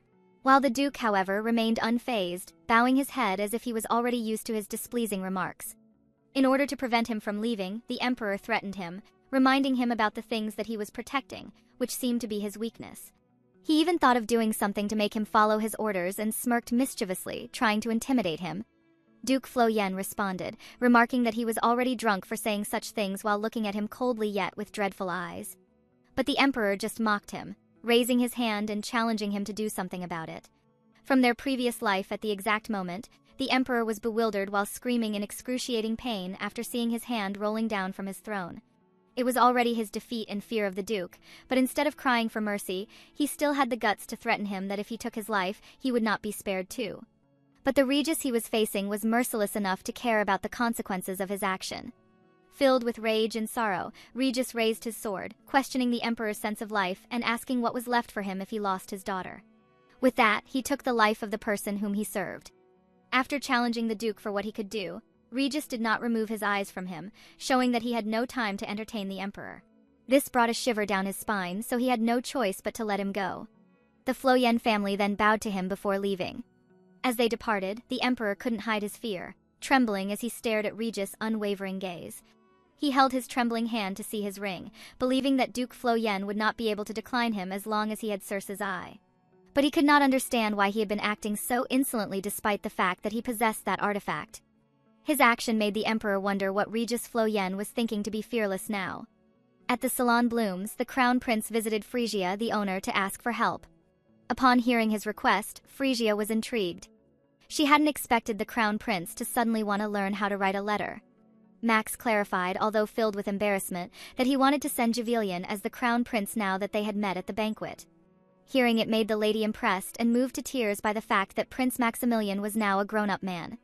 She started patting his head while commending how he was willing to improve the things where he was lacking, mentioning that his previous letter was more likely to be an announcement for execution. Just like what he came there for, Frisia taught her how to write for a woman. According to her, he must start with compliments, saying that praise could even make the emperor dance with joy. Max took that idea as he thought of some words to describe how lovely Javelian was. He wrote how her eyes were like sapphires that seemed jewelers intentionally put in her face, and how he could see the Milky Way whenever he saw her silver hair sway by the wind. He also included how he could smell the scent of flowers upon seeing her smile. There were so many praises in his mind to vividly describe the woman he was in love with as he spent the entire day crafting the perfect letter, filled with all the admiration he had for her. Before the night came, he immediately tied it to the dove. Even the pathetic bird could question if he did not realize how heavy his letter was for making him carry it. Max glared at him first, threatening him with punishment if it failed its task. This startled the pigeon to nod his head multiple times. As his sender flew away, he seemed to be experiencing animal cruelty as he could not fly properly due to the weight of the letter. While Max even wished the pigeon to fly well at that rate. After sending a letter, Maximilian was confident that Javelian would read it and recognize him as a witty, potential husband, as well as a gentle and considerate man. The next day at the Floyen residence, Javelian received a letter that seemed to give her bad news. While reading, she saw Max knocking on her window just like he used to. The prince pouted when he saw that the lady noticed him. She opened the window with a sweet smile, welcoming him after not seeing him for so long. Max immediately asked her if she was reading something interesting, which only made her lose the curve on her lips. Concerned, he asked if there was anything wrong that made her so worried. She then told him that she was reading a letter from Lady Christine, the daughter of the Viscount Mershon. The letter that she received from her contained nothing but a threat. It was written that the lady knew about her lover, so she wanted her to come to her house in 4 days, or else her secret would be exposed to everyone. Upon seeing it, she worried that this might be connected to her relationship with Max that she needed to hide. This made her complain in frustration because of the rudeness of that woman when they had only met a few times. Besides, they were not even friends. This was not the letter that he was expecting her to receive, so he inquired if she had also received another letter. Seeing his expression only confused her, as if she was supposed to receive another one. Max repeated his question again as he suggested that reading another one might brighten up her mood. But Javelian explained that this was the only one, which surprised him, and exclaimed that it was impossible. With how he reacted, she could tell that other people would think that he sent a love letter to be flabbergasted like this. Little did he know, he actually did, and it took him 20 pages for his effort to be wasted only. Max did not expect it to turn this way when he clearly saw the pigeon fly to Javelian's room last night. His frustration snapped out when he realized that his sender failed again on his task. He suspected that after failing, he flew away to hide from him. He was trembling while cursing the pathetic pigeon in his mind that he would regret it if he ever found him. But what actually happened last night was an eagle caught his sender. It was the pet bird of the Duke named Edward Floyen who took it to Duke Floyen. He eventually ordered his pet to release the pigeon as he pitted it. Regis then held the pigeon and gently reprimanded him from coming near to his daughter's room. The bird responded by flapping his wings as if he would obey him and begging to be saved. The Duke added that Javelian was scared of small animals like him. When he took what was tied on its back, he saw the imperial family seal on it, which means that the letter was from the crown prince. Instead of keeping the letter, he burned it while saying that accepting him as someone who admired his daughter does not mean he would let him have a secret conversation with her. Together with the birds, they watched it burn until it turned to ashes. Meanwhile, at the residence of Marquis Hessen, Mikhail locked himself in his room. His mother was worried sick about him as she was continuously knocking on his door to convince him to come out. But the reason for him to behave like that was because of his breakup with Javelian. Thinking about her made him look like he had already lost his sanity, as he could not accept that she was no longer in love with her. From the other side of the door, the Marchioness, Patricia Lynn Hessen, and the servants could hear that he was constantly calling the name of Lady Floyen. This situation made her extremely worried about her son for starving himself. She then called her daughter, Giselle Maria Hessen, who was busy making herself pretty. She hurriedly barged into her room and asked if she had already made her order. The lady answered that she followed her instruction of using the name of her friend, Christine, to send a letter to the Floyen residence, then inquired what else she was worried about. The madame was so mad and blamed everything on Javelian, exclaiming that she was burning all the letters that they sent to her. The reason why she was not aware that her son was sick was because of her. From the very start, Marchioness Hessen is not in favor of her. However, she cares so much for his son's happiness that if he really wants her, she has no choice but to accept her. She remembered she used to frown when she went out shopping before with the lady. But now, she would reluctantly accept her as her daughter-in-law as long as she would be obedient to them and capable of giving them an heir. But before fully accepting her, she wanted to teach her a lesson first. After 4 days, it was the day that Javelian would meet with the Viscount. Her father prepared their knights to come with his daughter, but she declined. Worried that something might happen to her, he inquired to ensure she would be fine. Javelian assured the Duke that she would be. Besides, bringing 12 knights to visit the Viscount's house would be troublesome. Sir Geraldine, the knight behind her, agreed that his intended number of guards for the lady was already too much. This reminds them of what happened when he sent many of them when his daughter only went shopping. He then swore to the Duke that he would do his job well in protecting the lady, so there was nothing he should be worried about. Duke Floyen had no choice but to let Javelian. When the lady bid goodbye to them, the other knights were also hoping that she would consider taking them too. But the lady went straight to her carriage. Before she could enter, Sir Geraldine ensured her safety by making her promise that she would not make any trouble at their destination. Lady Floyen assured that she would behave when her only reason to come there was to teach her sender a lesson. The moment that she received the letter, she already knew the true person behind it, who used somebody's name to lure her out. Even though she pretended that it was from Lady Christine, she immediately recognized the handwriting on it, which flawed their tactic. They were indeed mistaken in thinking that they made her believe. While on her way, she was now determined to show who she really was. A moment later, they finally reached Viscount Mercia's residence. When Javelian went down from her carriage, the Viscount and his wife welcomed her. They told her that it was an honor for them to have her at their humble home. However, both of them looked bothered by something. Even though it was obvious, the lady didn't say a word and just thanked them for the warm welcome. After that, the Viscount invited Juval to go inside, but their face was still the same. While walking, the lady stopped her cousin Geraldine, which surprised him. She reminded him that a knight carrying a blade was not allowed in a noble's home, so he should wait quietly outside. That warning made Geraldine suddenly remember those incidents she had caused before when she was still chasing Mikhail. She always fought with ladies because of Mikhail, and the Duke scolded him for not protecting his daughter properly. Just thinking about that was giving him chills, so he only hoped that his cousin wouldn't do anything this time. The moment the lady entered the room, Mikhail's mother, Marquis Hessen's wife, was already there waiting for her. But Javelian already expected her since her actions were so predictable that she couldn't even act surprised anymore. That woman offered the lady to have a sit as if she was the owner of the house. After taking her seat, she told her that she had not changed at all because of the way she called people over without any consideration. Mikhail's mother felt the rudeness in her words and said that they weren't strangers, but the lady cut her off to ask seriously why she called her over there. She didn't like her words, so she had to ask Juval why she was acting so cold towards her when they hadn't seen each other for a while. She even added that she used to call her mother before, so she was a little hurt. It didn't affect the lady anymore and just answered that it was because she had met her with marriage in mind before, but they were nothing more than strangers now. That annoyed Mikhail's mother, as her first plan didn't work on Javelian, so she had to change her way to get her. She then told the lady that her son was sick, which surprised her a little and stopped her from drinking her tea. But what surprised her more was when that woman acted pitifully in front of her, however she didn't play along with her.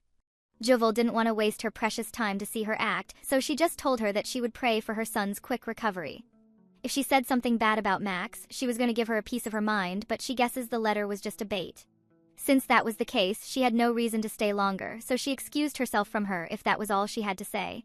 Mikhail's mother got more annoyed and stopped her act anymore while asking Juval if she didn't care for her son at all. She even dared to blame the lady that it was all her fault that Mikhail was sick now.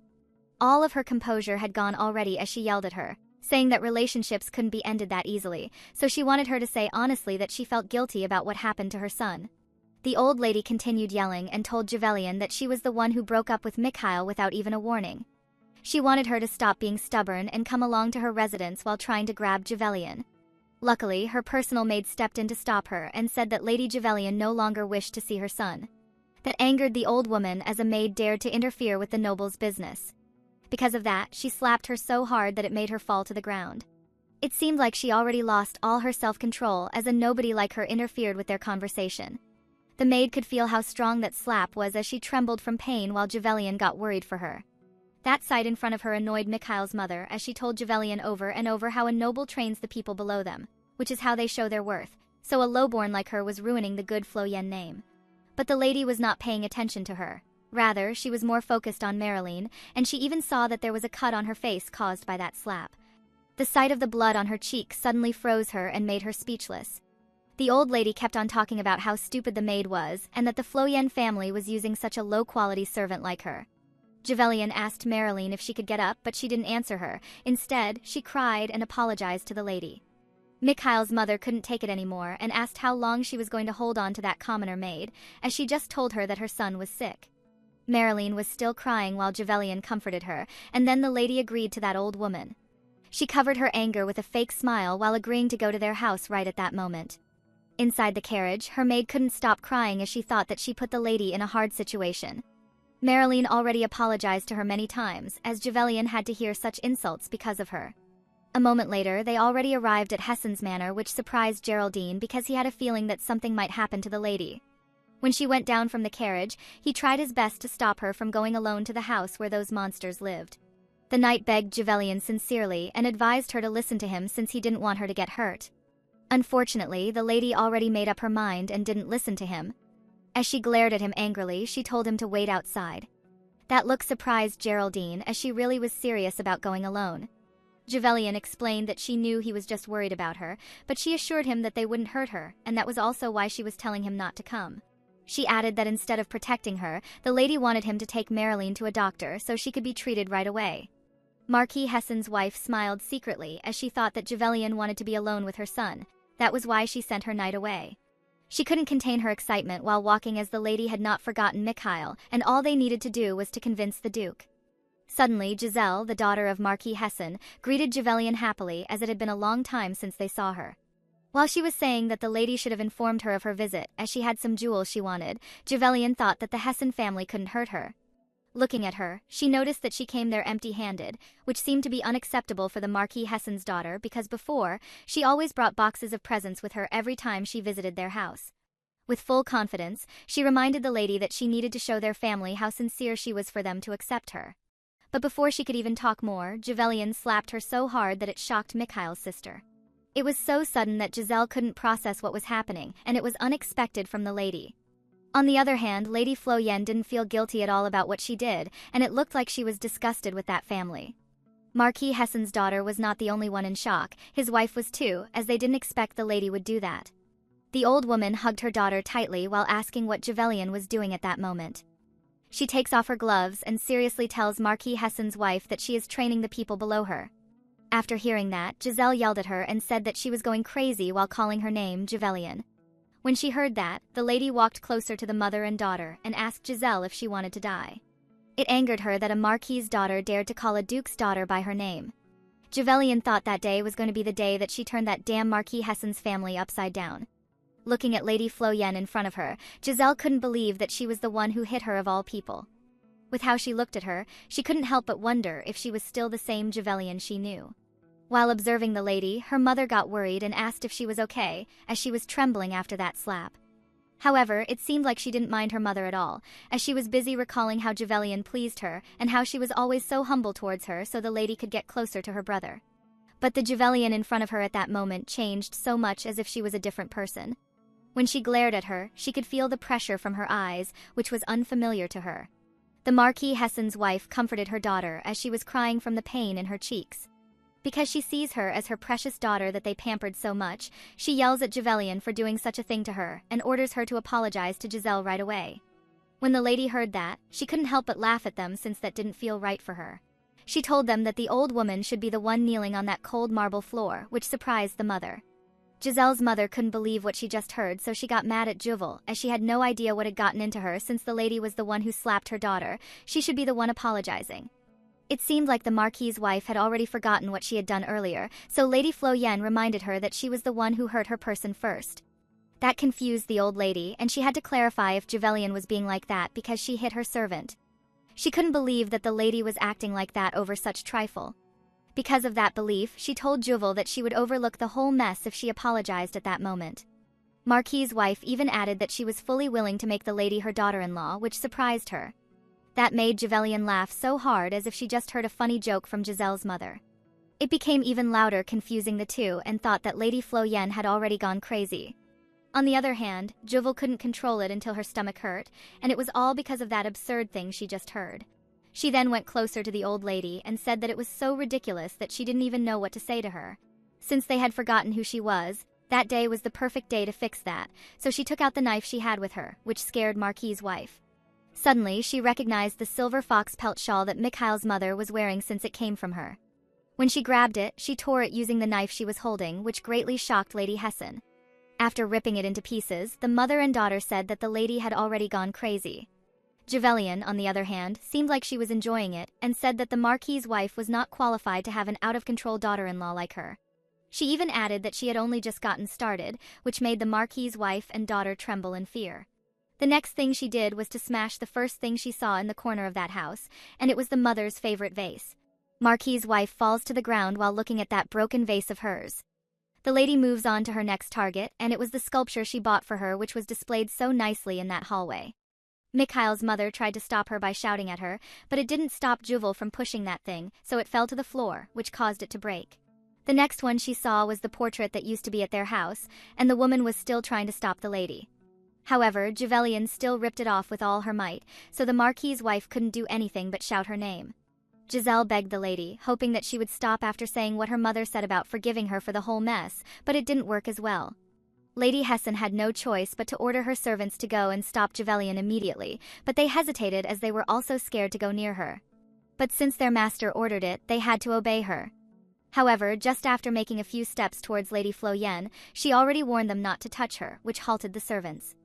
With the knife in her hand, she said that if they laid one finger on her body, she would end all of their lives. After saying that, her expression changed suddenly from angry to happy as she moved on to her next target. It was the Marquis's wife's dressing room that was filled with so many shiny things, so Lady Hessen had to stop her immediately. She even told her that it was a crime to barge in like that, but Jevelian explained that she didn't see any problem with what she was doing, as she was just clearing what she bought for her. Lady Hessen scared the lady by saying that she would regret what she was doing, as Duke Floyen wouldn't just sit by and ignore the way she dishonored her family once he heard about her crazy actions. But Jevelian wasn't scared at all, as she had caused trouble all the time until now, and her father had not said a single word to her. No one told her to take responsibility for it either, and that was because her father had been quietly taking care of all that using his money and influence. The scene she caused at that moment would end up like that too, and she was sure of it. The lady looked at the Marquis's wife while saying that it was Duke Floyen's power, so she should understand by now. Even after hearing all of that, the old woman had the nerve to say that she gave the lady so many chances while calling her an ungrateful child. She even dared to say that it was all because she grew up without a mother. That annoyed Jevelian even more, and she warned the Marquis's wife that if what she just said reached her father's ears, the Hessen and Floyen families would be enemies forever, so she should apologize immediately. Giselle's mother couldn't take it anymore, so she was ready to slap the lady until someone came in to interrupt them. It was Mikhail, her son. He saw Jevelian and called her, which halted the Marquis's wife from doing something to the lady. His presence surprised Lady Floyen, as he just showed up so suddenly while dealing with his family. But what was more surprising for her was when she saw his current state. It was as if the Marquis's wife was telling the truth that her son was sick. At first, Mikhail was shocked to see the lady, as she was the only person he wanted to see the most, and there she was standing in front of him. A minute later, he realized that she really was Jevelian, so he went closer to her. But the lady was keeping her distance from him, as she didn't plan to see that man when she went to their house. Suddenly, Marquis's wife clung to her son and complained about what Lady Floyen did to her and to his sister, which made her so shocked and sad at the moment. But his reaction surprised the mother as he pushed her away from him as if she didn't matter at all. With a serious look on his face, he told his mother that he needed a moment to talk to Jevelian, to which she agreed immediately. After that, he then turned to look at the lady, and his expression changed to a happy one while saying how he missed her so much. Someone saw his crying face and how pitiful he looked. That someone thought that he was a freak. That certain someone was Crown Prince Maximilian, who felt disgusted at the sight in front of his lover while he was up in the tree outside the window. He was so focused on the look of Mikhail that he was suddenly surprised when Jevelian turned her face at the window and noticed him. Just a quick look from her made him blush, and since she already saw him, all he could do was wave at her from above the tree. But instead of being happy, Jevelian was more surprised to see him and wondered what he was doing there. A few hours ago, just after the lady left the Floyen residence, the Duke already knew that Max was watching them above the tree, so he instructed him to get down from it immediately. He obeyed his master, so he jumped from the tree and looked at the Duke seriously. He then told Max that he read the letter he sent to Jevelian, and it was quite long for a tiny bird to carry. The moment his student saw that bird on his shoulder, he was surprised, as his master really caught that bird and saw his letter. The Duke even shared what he read about the tiny mole on her daughter's pinky that was cute. When the Crown Prince heard that, he felt a little embarrassed and said that his master was being overprotective and that what he did was an invasion of privacy. He even asks him how long he plans to block men from approaching his daughter. He always knew he was that kind of person, but what he did was going too far. His master then suddenly asks if what he said in the letter about loving his daughter genuinely was true. That surprised Maximilian, as it was unexpected from the Duke, but he answered him right away that he truly loves Javelian, just like what he said before. After hearing that, his master turned away and said that no matter what happens, he must protect his daughter. It was quite shocking for the Crown Prince, as it seemed like he already accepted him as Juval's lover. As the Duke walked away from his student, he didn't say anything more and just let Max interpret whatever he wanted about what he told him. On the other hand, while looking at his master's back, he thought that since his master already accepted him, he wouldn't disappoint him. That was also how he ended up infiltrating the Hessen's mansion, and it gave the lady a headache since he was on a tree again spying on her. Max didn't do that because his master told him to. Rather, their goals just happened to be aligned at that moment, so he was going to protect Javelian no matter what happened. Meanwhile, Lady Floyen turned her gaze away from Max so no one would notice him except her. If they found out that her lover was there after she caused all that trouble, it wouldn't be good for them, so she decided to leave that damn family since her business there was done. But before she could even step outside the room, Mikhail called for her while saying that he needed to tell her something. His desperation was nothing for the lady, as she had nothing to say to him. The only reason she came there was to settle her relationship with his family. After saying that, she bid them goodbye and turned away, which surprised Mikhail and his mother. Her attitude hit the nerve of the Marquis's wife, but Mikhail stopped her and said to be quiet. He then told her that he would follow Javelian as he needed to talk to her, so he warned his mother to just stay where she was and not to interrupt them. When the lady was outside of their house, Mikhail ran as fast as he could to call for her. He told her that he wanted to apologize to her, which halted Juval from her walk. The man continued to say that he was sorry for being indifferent towards her until now, and since she left him, sword fighting, success, and honor didn't matter to him anymore. He then started crying while he told her that he realized all of that too late and she was the most precious thing to him. Mikhail went on his knees and begged Lady Floyen to come back to him while swearing that he would do better this time.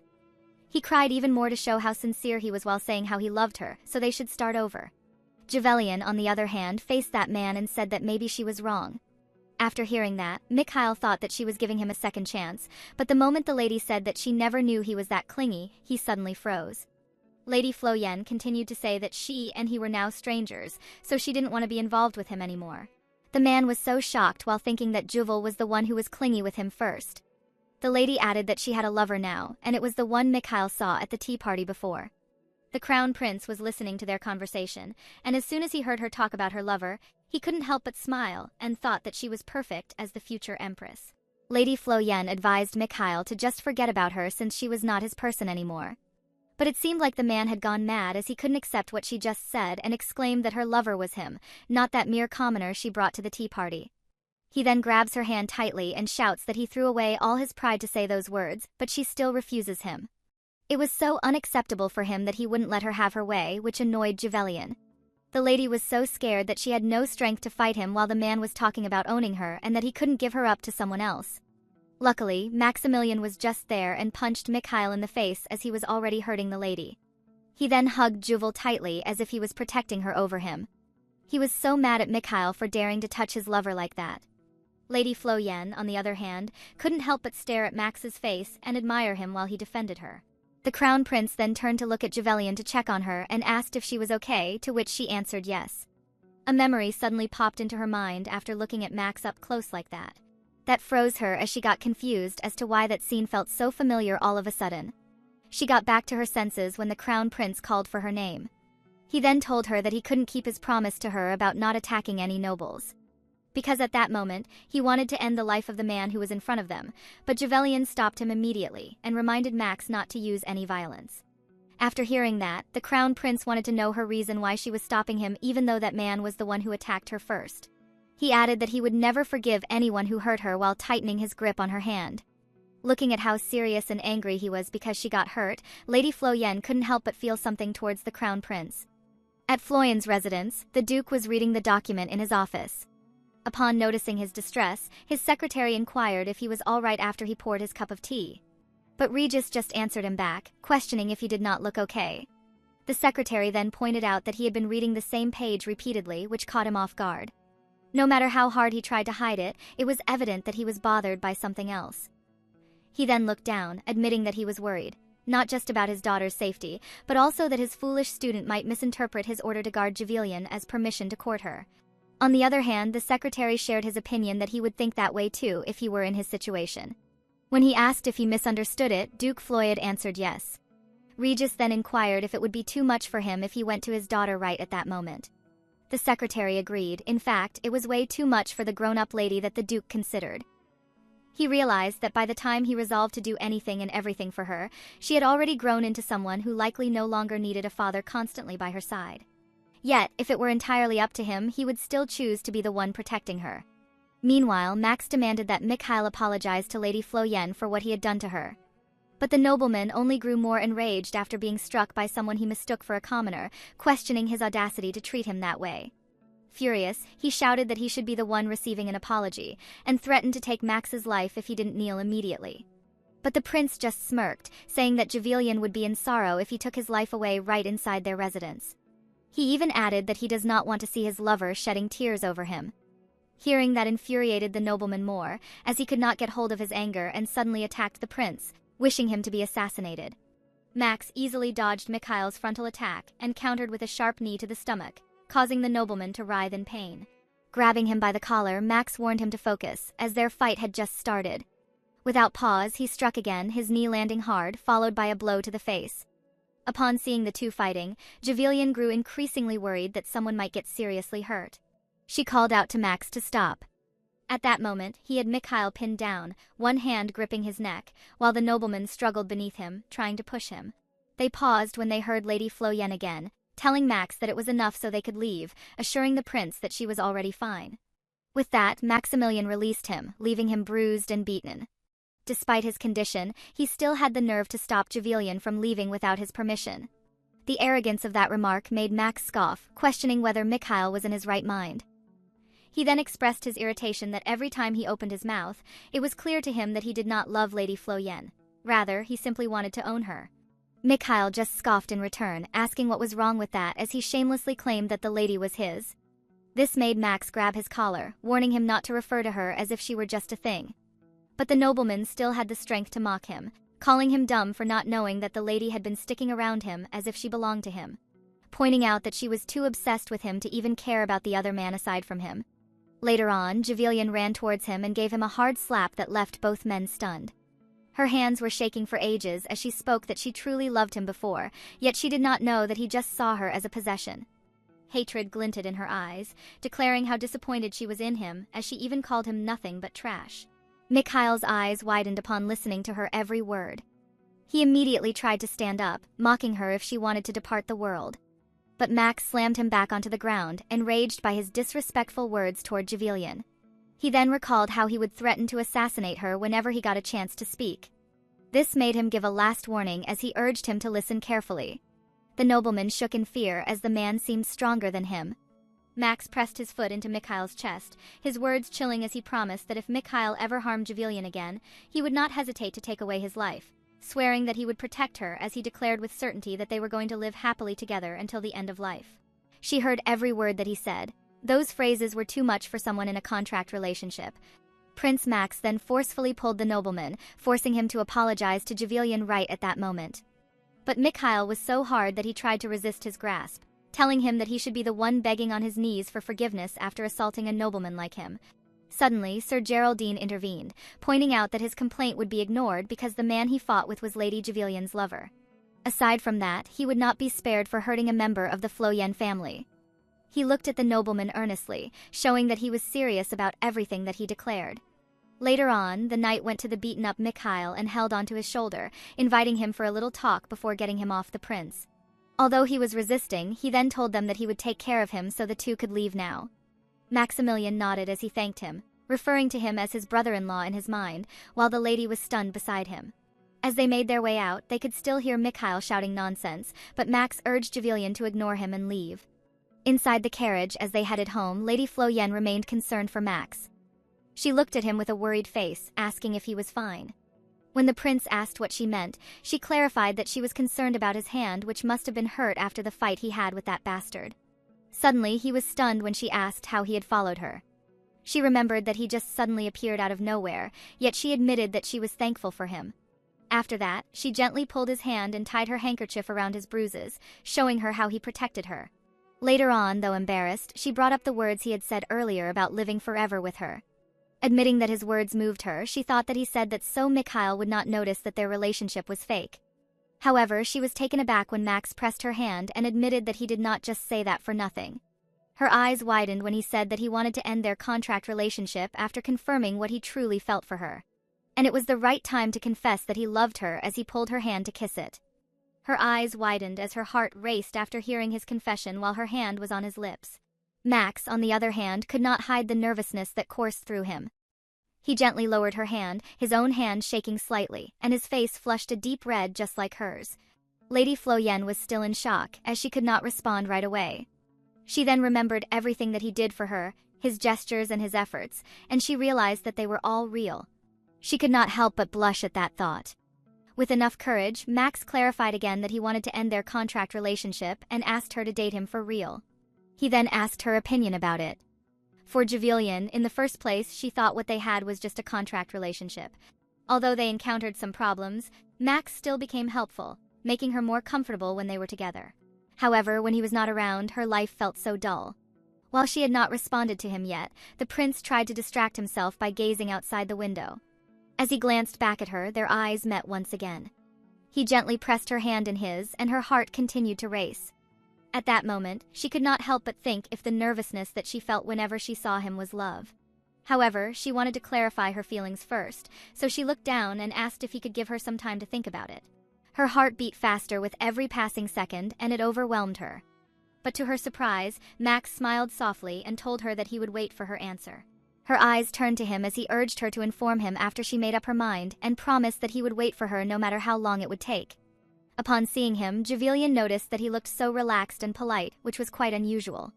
However, it was only a facade. Deeper inside, Prince Maximilian was incredibly worried throughout his entire confession. He felt as though his entire lifespan had been shortened at that moment, fearing that she might reject him. He worried that she might turn him down, as it made him think of jumping into the ocean to escape this moment. But the fear of losing his life was stronger than the fear of rejection. He recalled how his teacher had once taught him how to hold his breath underwater for an entire hour. As she took longer to respond, he wondered if her silence meant no. Risha's coming-of-age ceremony will be held soon. If she says yes, then he could tell her the truth. At that moment, he was desperately hoping that she would not reject him. Staying longer on their journey made him wonder if he should tell her that he was the crown prince. Later on, he cleared his throat to get her attention. However, when he looked at her, her head was nodding, yet her eyes were closed. He then realized that she had fallen asleep, which made him chuckle a little. How could she sleep like that when someone just confessed to her half an hour ago? Upon watching him sleep, he realized that the events of that day must have tired her so much. Seeing her head continue moving, he decided to sit beside her, making her lean on him. He even said that he was only doing it so she could stay still, as if the sleeping woman could hear him. But as he looked at her, he found himself staring at her lips. Before he let himself fall into temptation, he immediately turned his gaze outside. Throughout their journey, he could not help but complain about how his heart continued racing. Meanwhile, at Floyen's residence, the Duke was in the middle of a conversation with Sir Geraldine. The Duke inquired about the situation with Marilyn, asking for an update on her condition and what Alan had said about it. Fortunately, he got a good response that what happened did not cause her any more serious issues. Later on, they heard the arrival of the carriage. When Duke Floyen looked at them, he saw that it was Javelian and Prince Max. His daughter was stunned when she saw him. He had an earnest look as he demanded an explanation of what happened to her journey. Behind him, she saw Sir Gerald, which she realized meant that he arrived earlier than them, so she would not be surprised if her father already heard what she had done. As she held her hand, she wondered if she should tell him the truth. After a moment of hesitation, Javelian made up her mind. It was time to be honest with her father. She called out to him, and when he turned to face her, she admitted that what she said about meeting with Lady Christine was a lie, further explaining that she went there although she knew that Lady Hessen was using the other woman's name to invite her. When the Duke inquired about her reason, she answered that it was because she wanted to remove all her connection to the Hessen family.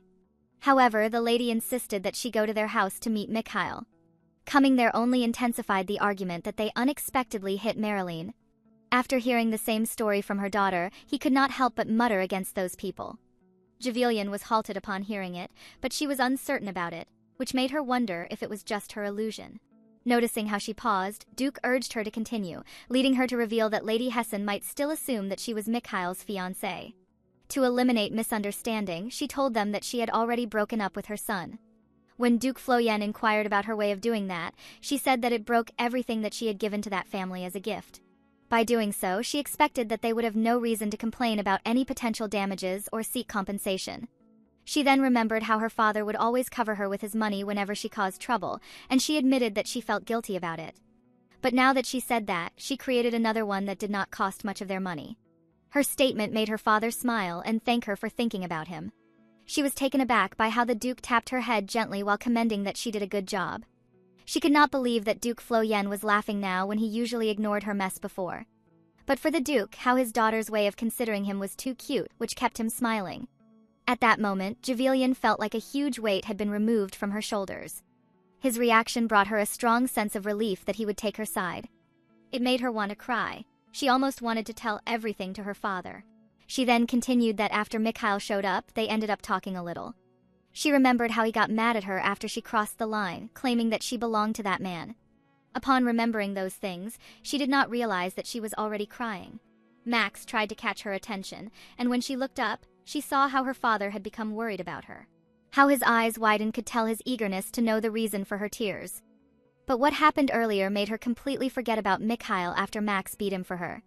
It seemed that he had already tasted her revenge through her contractual relationship.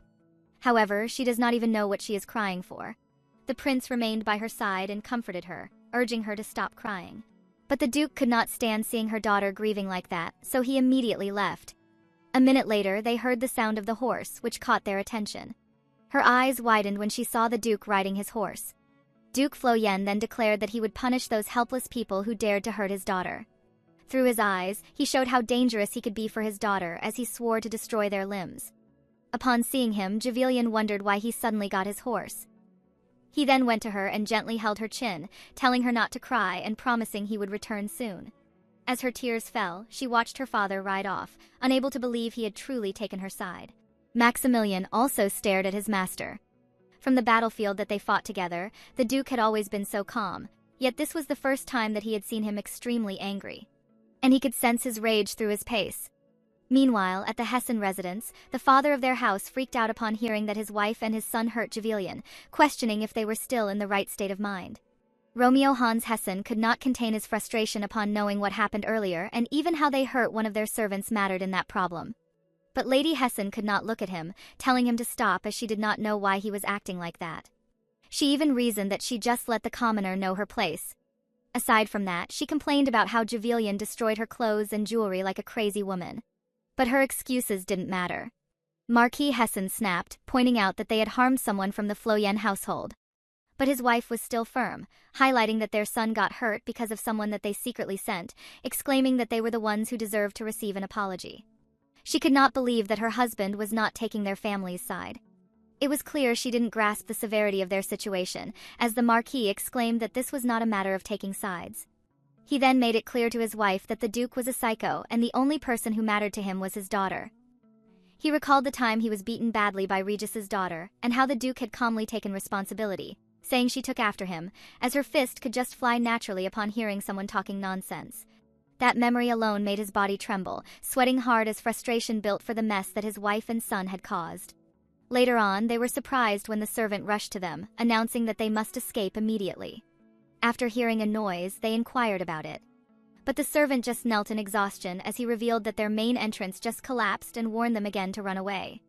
Before he could say more, a violent kick shattered the wall behind him, making him scream in fear. The one they feared had finally arrived.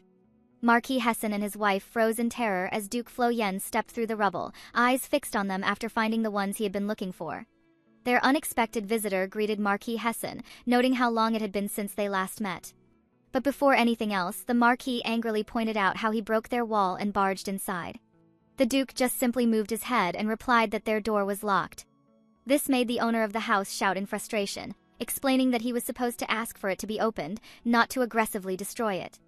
The situation made him complain in his mind about how his daughter only mattered to that psycho.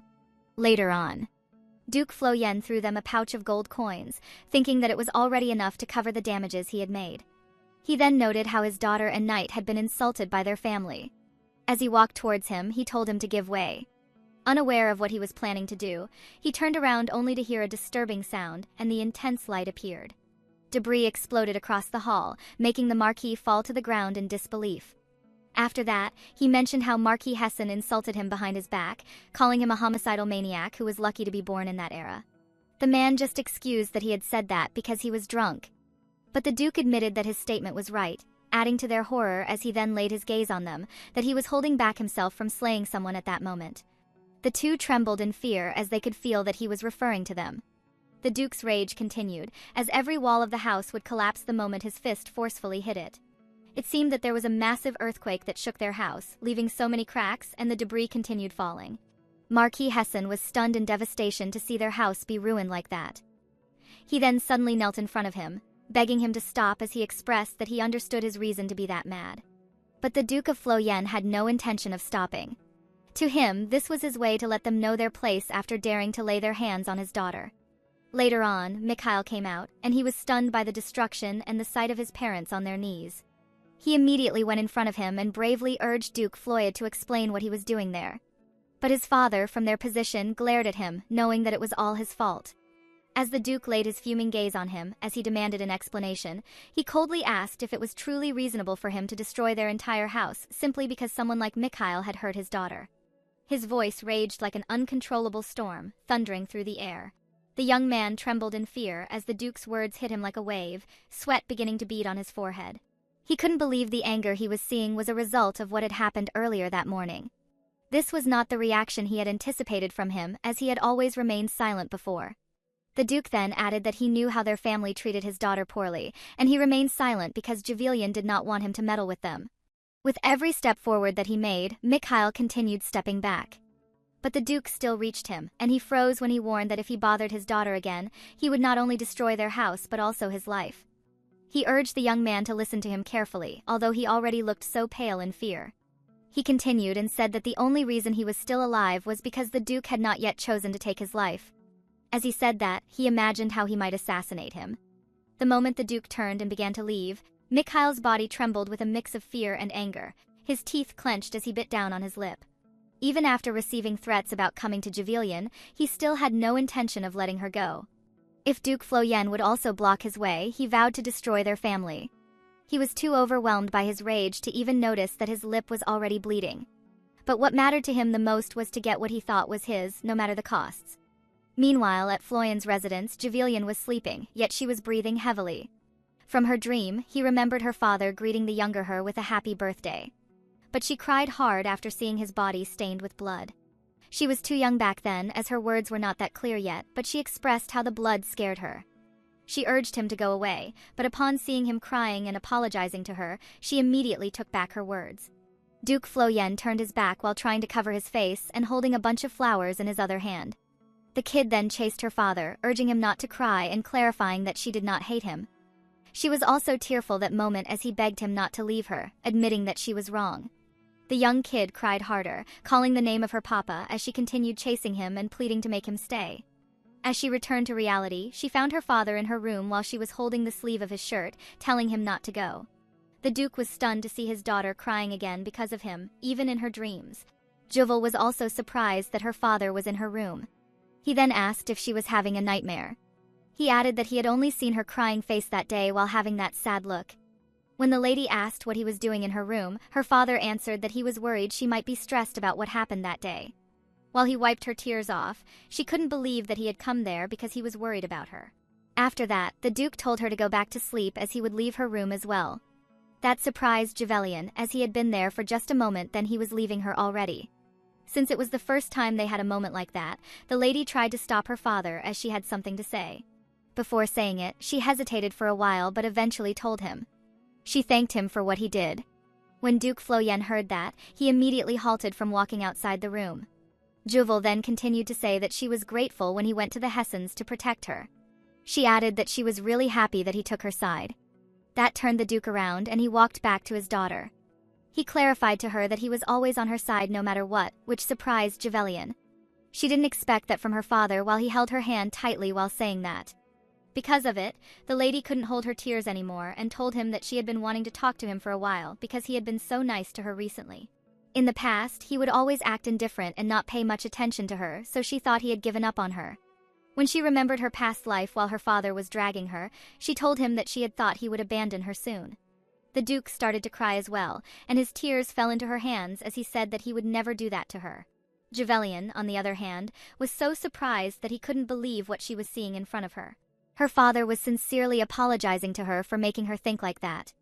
The Duke cried even more while admitting that it was all his fault, and added that everything he did to protect her ended up leaving her with so many scars, making her think that he didn't love her. He was saying all of that as he remembered those memories of his past life when he regretted every action he did to her. Duke Flo Yen kept apologizing to her daughter that she didn't know what to do to stop her father already. His emotions got him suddenly that he wanted to tell her the truth, but a second later, he got back to his senses and paused in the middle of his words. He then told her daughter to talk about it next time and added that she should get some rest for now. But Javelian got curious as to what he was about to say and wanted to talk to him more, but she couldn't say it out loud. The next thing that the Duke did really surprised the lady as he kissed her on her forehead. It was the first time they had talked like that, and it was also the first time he had acted like that towards her. That greatly shocked Javelian. She became speechless and couldn't believe what just happened a moment ago.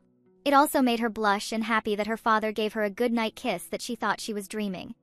When the Duke left his daughter's room, Geraldine was there outside waiting for him. Duke Flo Yen called his name and informed him that an insect just snuck into his house.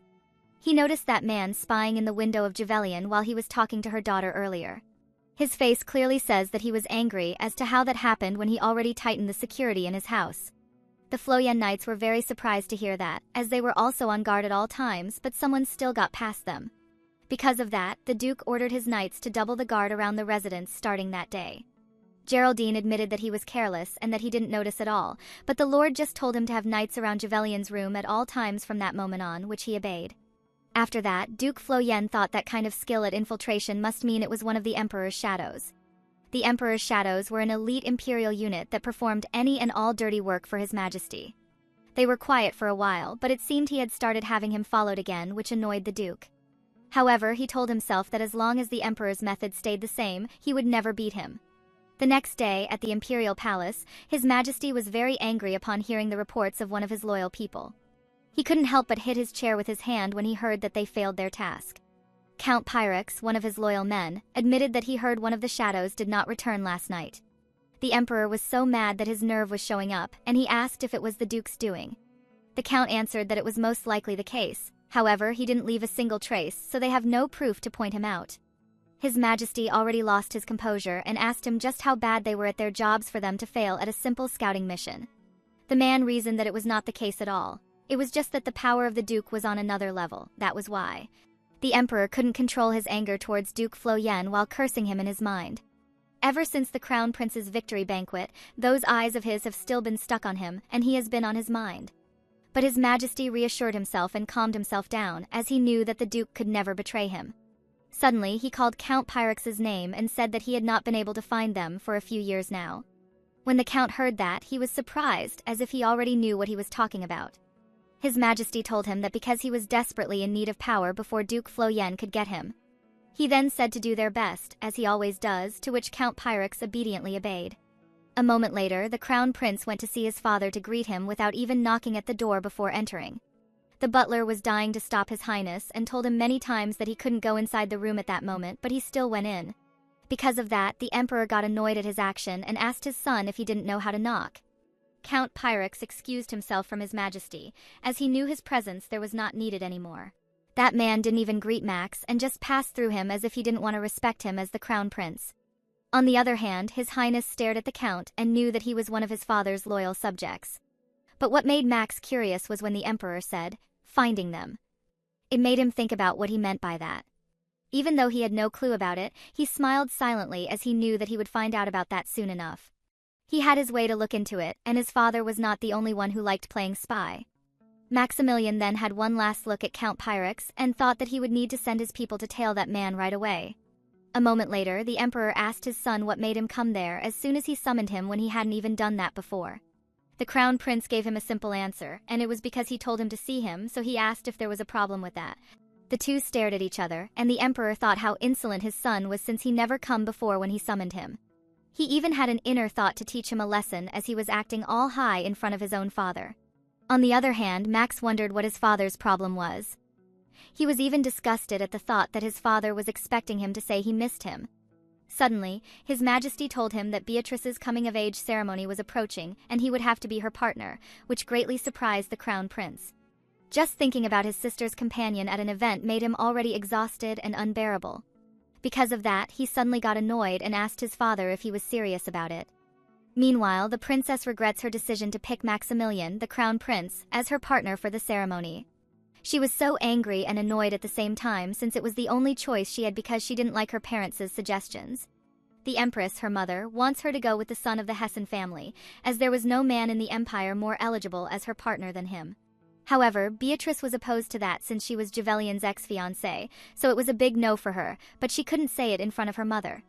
On the other hand, when the princess was summoned by the emperor, her father, told her to choose the king of Ragan.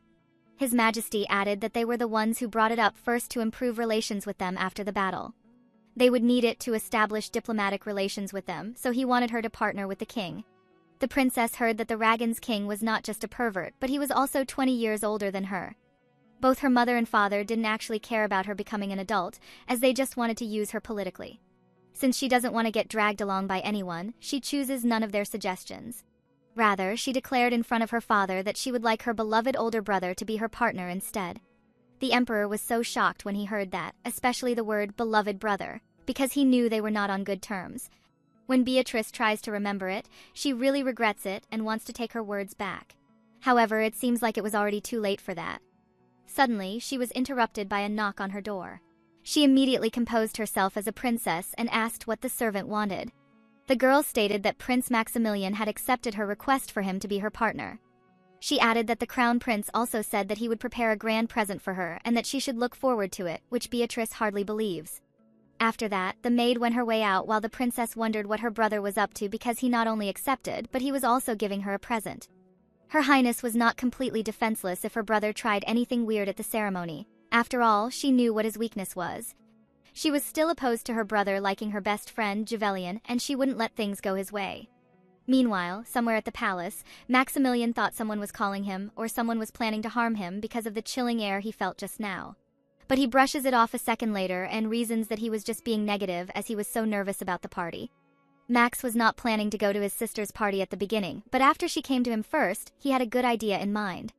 Since Beatrice and Juvelian were really close, they were probably going to be together at that party too. In that case, he plans to go to Juvelian as his sister's partner and reveal who he really is. At the Floyen residence, Lady Juvel was so happy when the package she was waiting for had finally arrived. She thought that she was lucky that Max showed up during the incident with Mikhail, but if no one had been there at that time, it would have been dangerous for her. Now that she has the thing she ordered from the Fyodor workshop, it might prevent such an incident in the future. When the lady looked at it closely, she couldn't help but praise Ian, as he made it exactly how she imagined it. At the time when she ordered it, Ian was already full of confidence, as everything they released there was sold out right away, but the lady had to remind him about the splitting of profits from the items made from her ideas. While Juvelian was busy trying that tool from Ian's workshop, Maximilian came and knocked on her window. She was surprised to see him and called his name while she tried to blow the tool she had. The lady was trying to communicate with him using it, but Max couldn't understand a thing she was saying at all. Even though he was confused about what Juvel was doing, he still found her cute, and it made him blush a little. When the lady opened the window, she told him that she was just testing a new self-defense tool she had made. Looking at it, the crown prince was doubtful that the little tool in his hand could protect the lady. Suddenly, Juvelian demonstrates it in front of him by blowing it, which causes Max to almost damage his ear. She was happy and, at the same time, apologized for it as it was really loud.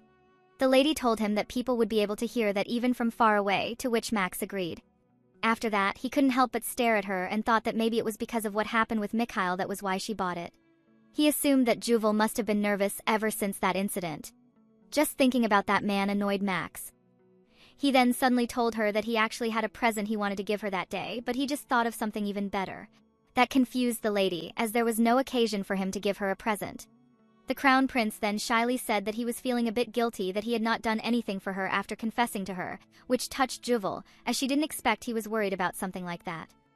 He then took out a piece of jewelry and tried it on her hair, as he had wanted to put that on her himself for a while now. It made the lady blush as they were so close to each other. There was one more thing that he really wanted to give her, which confused the lady. Maximilian knelt before her, held her hands, and said that he wanted to give her himself. Whenever anything happened to Juval, he would be by her side because she was a really important person to him. The lady's heart started to beat loudly while Max continued to say that she could call him whenever she needed him using that necklace she brought. Javelian couldn't think of anything else and asked if he was like a trained dog, to which he didn't hesitate to answer with yes. Her face started to become red, so she turned around to avoid his gaze and asked if he would come to her even if she called him for no reason. The prince noticed that, and it made him happy to answer that he would definitely come. Even if it was trivial matters like not wanting to eat strawberry cake alone, or she called him by accident, Max still said yes to her. She also asked if he would come even if she called him just because she was lonely by herself. He knew the lady didn't like to be alone, so he told her that he would definitely go to her. Just hearing those words really touched her heart so much that it made her cry a little out of joy. She realized now that she really does like Max. After that, Javelian couldn't contain her happiness in front of him and let out a big laugh. The crown prince, on the other hand, was also happy as he made the woman he loved smile like that. Since the lady was now sure about her feelings for him, she was now ready to tell him. However, before she could even do that, someone was knocking endlessly at the door, which interrupted their moment.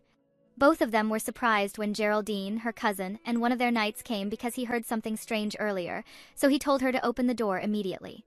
He loudly stated that under the Duke's orders, if she didn't reply on the count of 3, he was going to open the door even if by force. Before the count of 3, Javelian opened the door and said that she fully understood that her father was being more careful with security, but what they were doing was too much. Geraldine reasoned that it was for her own sake, so she should bear with him even if it was annoying. It was still unacceptable for Javelian, as it was already an invasion of her privacy. She then wanted to know why her father suddenly got worried about the security of her room, to which he answered that it was because of the stray cat that seemed to like going to her room. The two of them felt guilty about that. After that, the knight told Max to follow him outside. His Highness obediently obeyed him as if it was an order given to Geraldine. Suddenly, the crown prince was surprised to see his master in the hallway. After that, Duke Floyen seriously said that he had something to tell, so he should follow him. The two kept walking when the Duke halted to tell his student something important. He told him to stop sneaking into his daughter's room. Coming in through the window makes him no better than a petty thief. He always reminds him that Javelian was a girl, so he would prefer it if he minded his manners. But it seems like Maximilian was not affected by his words and just asked if the reason why he called him there was because of that. The Duke couldn't answer him properly and avoided his gaze as if he was hiding something, so it made the crown prince confused. He then changes the topic by asking if he had noticed anything suspicious in the palace recently, to which Max answered that Count Pyrex had an audience with the Emperor not long ago. He was someone who would do anything for his father, so it caught his attention. After hearing that, what the Duke was about to say greatly shocked His Highness. He mentioned that the shadows were spying on him and Javelian. They both knew it was something serious already that shouldn't be ignored, so he wanted to talk to him about it. The Duke told him that he talked to Yulia about that yesterday, but he wanted his men to keep a close eye on the Emperor's lackeys. He was the only one who could do that, so he begged Max to protect his daughter and make sure those bastards didn't get anywhere near Javelian. It was hard for him to believe that his master, who was the strongest in the Empire, was begging for his help. Not only did it surprise him, but it also made him wonder why the Duke was asking him for a favor like that. The master he knew was so overwhelmingly strong that he could win every battle he would take. Legis Adre Floyen, the god of battle. His reputation was not exaggerated at all, as Max had seen it with his own 2 eyes. He couldn't accept that his master was begging him, so he asked him for the reason because if it were him, he could easily end the Emperor's men and Pyrex in an instant. Max then yelled at the Duke and said to use that opportunity to start a rebellion. He then asked him how much longer he would be scared of the Emperor. His Highness continued to say that the only reason the nobles supported his father was because the Duke never disobeyed him. Even the nobles on the Emperor's side wouldn't resist because they knew how strong he was. The Crown Prince couldn't tell if his master was scared of the public, but he already had the respect of the Empire's citizens, and it goes without saying that the people of his territory would support whatever he chose. After saying all of that, Max still couldn't get just what he was so afraid of. The Duke became silent for a moment as if he was pondering about something. However, instead of giving him the answer that he wanted to hear, he just told his student to leave already, as it was late. Before leaving, he gave him a last warning not to use the window anymore to go to his daughter. The crown prince called his master, but the duke didn't stop and left him alone in the hallway. He kept thinking of Max's question about what he was so afraid of. His answer to that was not them, but it was him that he was afraid of. A few days later, it was already the day of the princess's coming-of-age ceremony. Carriages of the guests started to arrive at the imperial palace. The music begins inside while some of the nobles are dancing as they wait for the main character of the event. The emperor and the empress were already there, sitting in front of the banquet hall. Meanwhile, a servant informed Princess Beatrice that it was now time for her entrance. Her Highness looked at the mirror and was a little nervous, as it was finally the coming-of-age ceremony she had been waiting for. Before going, she prayed hard for the party to finish successfully without any problems, and also to let Javelian be watching when her crazy brother caused a huge problem, so she ended up hating him. When the princess was so focused on praying, his older brother, the crown prince, appeared suddenly, which greatly surprised her. It made her fall from the chair as he scared her, so she called him a psycho because of that. The princess asked why he popped up like that, to which the crown prince answered that he got tired of waiting, so he came in. She was reprimanding him for not knocking at the door of a lady's room, and his weird mask scared her to death. Before they could enter the hall, Max took off her mask and greeted his sister with a happy birthday. He knew that she was grateful because her beloved brother accepted her request to be her partner, so his presence alone was his birthday present for her. The princess was annoyed and said that the present she was waiting for was for him to be embarrassed in front of Javelian. His Highness teased his sister more by saying that her wish wouldn't happen, so she should just accept what he was offering to her. Since both of them wanted to get that over with, the crown prince reached out for her hand so he could escort her already. Beatrice had no other choice but to accept it. However, she still doubted if everything would go smoothly. At the banquet hall, Lady Javelian had already arrived together with her friends, which caught everyone's attention. But it seems like the lady was thinking of something else. She was wondering where her father went off right after escorting her there. The conversation they had for the first time when her father apologized to her still lingered in her mind. Juval was curious about what he was going to tell her when he cut off his words in the middle. Because of that, she really wanted to talk to him that day. Suddenly, the attendant announced the arrival of the star of that day's party, Her Highness Beatrice Evelyn Ashett, and her partner, His Highness Maximilian Cashin Ashett. Everyone was so surprised when they heard that, as nobody expected that the crown prince would attend, and what's more, he was the princess's partner. Even Lady Javelian was not expecting them to come together. She also thought that the crown prince was not meant to attend that party. The two entered the banquet hall while the princess was holding her brother's hand as if they were really close to each other. Her Highness exudes a beautiful aura, and the shiny jewelry is paired with her elegant look. On the other hand, even though the crown prince was wearing a mask, his beauty was still visible to everyone.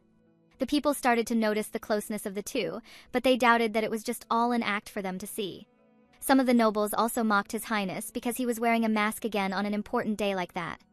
Little did everyone know that behind those smiles, the two were already killing each other with their words and teasing. While the crowd was cheering for them, the princess was waving her hand at them, and at the same time, she continued to swear at her brother. When none of them wanted to stop, Her Highness already got irritated, so she stomped her high heels on the crown prince's foot, which annoyed him. The two knew that their endless bickering wouldn't get them anywhere, so they decided to stop. With a smile still visible on her face, the princess controlled herself to keep it together and to avoid making a scene at her own party. On the other hand, the crown prince was trying his best to stay calm for peace. However, His Highness and the princess were not aware that they had the same goal in their minds. It was the most important thing at that moment for them and the one person they wanted to meet at that party. The two kept staring at that person who was standing in the middle of the crowd. The lady who shines so brightly in her beautiful white dress is Lady Javelian Floyen. Their eyes were fixated on the lady while they made their entrance at the banquet hall, which confused Javelian. However, what caught her attention more was the crown prince's gaze, and she wondered why he was staring at her. His Highness was so in love with the lady that he couldn't help but smile at her. But that smile of his gave shivers all over Javelian's body that froze her to where she was standing.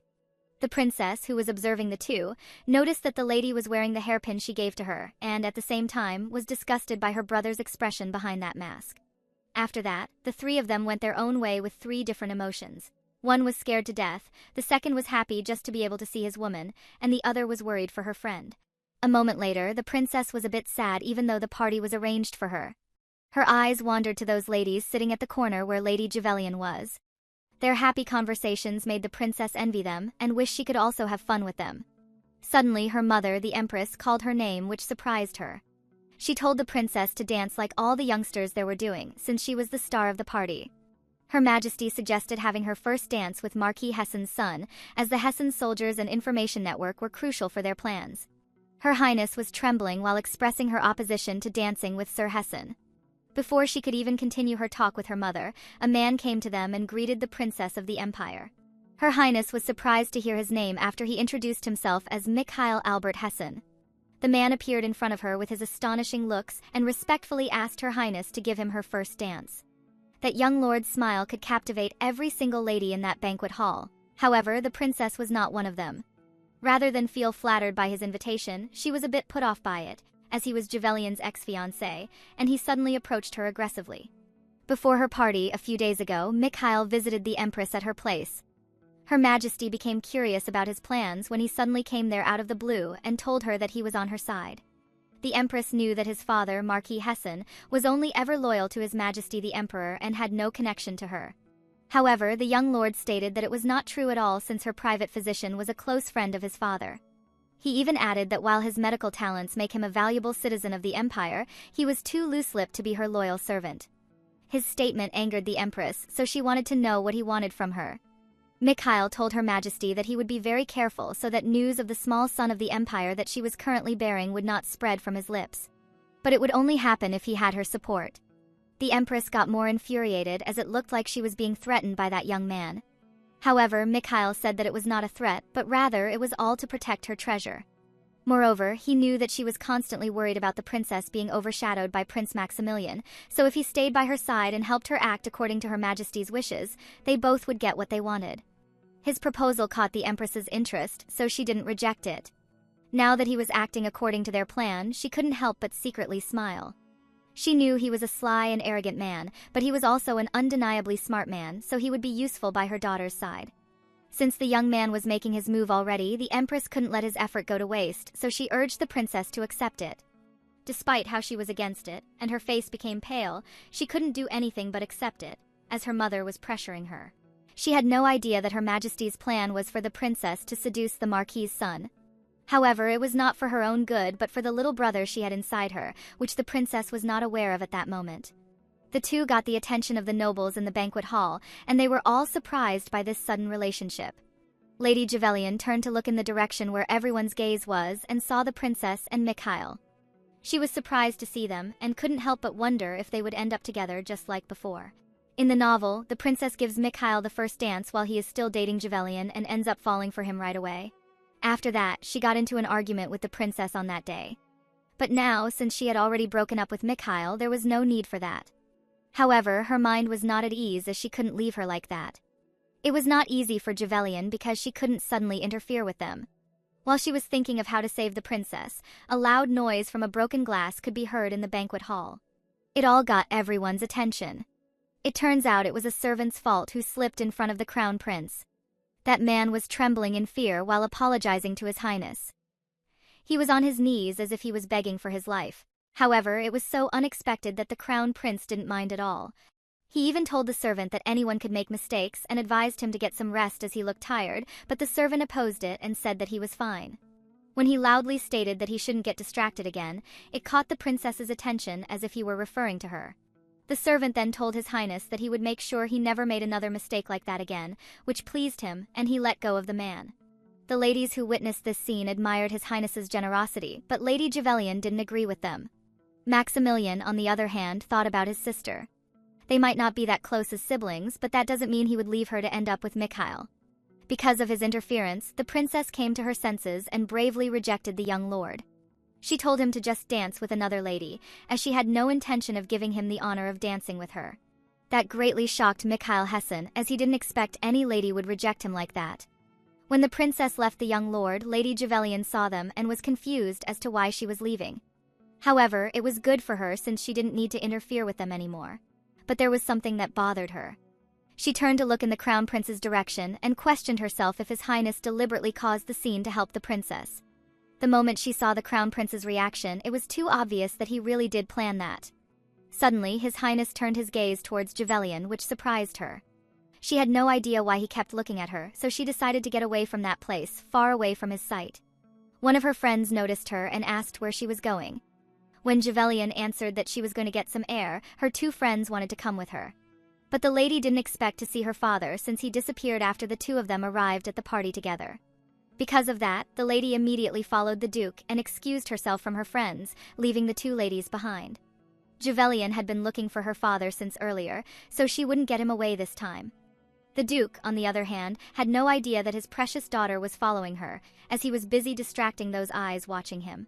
Despite how many people gathered in the hall, the Duke could easily notice those people who were watching his every move. It was not a surprise for him to see the Emperor's eyes and ears on every corner of the banquet, but it annoyed him as it was bothersome. A few days ago, the Duke visited the Floyen family's cemetery to meet someone close to him. The man reported that Circe's ring was a magic gem made from the goddess of magic, Circe's eye. They knew that the Emperor, who had no aptitude for magic, could use the magic gem, but based on the way he made the contract with him and uses it freely, the man concluded that he had an ally helping him. He asked around and found out who that ally magician His Majesty had, but there was a problem. When the Duke asked what it was, the man answered that the ally ended his own life and was found dead, which surprised His Grace. He then wanted to know if he was sure about it since the Emperor's shadows might be the ones behind it, but the man said that based on the family's statement, there were rope marks around the magician's neck. With the Emperor's ally dead, there was nothing more he could find about how to remove the contract. The Duke hardly accepts that there was no way for him to break the contract he had with His Majesty, but the man told him not to give up yet, not after they had gotten that far. With that being said, he told him that since there was an ally, the Emperor couldn't control the ring on his own. When he asked if he had an idea about it, the Duke just remembered those times when the Emperor mocked him for wanting to turn back time for his dead daughter, and even shared that there were quite a few fun things inside the chamber where he locked her up. Duke Floyen then stated that the Chamber of Shadows was the only place he could think of, as there had to be a reason why the Emperor was so obsessed with that place. When the man heard that, he knew he was talking about the dungeon under the palace, where no magic or sword aura works, the forbidden place where only the imperial family could leave after entering. The Duke suspected that it was the perfect place for Emperor Darius to hide something, which surprised the man, and he knew what the Duke was already planning. After their discussion, the man told His Grace that they should wait for their chance to search that place when he was ready. Since there were a lot of people in the palace because of the party, it was now their chance to infiltrate that place. When he knew that the man he talked to before had already entered the palace safely, the Duke made his move. The people who were observing his move got alerted as soon as he walked away from the hall. Just like how they were secretly watching him, His Grace also led them quietly to where he could take them down. When they saw that he was taking the east door, they informed the others so they could follow him. However, the Duke was more prepared than they, as he lured them to the right place to take them down. When those men couldn't find the Duke anywhere, he unexpectedly showed up behind them. With just a few quick attacks, he already took down all the ones who followed him. The moment he closed the door where he hid their bodies, a voice called him from behind. He was surprised to hear such a familiar person, so he turned to look to see if he was right. When he saw her, it was really Javelian who asked him what he was doing in that place. The Duke wondered how long she had been there or if she saw what he did. Instead of questioning her, he stayed calm and said that she was just with her friends a few moments ago, so he wondered why she followed him. Lady Javelian shyly stated that she wanted to spend some time with him that day, so she excused herself from the other ladies. Those words came unexpectedly, so the Duke couldn't process it immediately. But he came back to his senses after a few seconds and patted her head, as he was happy to hear it from her daughter.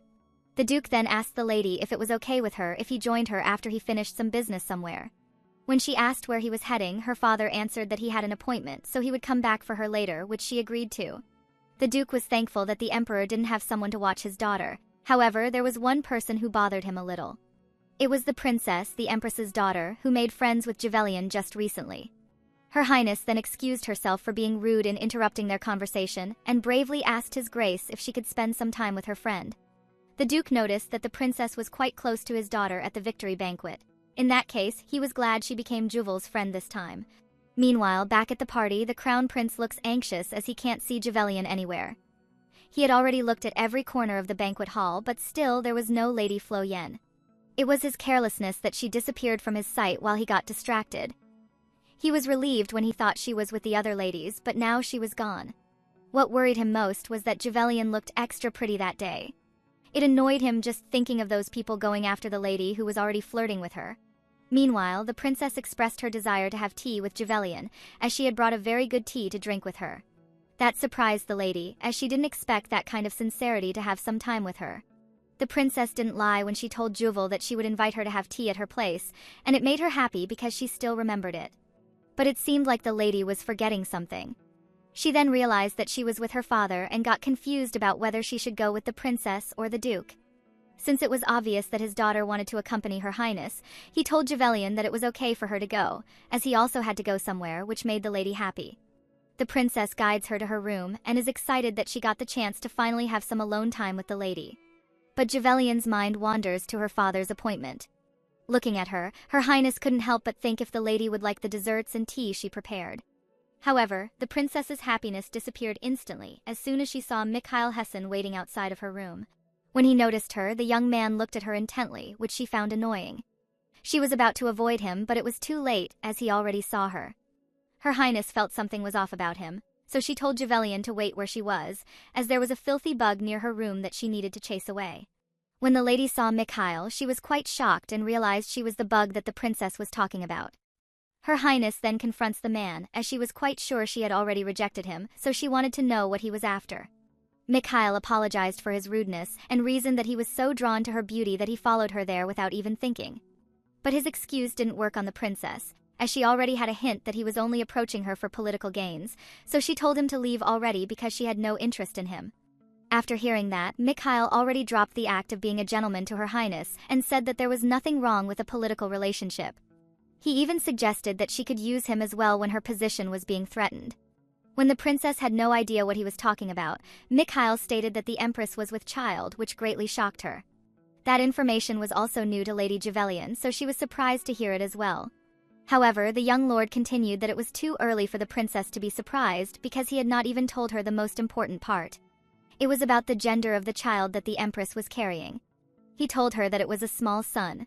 That shocking news made the princess lose her balance as she knew the weight of it. But hearing it from that man's mouth was more unacceptable. Seeing how anxious her highness looked at that moment, Mikhail took that opportunity to offer his hand for her to lean on. The princess was trembling and didn't know what to do while the young lord urged her to take his hand. But suddenly, Lady Javelian went to her and hugged the princess to comfort her highness from that shocking news. She started crying as soon as the lady came, which made Juval worried for her. She then turned to look at Mikhail and swore that she wouldn't let someone like him hurt her friend. Her actions surprised him, and he was confused as to what was going on between Javelian and the princess. He had no idea why she was helping her highness or when the two of them became so close. However, it doesn't matter at all to Mikhail, as it wouldn't change anything. Despite the confusion and the anger, he still manages to smile in front of them and says that Lady Flo Yen was being a little rude, as he was in the middle of a conversation with the princess. But Javelian didn't back down, as she was already with her highness before he came there, so she told him that fact and said that he was the one who was being rude. Mikhail was taken aback by her words, and it made him speechless for a while. The lady then reminds him of what she said before, that doing something that the person in question doesn't want is assault. Her highness, the princess, definitely said no, so she told him to leave her alone. After checking if the princess was okay, Javelian invited her to go back to the banquet hall already, which she agreed to. However, the young lord started to get irritated and angry. The two had no idea of the expression that Mikhail had on her face as the lady was busy comforting the princess. He already had enough, so the young lord yelled at Javelian and said to stop interfering, as he didn't come there to see her. It was her highness that he wanted to have a conversation with. He then turned to the princess and told her to snap out of it, as she shouldn't keep disappointing her majesty any longer. His words annoyed Lady Flo Yen so much that she shouted at him, as he was going too far already. However, that didn't stop Mikhail, and he kept talking. He even asked the princess if she was not worried at all about her current political position. When he stated that she would definitely lose the fight for the throne if the empress gave birth and that child was a boy, as the priests had foretold, her highness left dumbfounded. The young lord saw her reaction and took that opportunity to manipulate her by saying that she should rely on him as he could help her. However, it seems like it didn't work on the princess, and she told him to shut his mouth, as she had no intention of acting lovey-dovey with the trash that dared to threaten her with the succession. When Mikhail heard that, his face became irritated. He then told her not to get ahead of herself, as he didn't like her either. The young lord smiled silently while thinking of his real intention for why he was getting close to her highness. His real motive was to use the princess as a tool to keep Lady Flo Yen by his side forever. However, since she was not willing to cooperate with him, he called the guards whom he had brought. That surprised the two ladies, as they wouldn't be able to fight back if he used force on them. Mikhail happily stated that it was unfortunate, as he didn't want things to end up like that, but he had no choice. He then ordered the guards to escort the princess with him. He also told them to take the woman who dared to interrupt him and drag her outside. Javelian couldn't believe that Mikhail was really going to go that far just to get what he wanted.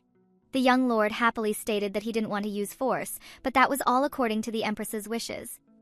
His words angered the princess, as she couldn't believe that her mother would have planned something like that with Mikhail. Suddenly, a guard forcefully grabs Lady Flo Yen without a care, even if he is hurting her.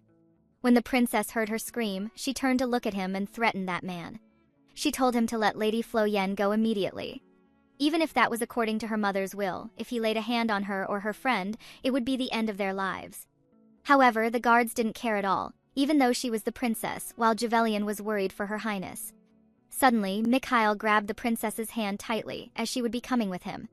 Her highness was ordering the young lord to let go of her while asking someone for help, but the man didn't listen at all to her.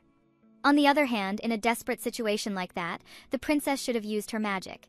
However, it confused Javelian as to why she was not doing anything at all. In the novel, her highness fell into despair because of the empress and emperor's disdain for her, and awakened her magic before the coming-of-age ceremony. That would mean by this time she should already have become a magician. However, judging by the situation that she couldn't do anything, it seemed like she still couldn't use magic. Lady Flo Yen assumed that maybe it was because she met with her, which caused the delay of her awakening. Since it had already come to that, she had no choice but to think of a way to get out of their situation and asked for help. The lady thought it was the perfect situation where she could use the tool she ordered before, so she took it out and blew that defense tool as loudly as she could. That sound hurt everyone's ears present there, including Mikhail, who had no idea what had just happened. Javelian kept blowing the whistle while desperately hoping that someone would hear it and come to rescue them. However, the young lord seizes that tool to prevent her from what she was planning to do. That angered Mikhail, and he asked the lady what she was doing with that thing. But instead of answering, Javelian ordered him to give it back to her and asked if he had lost his mind as he dared to touch someone else's belongings. When he asked what she did, the lady answered that it was a self-defense whistle and it was the perfect tool for requesting help when under attack or in distress. Mikhail laughed at her when he heard that and saw that tool as an interesting toy. However, he tossed it over to the floor, as a toy like that wouldn't make anyone come to save her. He then stepped on it without hesitation and crushed the defense tool owned by the lady. Because of that, she looked at him with a disdainful look on her face. Despite that, the young lord still continued his plan and ordered the guards to hurry up and take the princess to her room. While being dragged away, all Javelian wished was for Max to hear her signal and come over for them. Or her father, Duke Flo Yen, somehow heard it as well, and she is hoping for his immediate arrival. The guards and Mikhail didn't waste any time splitting the two ladies from each other despite their refusal. Suddenly, everyone was shocked, including Javelian, when someone kicked the young lord out of nowhere. The lady was so surprised when she saw that person, as she didn't expect that it would be him who came to save them. On the other hand, the princess had the same reaction to Lady Flo Yen as someone who showed up out of the blue. The man then told everyone present there to send Marquis Hessen a coffin from him and inform him that it was his stupid son's corpse. It turns out it was the crown prince who arrived and kicked Mikhail onto the ground. His highness was so furious that he wanted to end the marquis's life already. On the other hand, the other people there were surprised to see the crown prince, including Lady Flo Yen. When Javelian was looking at his back, she couldn't help but wonder why he suddenly appeared there. After thinking about it, his highness showed up when she blew the defense tool she had. That made her an assumption, which was confusing for her. The crown prince stepped hard on the marquis as he dared to lay his hands on Lady Javelian even in the palace. When his highness pressed harder, Mikhail wanted to explain that there had been a misunderstanding. However, he didn't listen to the young lord and took a quick look at the lady as she heard her voice. She was coughing so hard, as if she had been strangled, that it caught the crown prince's attention. He was surprised and worried for her, and he wanted to know if she was hurt, but he couldn't possibly ask the lady about it. Her cough continued, and Max wondered what could be the reason behind it. Suddenly, he noticed a bruise on Javelian's neck, and that made him realize that she really got hurt. The lady didn't have any idea that she had it after Mikhail suddenly pulled the defense tool she had in her neck earlier. His highness got even angrier, as Javelian was so precious to him that he had been by her side every day to protect her, and yet, in the end, the marquis hurt her, his future wife. That was when the thread to his patience in ending the marquis's life broke loose. His anger towards him grew stronger as he grabbed the man who was on the floor. His highness lifted him up in the air while the marquis tried to talk to him, but the crown prince just told him to shut his mouth. He then tossed the lord against the wall with all his strength, which caused the man to be in a lot of pain. After that, the crown prince turned to the guards, who would be his next target, as they also hurt Lady Javelian. His Highness stated that he would sentence them all to death for the crime of insulting the imperial family, and they would all die by his hand. The guards went into their defensive position and pulled their swords out while facing the crown prince. The Marquis, who was badly injured, knew that everything would become complicated if anyone died at that moment, so he tried to stop His Highness. He told him that all their actions were under the Empress's orders. Mikhail explained that Her Majesty ordered them to escort the princess away, and there was a misunderstanding. However, despite that being said, it seems like the crown prince had no intention of stopping, as he didn't care about the Empress. His Highness told the Marquis that he was someone who didn't even listen to his father, the Emperor, so he wouldn't care about his stepmother's orders either. For him, it seems like they all have forgotten who he was, so he would make them remember. When one of the guards started attacking the crown prince, he quickly pulled a long piece of thread from his clothes.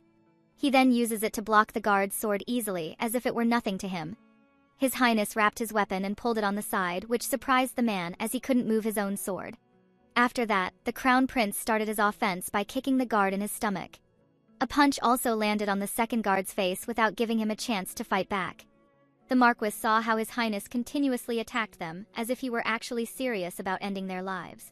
When one of them attacks the crown prince with his sword, he manages to scratch his hand after he blocks it with his bare hand. However, it seems like His Highness was not bothered at all and even laughed at them as they tried to attack him with that level of skill. He told them that he would show them what happens when they act cocky just because someone has their back.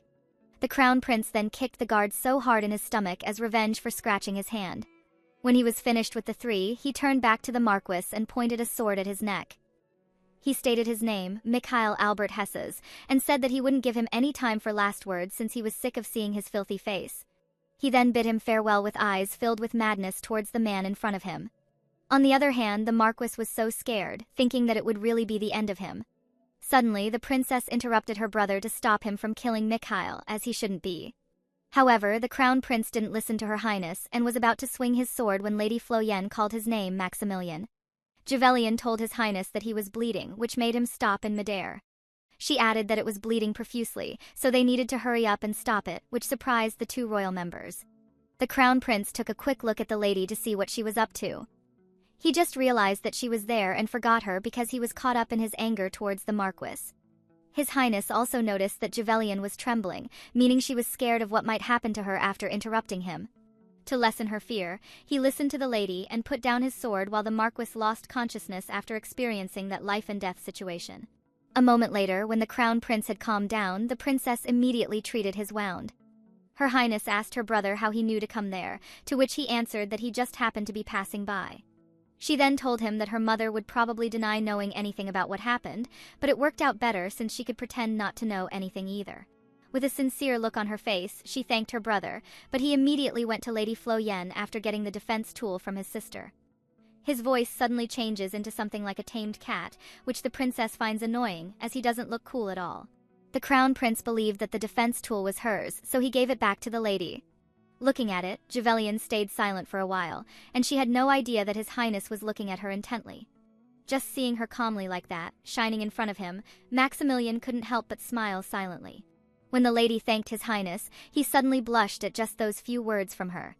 After that, the princess told her brother to escort Javelian safely back to the banquet hall, as she needed to visit her mother first, to which the crown prince agreed. The two of them got back to the banquet hall together, thanks to the princess, but the lady's friends suddenly appeared as they got worried about their friend.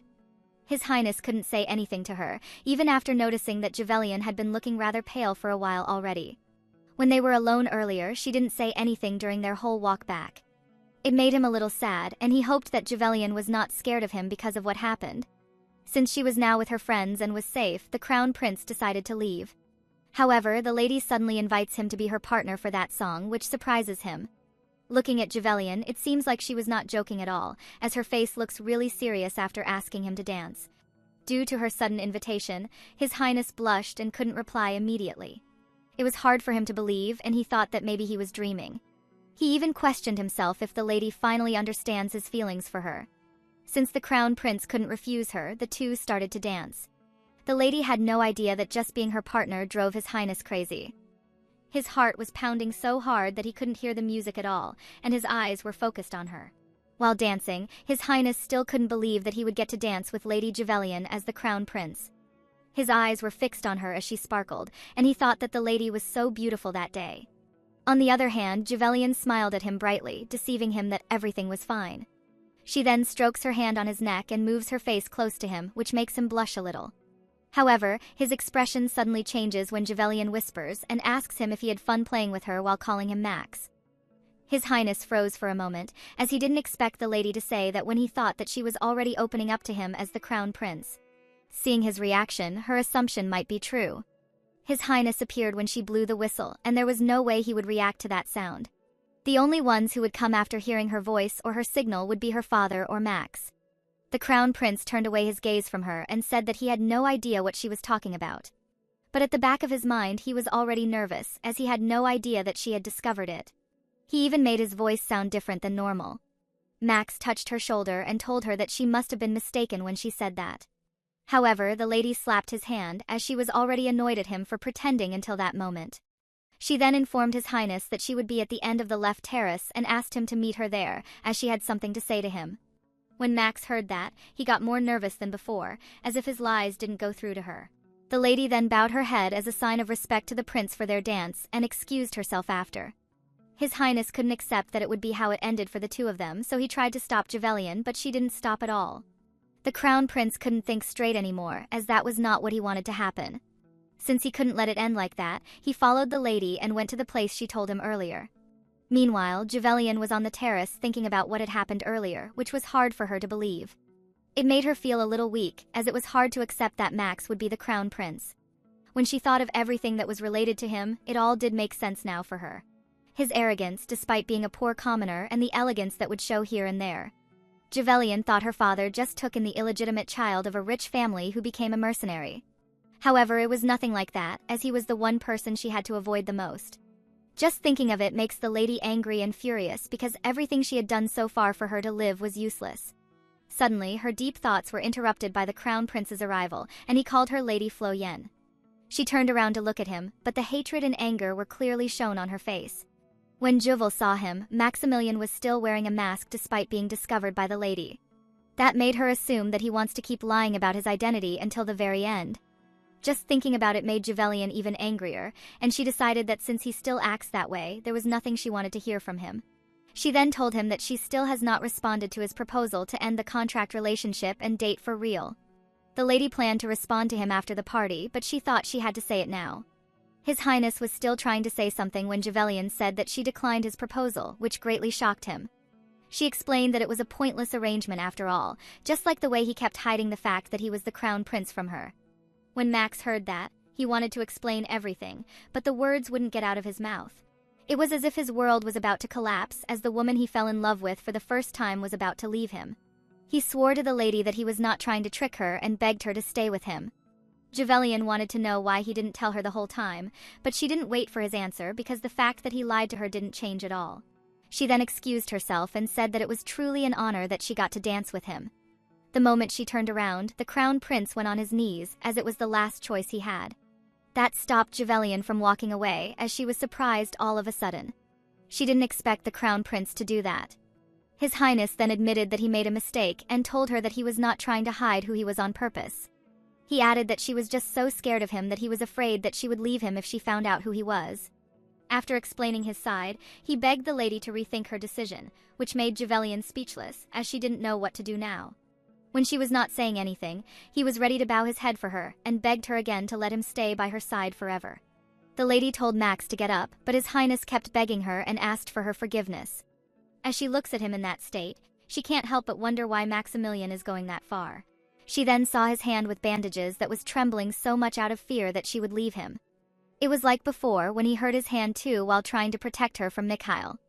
Back then, she was the one who covered up his wound while thanking him for saving her from that man and taking her side.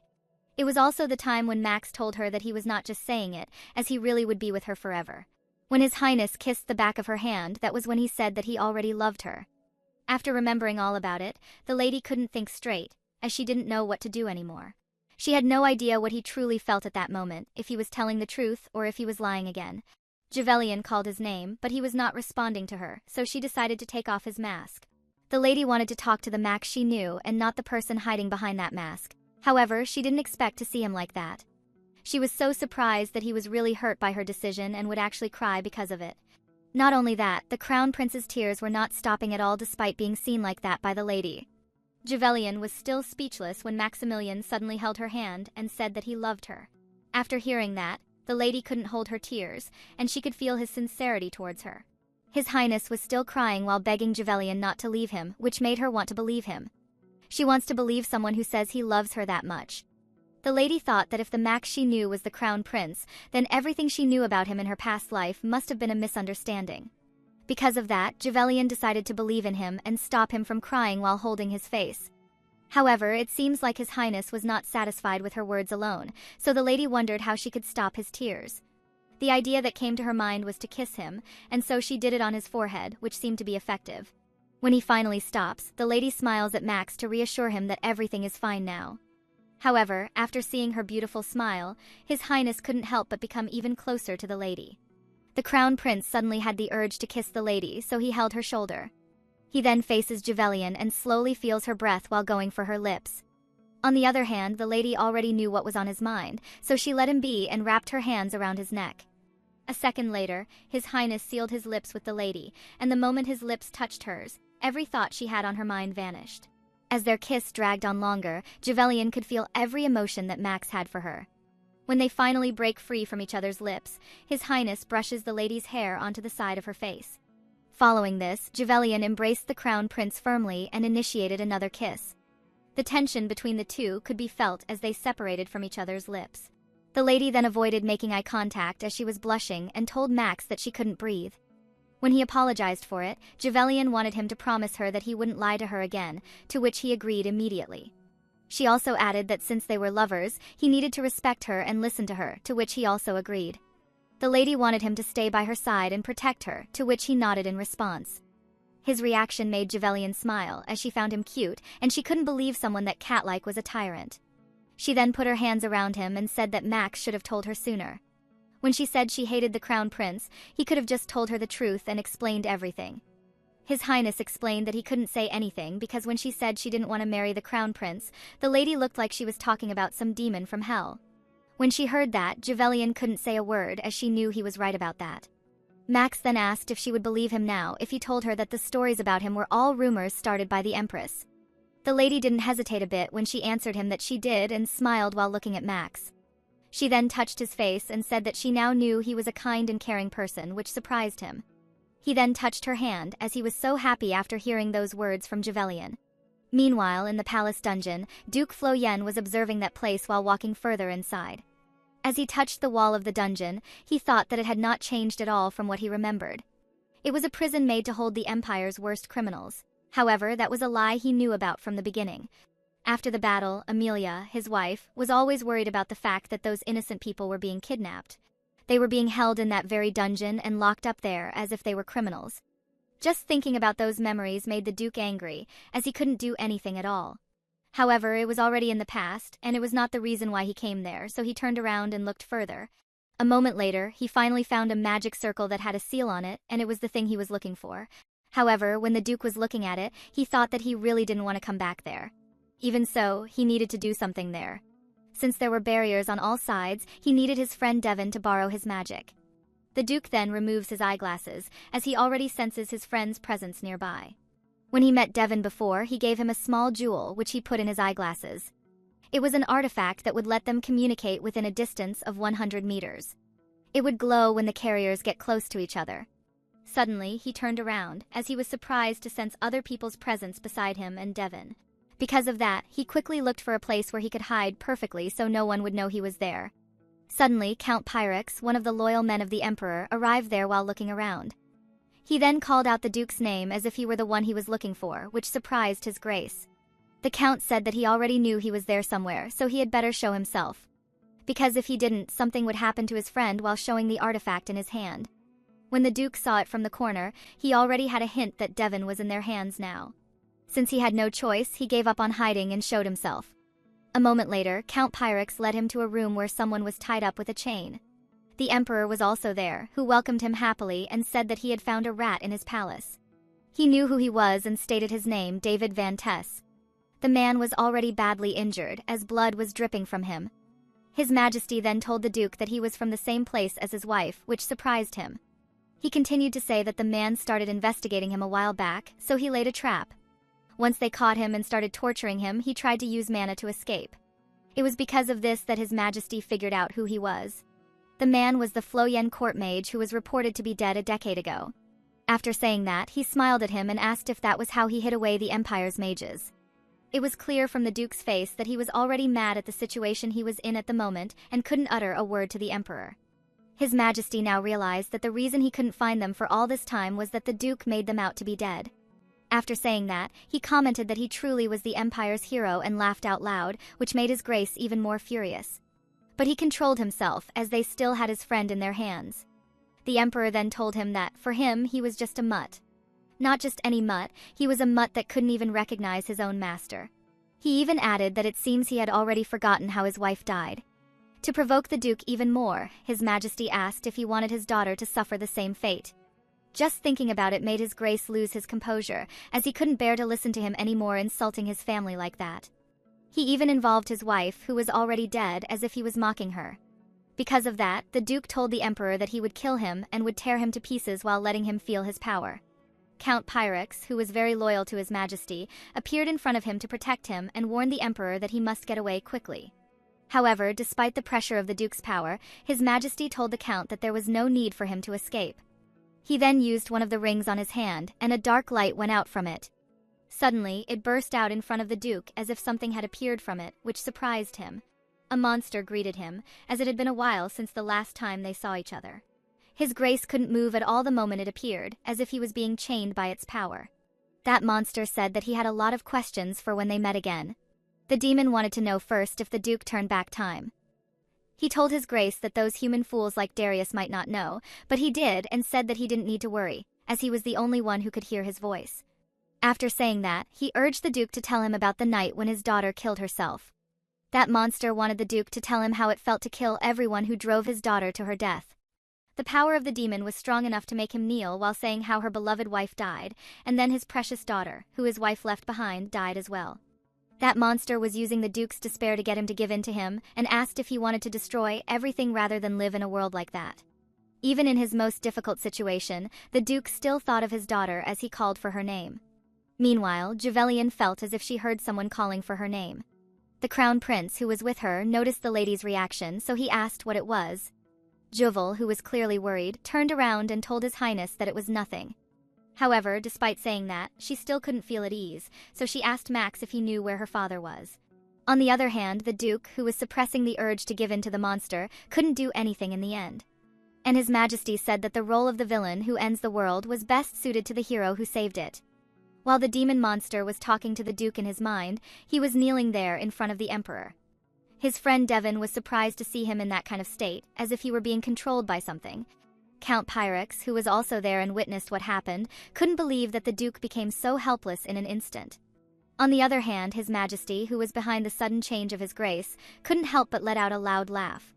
He told the Duke that he now finally looked like the leash dog he was always meant to be. Since he was now in control of him, he ordered Legis Floyen to personally kill his friend Devon in front of him. That scared the man, but more importantly, he was more afraid of the Duke as he started to walk towards him. The tension goes on as he walks closer and closer to him, as if he were really going to do it. When he was already in front of him, the Duke was about to pull his sword, which made Devon sit on the ground. He had no idea that a demon had taken over his body and was controlling his mind completely. His friend was calling out the Duke's name in hopes that he would stop or would remember who he was. However, the monster had already been in full control and was urging Legis to kill him, as it had been a while since he got to kill anyone.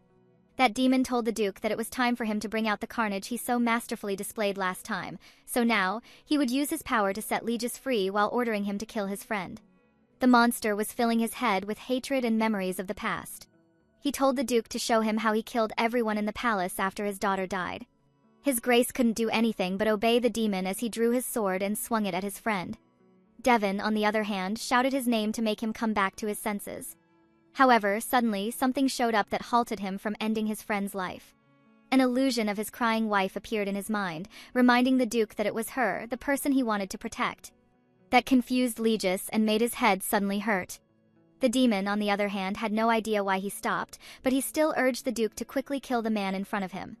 But as the monster kept controlling him, his wife's illusion continued to suppress his urges to kill by saying that it was not his fault and that she didn't blame him. She also told him that he became like that to protect her, so he shouldn't give up easily. When his wife reminds him how much she loves him, the Duke starts to cry, and little by little, his senses come back to reality. The ring that was controlling him started to react, which surprised the Emperor. Suddenly, the Duke pierces his leg instead of his friend's to lessen the controlling magic that the demon had in him. The blood started to come out from the injury he had caused in his own body with his sword. Devon, on the other hand, was surprised at what he had done and still couldn't grasp what was going on. But there was no time for the Duke to explain everything to him, so while he was still in his right mind, he whispered to his friend to quickly run away. After he untied the ropes on his body, Devon ran as fast as he could, just like what his friend told him to do. Count Pyrex, on the other hand, ordered some of his men to follow him quickly and stop him at all costs. Meanwhile, the demon was disappointed in the Duke for disobeying him. As a consequence, he tightened the leash within him, which caused him such great pain. It made him fall onto his knees while the Count was busy chasing Devon, and he was even ordered to call the shadows. The monster was talking to the Duke in his mind and wanted to know why he was rejecting him when he was the only one in the whole world who had seen his life. He started to fill his head again with words related to his family by saying how much he pities him, as the story of his wife and daughter was so sad, and that the savior of the empire couldn't even save himself or his own family. To gain full control over him, the demon told the Duke that the empire had never cared for him, so both of them should just destroy it once and for all. Meanwhile, the banquet hall was still filled with people enjoying the party without any idea about the emperor's doing. Javelian, who went back inside after talking to His Highness the Crown Prince, was still looking around for her father. A moment later, she finally caught a glimpse of the Duke. Both he and His Majesty came out from the same direction, but no one was aware of what had happened.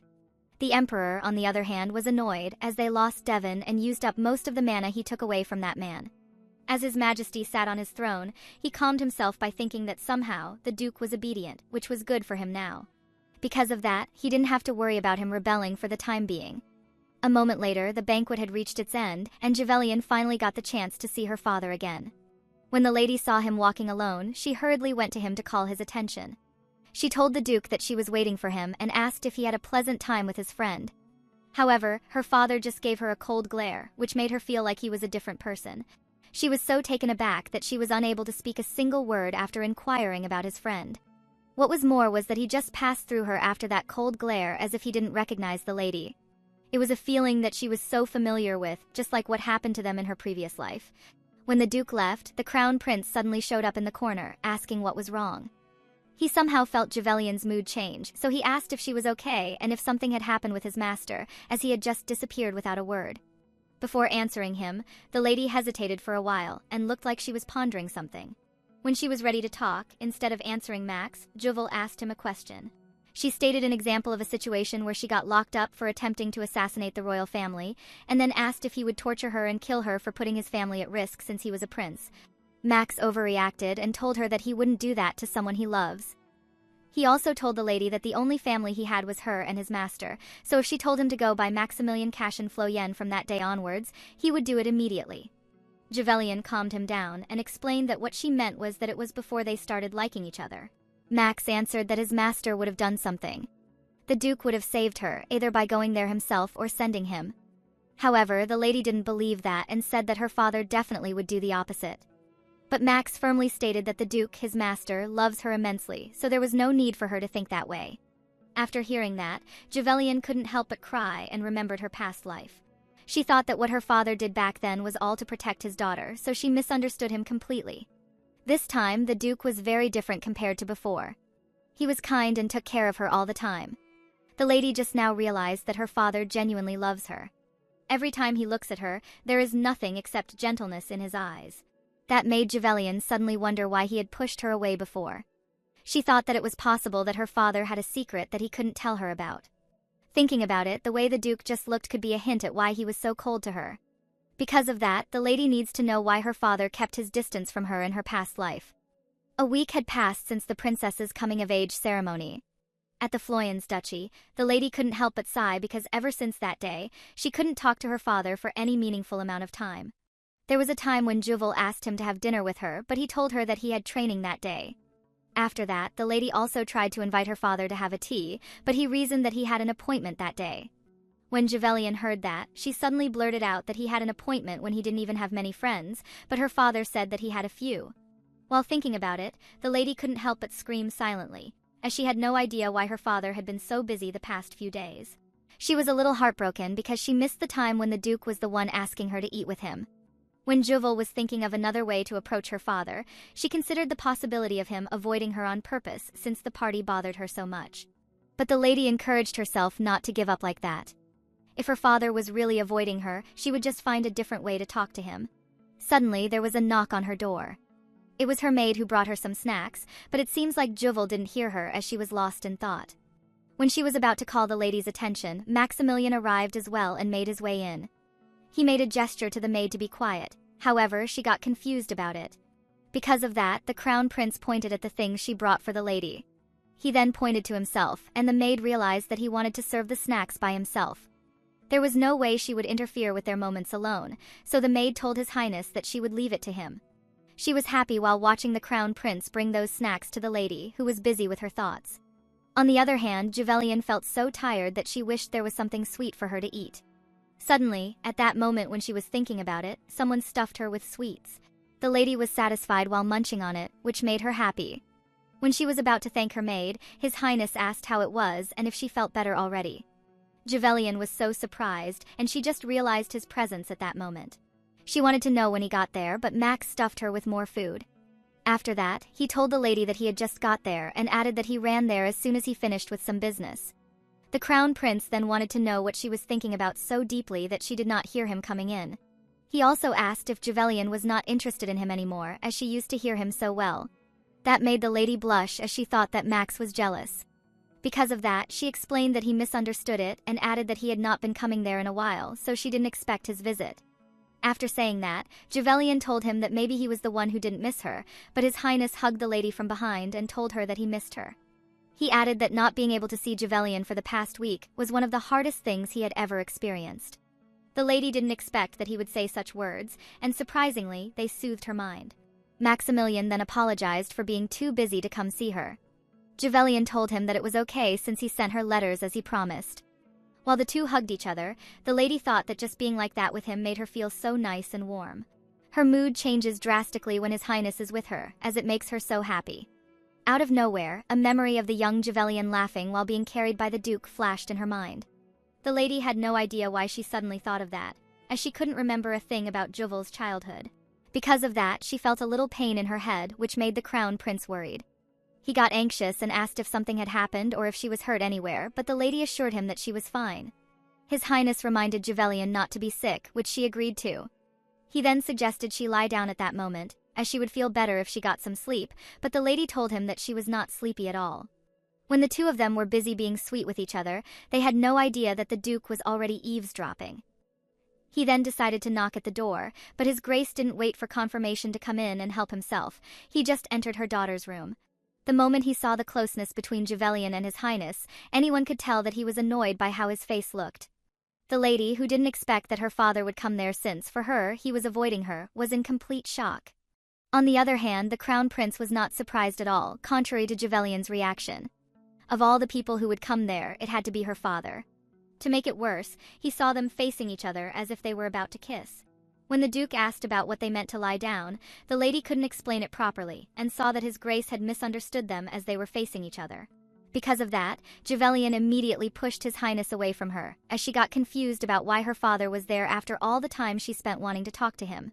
The lady then tried her best to explain to the Duke that it was not what it looked like. However, he just informed her with an evil smile that he would need to talk to Max in private. While walking in the hallway, His Highness reminds his master that he gave them permission to see each other. He then urged the Duke to just be honest with him and asked which part of him he found so lacking that he always looked so dissatisfied. However, his master didn't care to answer him at all and just kept walking. Suddenly, His Grace stopped when His Highness asked if he had injured his leg, as he noticed something was wrong while he was walking. But the Duke played innocent and asked what he was talking about. He even looked at him seriously while saying not to test him, as he was completely fine. Maximilian knew his master very well to know that the Duke was not telling the truth. Before Max went to the Floyen residence, one of his men handed over their report after tailing Count Pyrex. It says there that on the day of the princess's coming-of-age ceremony, he was seen locking up an unidentified man in the Chamber of Shadows.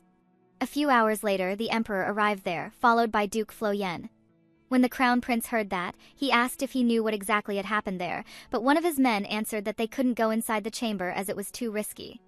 However, they noticed that there was definitely something off about the Duke, which caught Max's attention.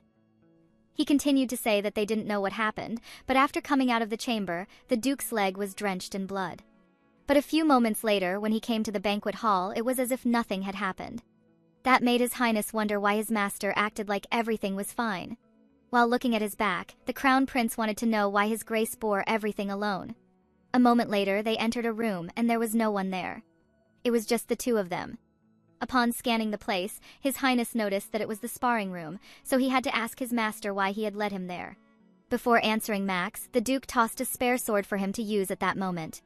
He then grabs another one and says that a while back, he asked her daughter what her ideal type was. His Grace questioned if he knew what her first answer was. Without waiting for his answer, he said that it was someone stronger than her father. What he meant by it was that Max needs to surpass him if he wants Javelian. Before that situation arose, the Duke was lost in deep thought. He thought that it was half a day after the Crown Princess's coming-of-age ceremony and the Emperor's activation of the ring's power when His Grace finally came to his senses. He was grateful that he got released from the ring's control. However, there was an issue that bothered him, and it was that the Emperor knew of Devon's existence. The Duke tried to free himself from the ring's contract until that moment, but he was still useless. He still couldn't think that His Majesty would use the power of the ring, which he hadn't used in a while, to control him like a dog again. Not only that, but he also nearly killed someone dear to him with his own hands, like some dreadful monster, just like back then. His hands were trembling when he thought about it, those memories in the past that he couldn't forget. But His Grace wouldn't let the Emperor continue to control him just like that. He swears to himself that this time as well, he would personally cut His Majesty down. However, in order to do that, the Duke must do something first, and it was to find his friend Devon.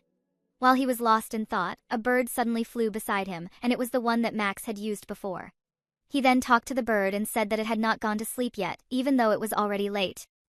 His Grace then asked if the bird was consoling him because she was worried about him, to which the bird made a sound as if it understood the Duke. When he heard it, he told her that he was all right since he got something out of it. He learned that when the Emperor, who was unable to use magic, activated Circe's ring on his hand, he used Devon's mana to control it.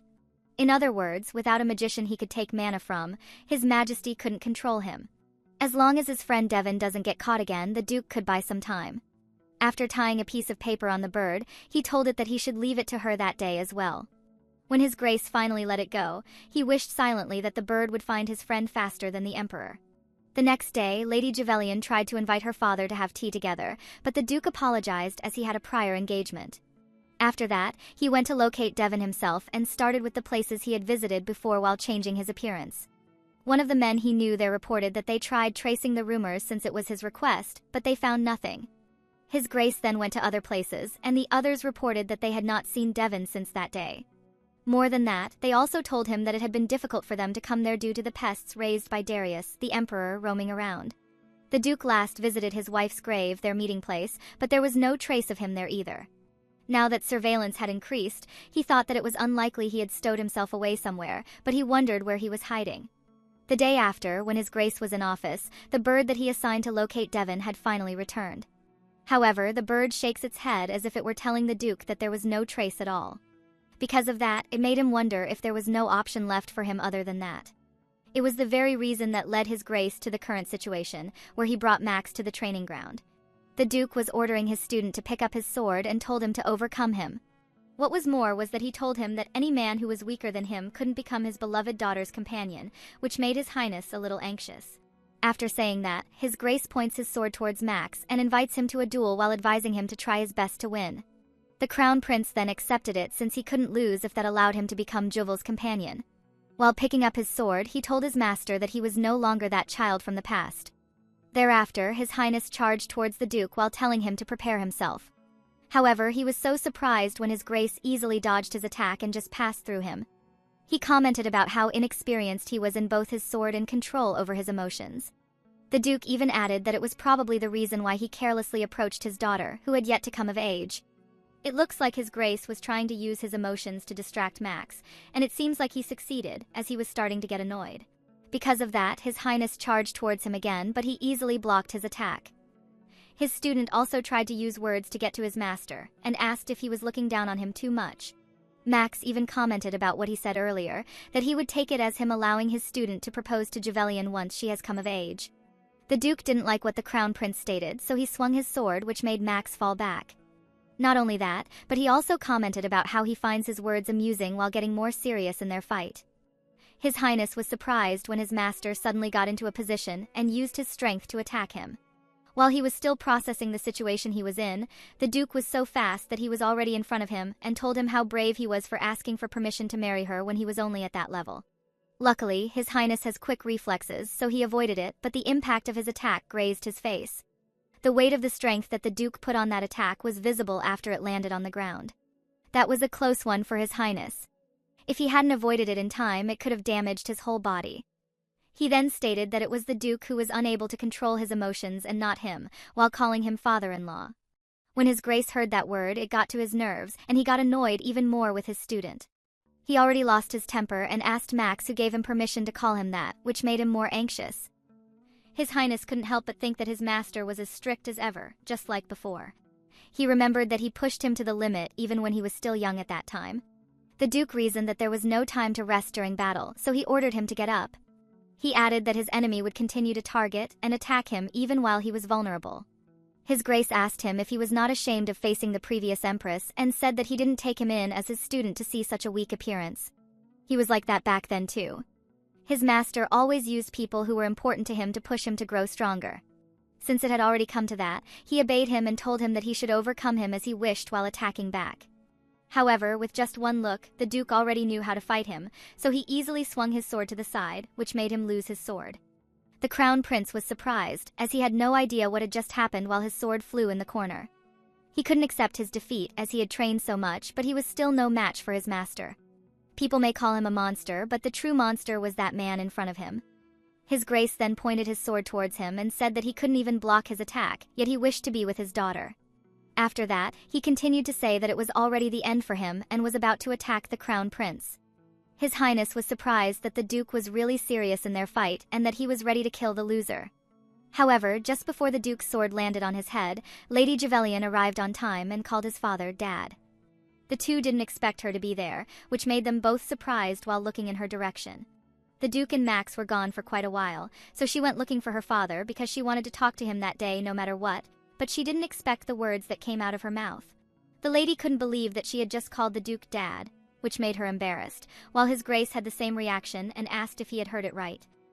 He was so surprised that he wanted to know if Juvelian really called him Dad.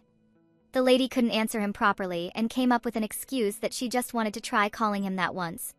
Her head was in a mess at that moment because she was scared Max would get hurt, but she didn't expect to say the word Dad to her father like a 5-year-old. As she was thinking about the situation she was in, Juvelian suddenly felt pain in her head.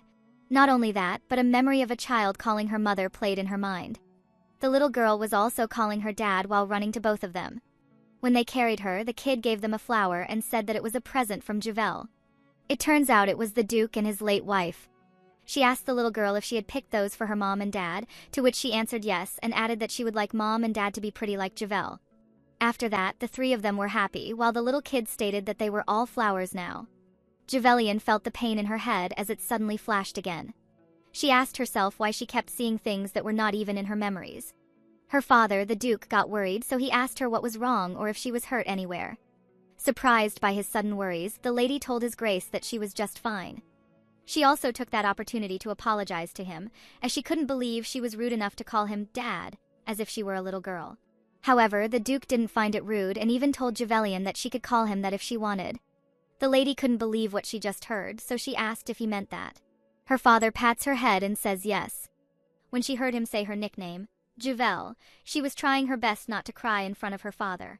However, a memory of the Duke and his late wife calling Juvel their beloved baby suddenly flashed again in her head.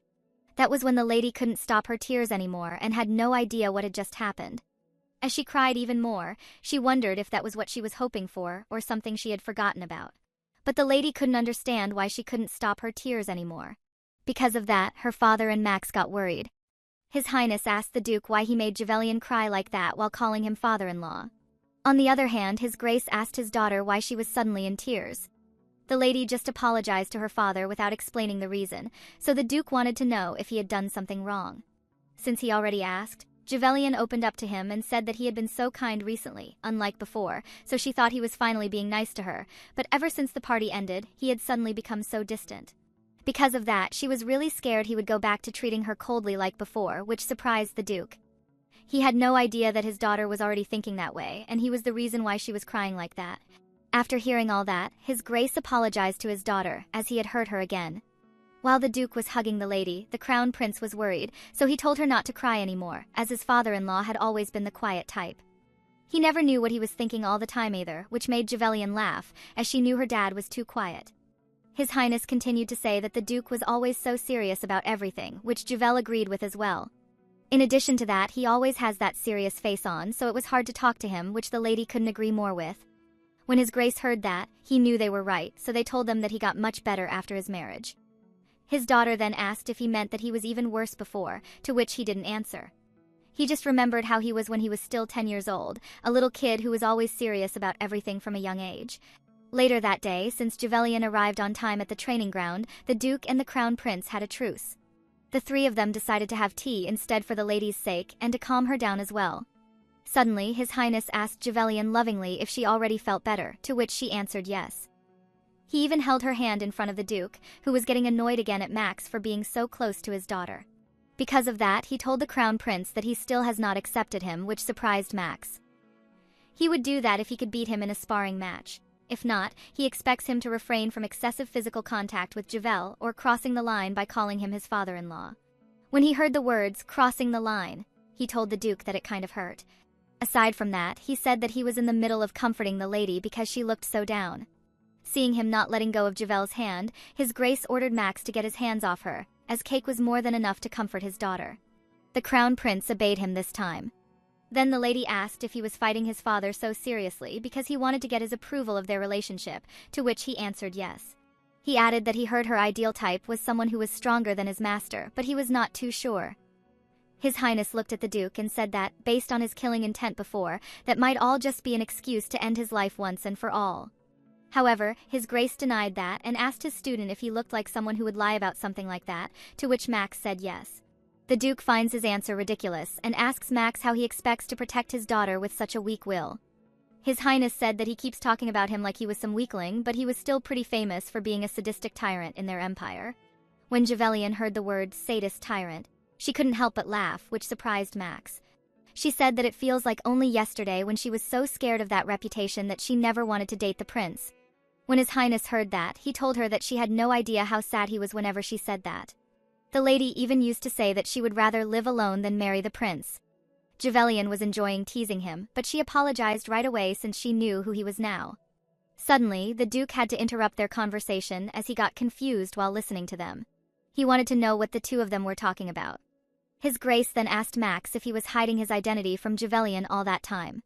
The Crown Prince couldn't answer him, so the lady said that she only found out about Max's identity at the princess's coming-of-age ceremony. She then asked her father about it, but he just told her that he thought she already knew. The Duke added that he thought she was dating that lout even though she knew who he was. Javelian explained that she started a contract relationship with Max because she thought he was going to marry her off to the Crown Prince. She then asked if he knew about that and was still against it. His Grace was about to burst from anger, so the Crown Prince interrupted them, saying that at least now they all know the Crown Prince was him, the cute and adorable guy. The Duke was silently cursing Max while glaring at him. He should be just the devil's student in hell instead of becoming his student. The lady escapes his father's scolding by excusing herself so the two of them could finish their conversation without her. His Highness begged her to stay, but she still left. The moment that the two of them were alone, the Duke slammed the table in front of them. He shouted at his student, calling him an ungrateful little brat as he dared to lie to them. His Highness said that it was not lying, as he just didn't tell him the truth, but for His Grace it was the same thing. Since it had already come to that, the Crown Prince took that opportunity to ask his master. He asked how long he intends to keep things to himself. However, instead of answering, the Duke told him not to change the subject. The Crown Prince was stubborn, as he needed to know something while they were still alone in that room. He wanted to know what Circe's ring is. When His Grace heard that, he was left in great shock. For the time being, I'll end this here. Did you enjoy the manhwa? If so, then check back for the next part. And don't forget to subscribe to my channel and stay tuned for more.